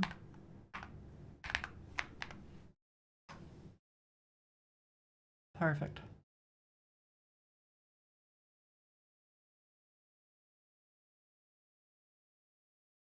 What else do we have? Oh yeah, some modifications there, everything's great. And lots of changes here. Perfect. Do I have a list of books I'd recommend? I don't usually read a whole lot of programming books. I hate sleep. I just tend to write a lot of code and read a lot of code. There's a few books. There was one book I recommended a while back. I really agreed a lot with what that one was talking about, because it was talking about like how to keep your code actually clean. I didn't learn a lot. It was a lot of things I already known, but it was a book that I do like.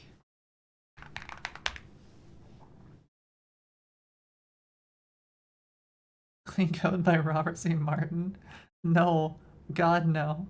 No. You're funny. You're funny. Okay. We gotta finish fixing some stuff up, so that should be happy. You're a mobile dev? This seems a lot smoother than Xcode? I would hope so. Yeah, this is, like, again, it's my favorite IDE. I've used it ever since I began working at Google. I had a coworker at Google recommend it to me, and I basically solved my IDE problems. I used to swap between IDEs like every couple of years. You know, I tried Sublime, I tried VS Code, I tried Visual Studio itself. No beef, absolutely not. No, Uncle Bob, no. There's... The Afro thing is fine, but like, Robert C. Martin does not know how to code, okay? He's not a real programmer.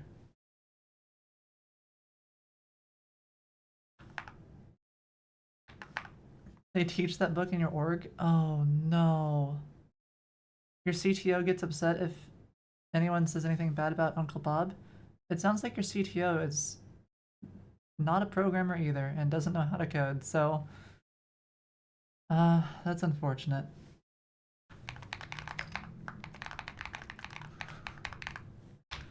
Alrighty. You used to write in assembly? I also used to write in assembly.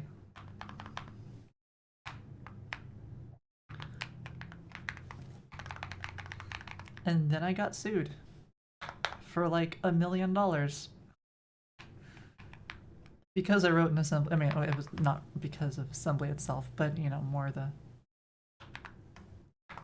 thing that goes with it. But anyways, Um,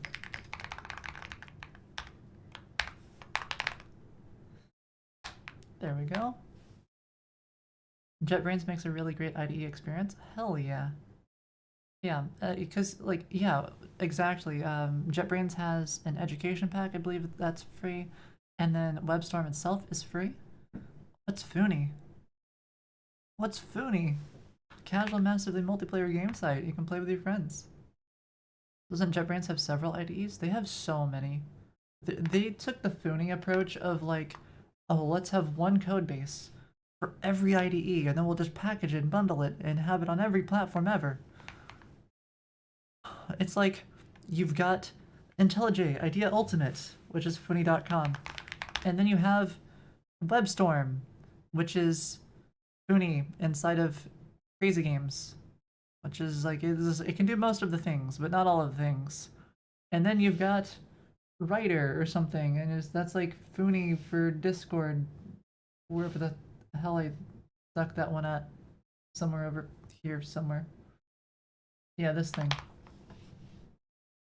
And it's like, oh yeah, well it can do some things too. It can do some different things. They do a lot. They have a lot. JetBrains has 127 IDEs. It wouldn't surprise me. If they only have 127, they're doing pretty good. Alrighty. And Kotlin? Yeah. Is all my income from Foony? No. You don't want to have all your income coming from one place. So this is a problem that a lot of 9-to-5 people have, is like if you're not investing or something, most of your money comes from like your employment. And then if you don't have like any savings, now you don't have leverage, right? So it's real important that you try to get to the point where you can walk away at any time and just not care, because now you've got more leverage, and now like if they want to retain you, they're gonna have to try harder.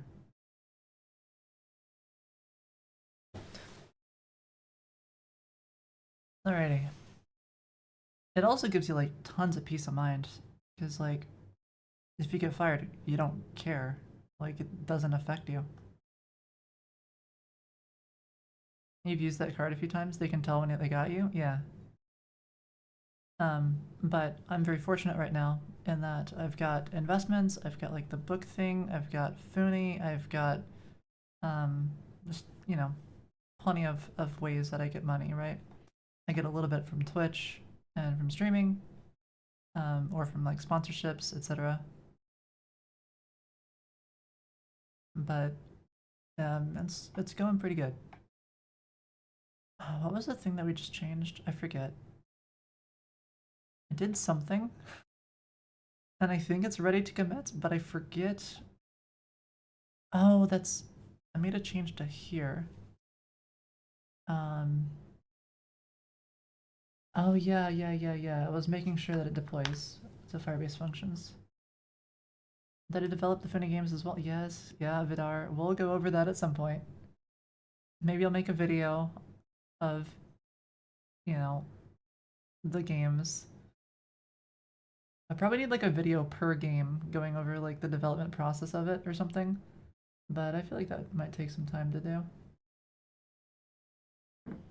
Okay, so this is a ton of code. Updates, store SKUs, and shop style. What do I recommend to lay out a nice solution design? I'm not sure what you mean by that one, Fuda.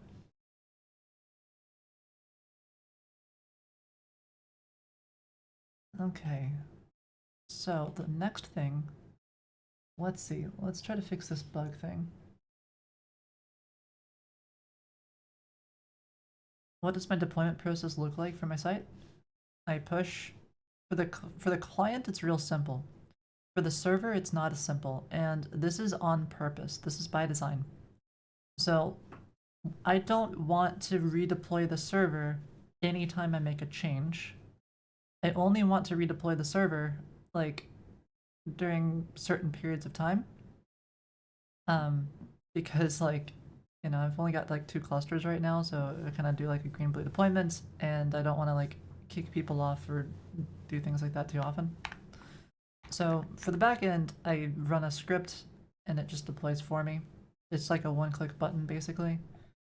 For the front end, it's anytime I push on any branch, it uses Cloudflare CI/CD or whatever. So I've got GitHub Actions, which trigger, so you can see there's something running right now. The reason I use GitHub Actions is because of time. Cloudflare actually times out because Foony is very big and there's a lot that goes on.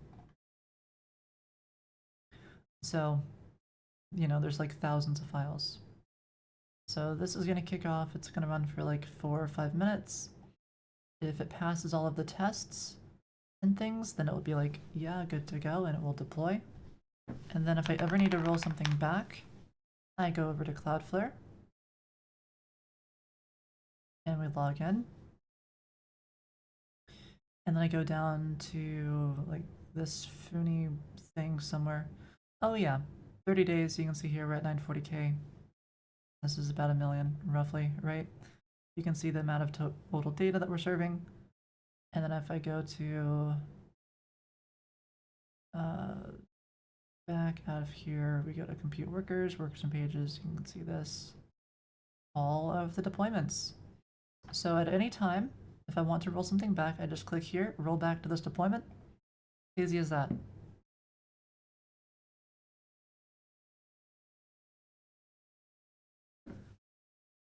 That's awesome, yeah. What's also really cool is there's an API for this, so I can go to deployments. And you can kind of see I have all my past deployments, and I have URLs for each of these. So I can actually see what Foony was like back in time. So for example, if we look at the page that we just edited, this is an old version, and as soon as the new one comes in like a minute or two, I can show you the new one, and you can kind of see. Who do I look up to or admire in the community? GeoHot, Vitalik, Prime, etc. Good question, DR3. I mean, GeoHot's, he's a genius, right? Martin Shkreli, look up to him. Vitalik Buterin, I don't know too much about Vitalik Buterin. But, you know, he does some cool things too, probably. Prime, he's pretty cool, I guess. But, is he better at coding? I'm not sure. I think the others are better. There's no, there's one guy, Linus Torvalds, right? He's like a freaking super genius. Are my repos open source? Most of them aren't. Sorry, hacks. And can you connect with me on GitHub? You can message me on Discord. Just Acorn1010. You love my tags? Oh, thanks, DR3. And I mean no disrespect at all. All right, I should clarify that. But anyways, in these great coders lists. Oh yeah, there's some people in chat who are also really smart too. Okay, so this will finish sometime soon. Alrighty. Cloudflare workers. I like Cloudflare workers a lot. It also deploys way faster than Firebase functions.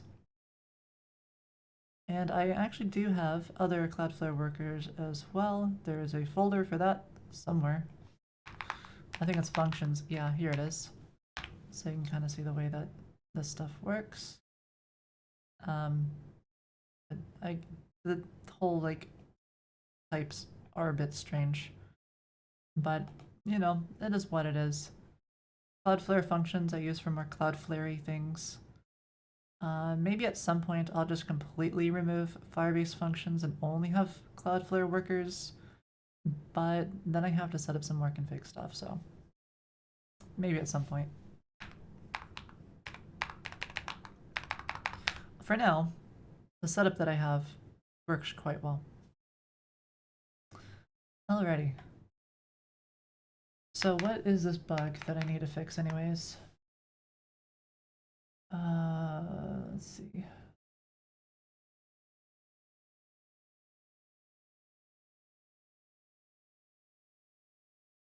Kind regards. Oh, it's one of those kind regards. What exactly can you do with Cloudflare? You can save a lot of money. You can use something like Cloudflare Pages for static websites and just have like free deployments and have like a free CI/CD thing that lets you go back in time to any previous commit. And it really helps when you're trying to troubleshoot a problem if you don't want to be using git bisect or something for any number of reasons. For larger projects, git bisect can take a while because yeah, it'll do a nice binary search, but you have to still build the damn thing. Whereas with this, you just kind of go back to whatever the deployment was that you think it was working on. You click on this, you test it real fast to see if it works, and you're good to go. So it can be faster for that. You can also use this for like a lot of like caching and things like that.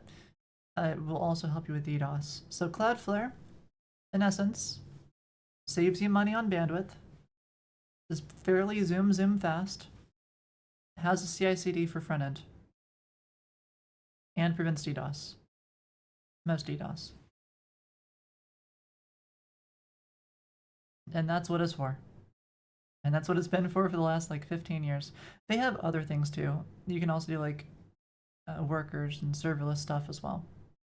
But those are the main things. And you've got object storage, so you got like S3 and whatnot. How do I balance crafting design details and shipping?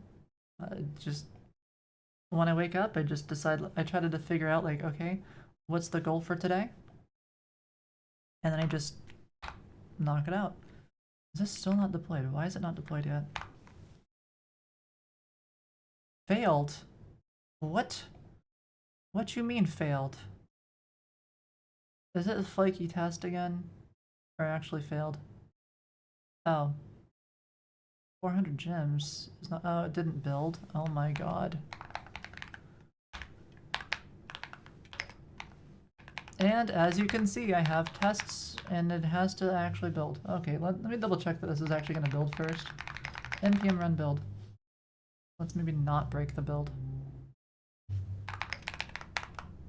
Fix client build.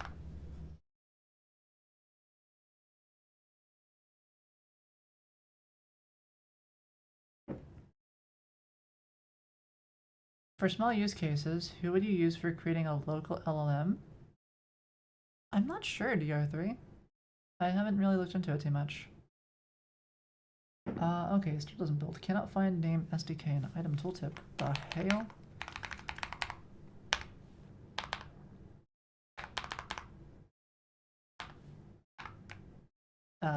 Oh. Okay. SDK equals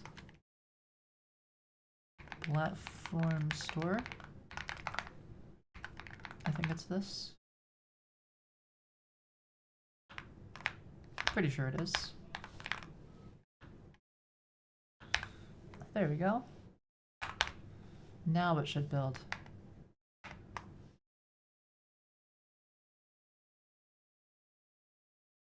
A Google Drive clone for your portfolio only. I don't make portfolio projects personally. I mean, try to find like my own, you know, website, right? Like it looks like shit.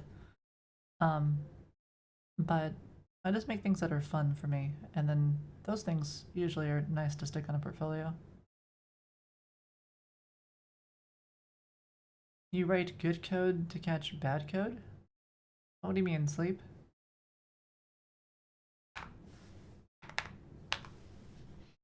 Alright, so that should build. And after another 8 minutes of waiting, we should have a new deploy. Oh cool, this one actually builds. I should add a pre-commit or pre-push thing that just verifies that the client builds. With the number of times I've broken the build, it's like, what, 10 times, 15, 20 times at this point? Okay. Oh, I missed an import. Okay. Oh well, maybe I'll add it next time it happens. Anyways. So the next thing I want to do is look at this ginormous thing. When you open a game with an expired invite link, there is a not found error, and then you press the back button, and then everything goes to shit. So why does this happen? So we click on chess, for example, and I make a room, and I say invite friends, copy invite link, and I go here, and I paste, and I say go, and then hey, everything's great, and then I click on back, and it takes me where I'm supposed to go. Okay, now what if I do a bad invite link? You love chess? Well, thanks. This Foony's got chess. Okay, and then we go here. And then it goes to something because it fails. What?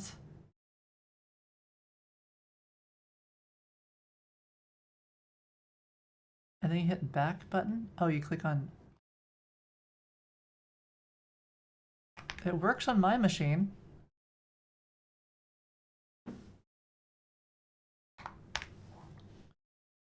Okay, let's try this again. So we go here to an invalid link. What?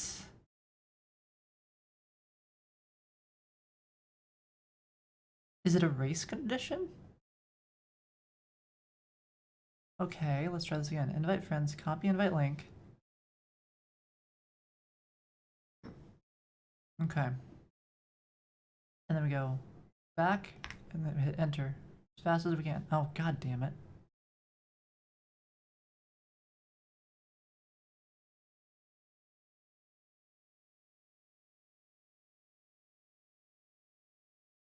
It still kicks me back to the... What is this bug? I can't reproduce it.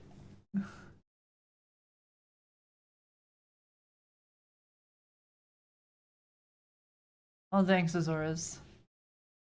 Not adding you to the top coders list? Okay, wait, print screen, wait, what? Oh, that's the bottom of it. Okay, so how the freaking heck? Expired invite link, which we did. It presses back, it takes him to a selection of games. What if...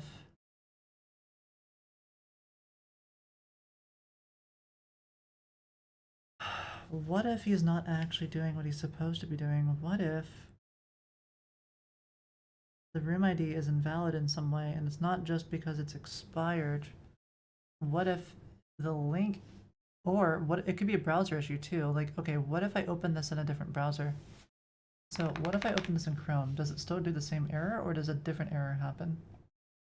There's something that they're not telling me that's required to fix this.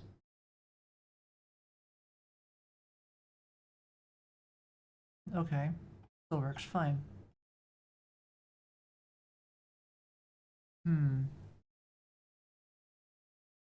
What percent of problems are user error, and how much is it actually the tech just being stupid? So, okay, when it's a user error, I don't immediately blame the user, right?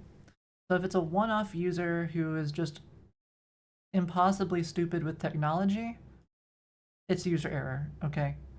But if it is an error that a lot of people keep getting, then it is not a user error, it is a user experience error. And the problem is not your users, it's the way that you're presenting information to your users, right? So that can vary, right?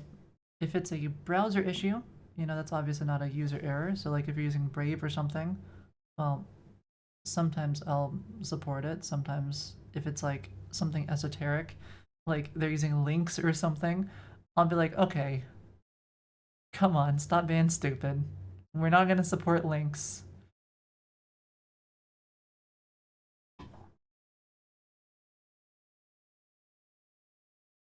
Okay.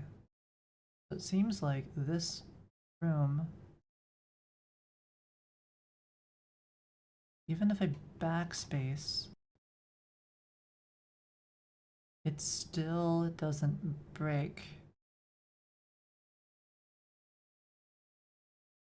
Huh.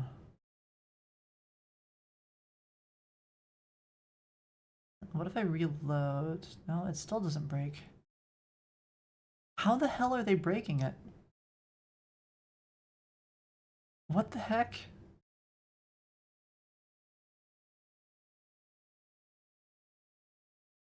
Is Crazy Games mine as well? No. I made foony.com, but Crazy Games is one of the platforms that we advertise on. By having our games on those platforms, we gain users, and we gain like a lot of players, right? This site in particular really like they take a huge cut, like an unfair cut. But you know, they still give us a lot of users, so it's better than nothing. Okay. I remember there being a way to reproduce this. I just don't remember how, and the thing is that they're not giving me a good way how.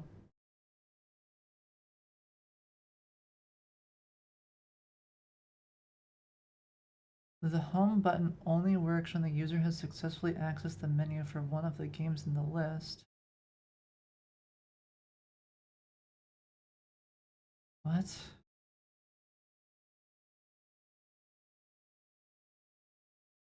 Video attached. Is this the video?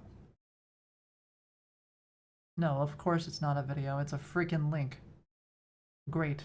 That is useless. Okay. What if it happens in mobile only? Maybe that's the problem. Maybe the problem is they're not using a desktop at all. Maybe if I go to URL on my phone, maybe then it will break. So then go to game. Chess online multiplayer game. Great, awesome URL name. It's like freaking a mile long. Chess online multiplayer game.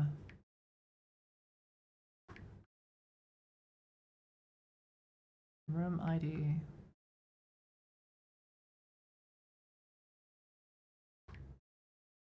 We'll just do ABC123.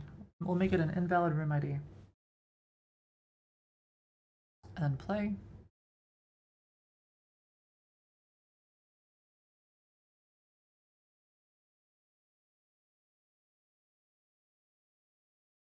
Perhaps it meant Crazy Games homepage? No. Because if you do that, you're just gonna get kicked out of the game entirely, right? Okay, so that didn't work. But maybe that's because of the length. Maybe I have to have it be the same length.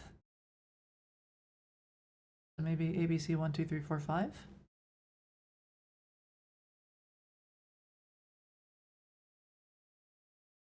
Chess room? Yeah, no, this isn't the password. This is a... Oh, here's something.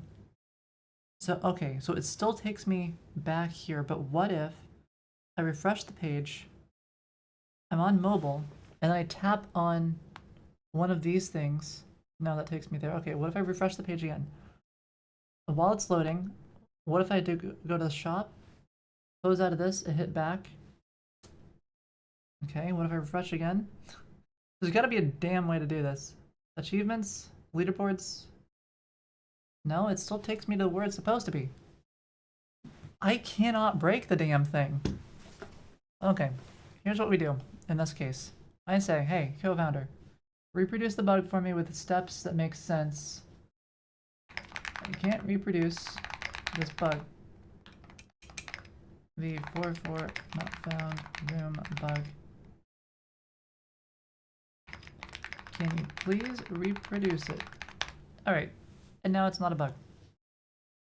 No more problem.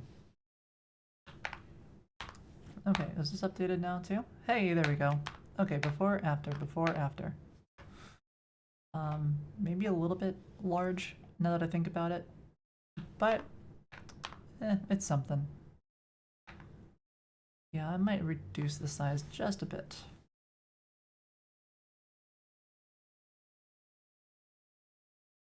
But anyhow. Okay, what's the next thing to fix?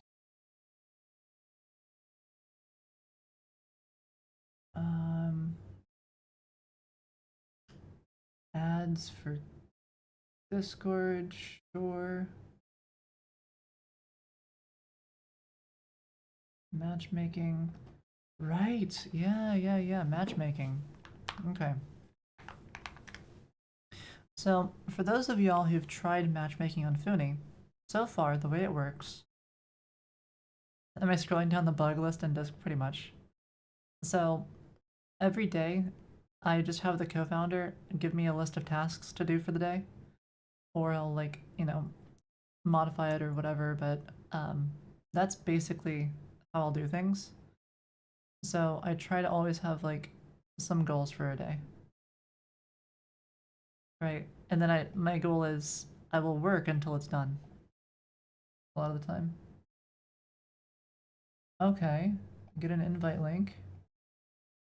Go to it. Okay, hold on. Apparently the co-founder knows how to do this. And then it will click.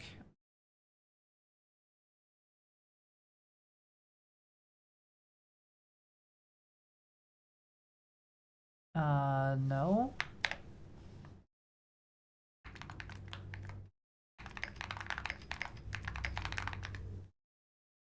It doesn't break on my end. Try it in Firefox, Safari, and Chrome. Apparently it happens to the co-founder. Wait, what if it's based on if you're signed in or not? No, it can't be, because we tested that already.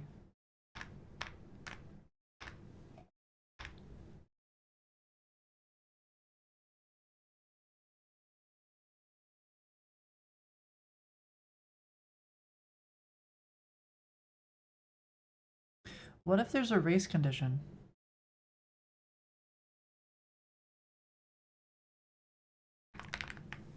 I'm thinking this might be a race condition. Let's see. Maybe if I use a VPN and I set my location to, like, New Zealand, then it will happen.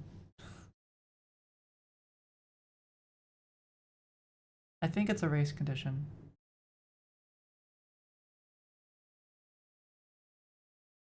Yep, still works for me.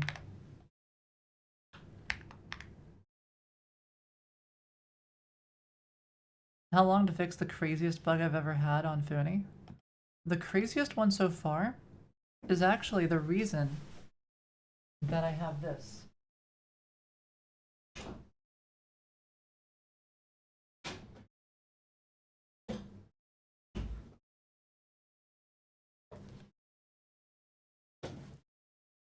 So, I bought a phone just to reproduce a bug which only happened on a particular version of Safari.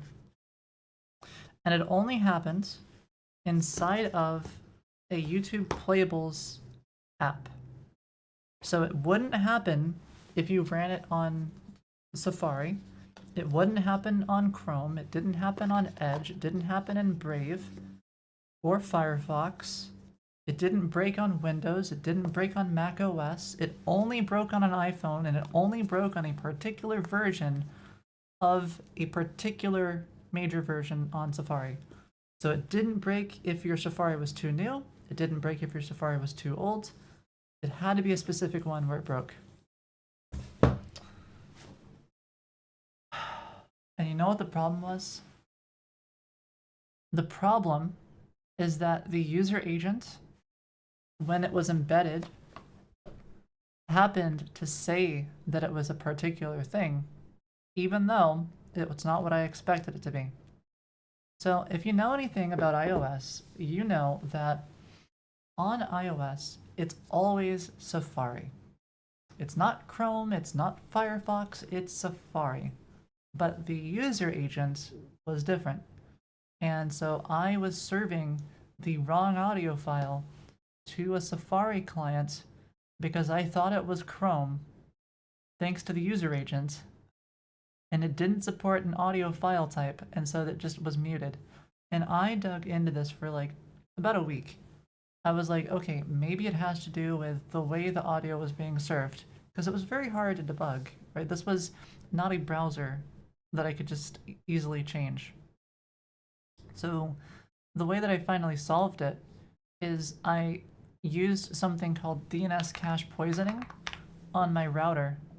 So if I go into my router here, I can go to a DNS and go to my cache, and you can kind of see like this is what my DNS cache looks like. It has a whole list of host names that I've been to. By the way, if you're on someone's router, you can see what domains they've visited because it will show up in the DNS cache. Just, you know, one of the things you can do. So if you want to spy on someone and you want to know what host names they go to, well, it's going to show up in your DNS cache. But anyways, so you can add to your DNS cache, right? And what I did is I rerouted the domain name so that whenever it was trying to go to like some other host name where Foony was hosted, it would go to my local machine instead. And then what I did is I self-signed a certificate. I shared it to my phone so that I could actually pass the SSL certificate check. Holy crap, that was such a pain in the ass to fix. But anyways, so when I had it running locally like that, I was able to just make a change so I could have like it alert what my user agent was, because I didn't have access to the console either. So I, you know, fashioned my own version of a console log in order to be able to fix that bug. That was one hell of a bug fix. All right. So yeah, that's the hardest bug I fixed so far for Foony.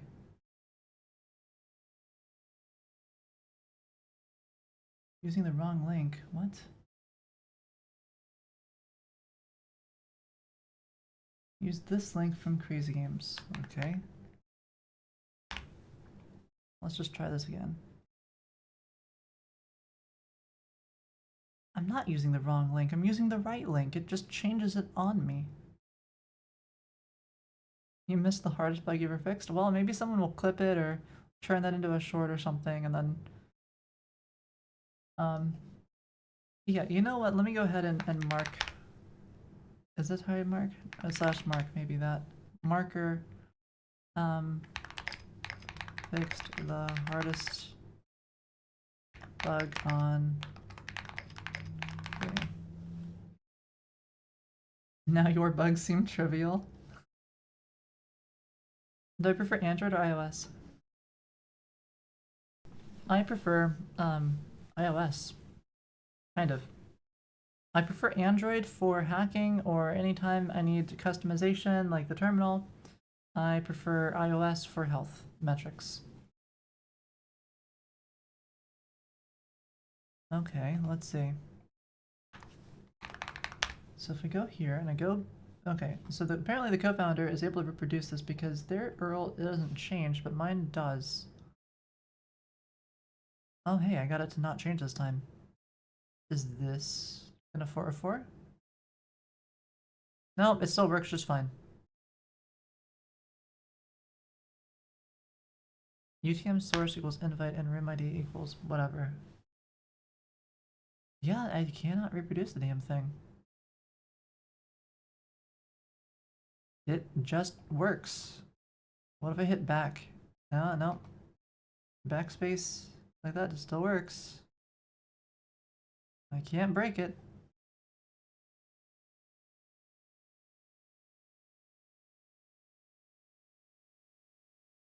Alright. Anyways. If I go here, does... Oh yeah, we already got the new version.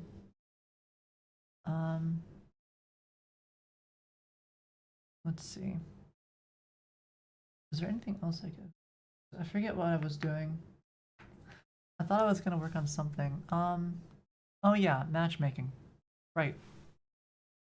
So, could I log if I wanted to be malicious? Log what, Laird? Do I remember fun orbs? Fun orbs. I'm not sure what you mean. Crazy games? What about crazy games?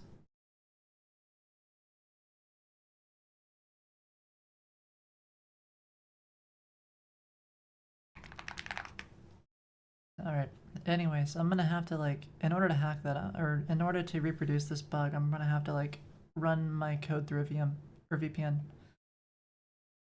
Oh, fun orbs, you mean yeah, the one with, the game that starts with an A. Arcanists.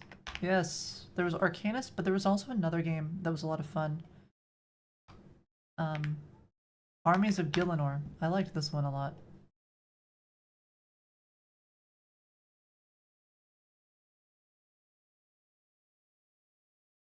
I think it was this one. Because it felt more like an RPG or something. I think. Yeah, they were pretty fun. But I've just kind of played RuneScape more. I liked RuneScape a lot. Anywho, it is getting late. I also have a video to record, so I'm gonna go ahead, I'm gonna end it here. And then I guess next time I'm gonna get matchmaking stuff done. So I'm probably gonna wrap up the crazy game stuff tomorrow off stream. Or not the crazy game stuff, the Discord stuff. And then Discord activity coming soon. Try catch, howdy. And yeah. Let's see. Who do we want to raid?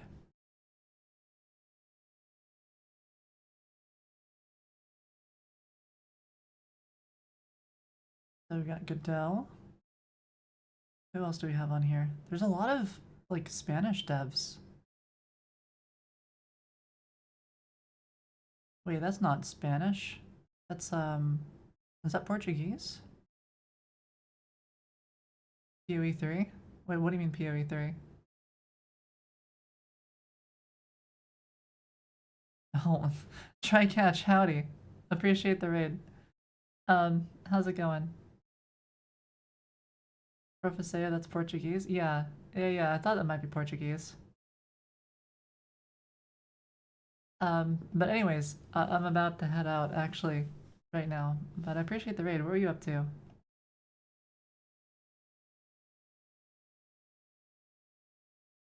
A raid chain? Basically. Oh, let me give you a follow. AWS Community Builder. Oh, that's awesome. Wait, so you work at AWS or something then? That's amazing. At ArenaWare, whatever that is. Your side project in React. Hell yeah. I love React. Check out One Machine for VPN stuff. I use Mulvad for VPN. But yeah, it'll be fine. Apparently the co-founder can't reproduce it either right now, so we're gonna figure out how to reproduce it. This is mostly where I just sit back and I say, hey, you know, co-founder, you reproduce it. I'm not gonna worry about this. Alright, sounds good, hacks. It was BTY. Alright, anyways, who should we raid? We've got either the Godot guy, or we've got this BTY person who I've never heard of, or let's see, an AI chatbot. No mic on that one though. Marcelo is a great guy. Let's see. That's Portuguese though. I feel like that's not gonna be English, although he's reading English on Pulumi, so might be English? J-Blow? Games and demos?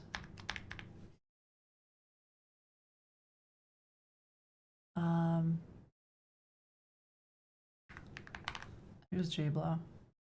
That's not too big. I'm not sure who this is. Is he like a streamer? Oh, I mean, like a programmer? Oh, John Blow?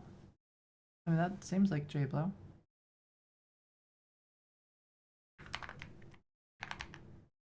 No, it's gotta be J Blow. I mean, I could raid J Blow, but he's not doing programming, so maybe not. Oh, he made Braid? Oh, okay. Yeah, sure. That's cool. Weight and push-ups? No. Alright, take care, y'all. Oh, I'll redeem I'll refund your points, okay, Sir Julian?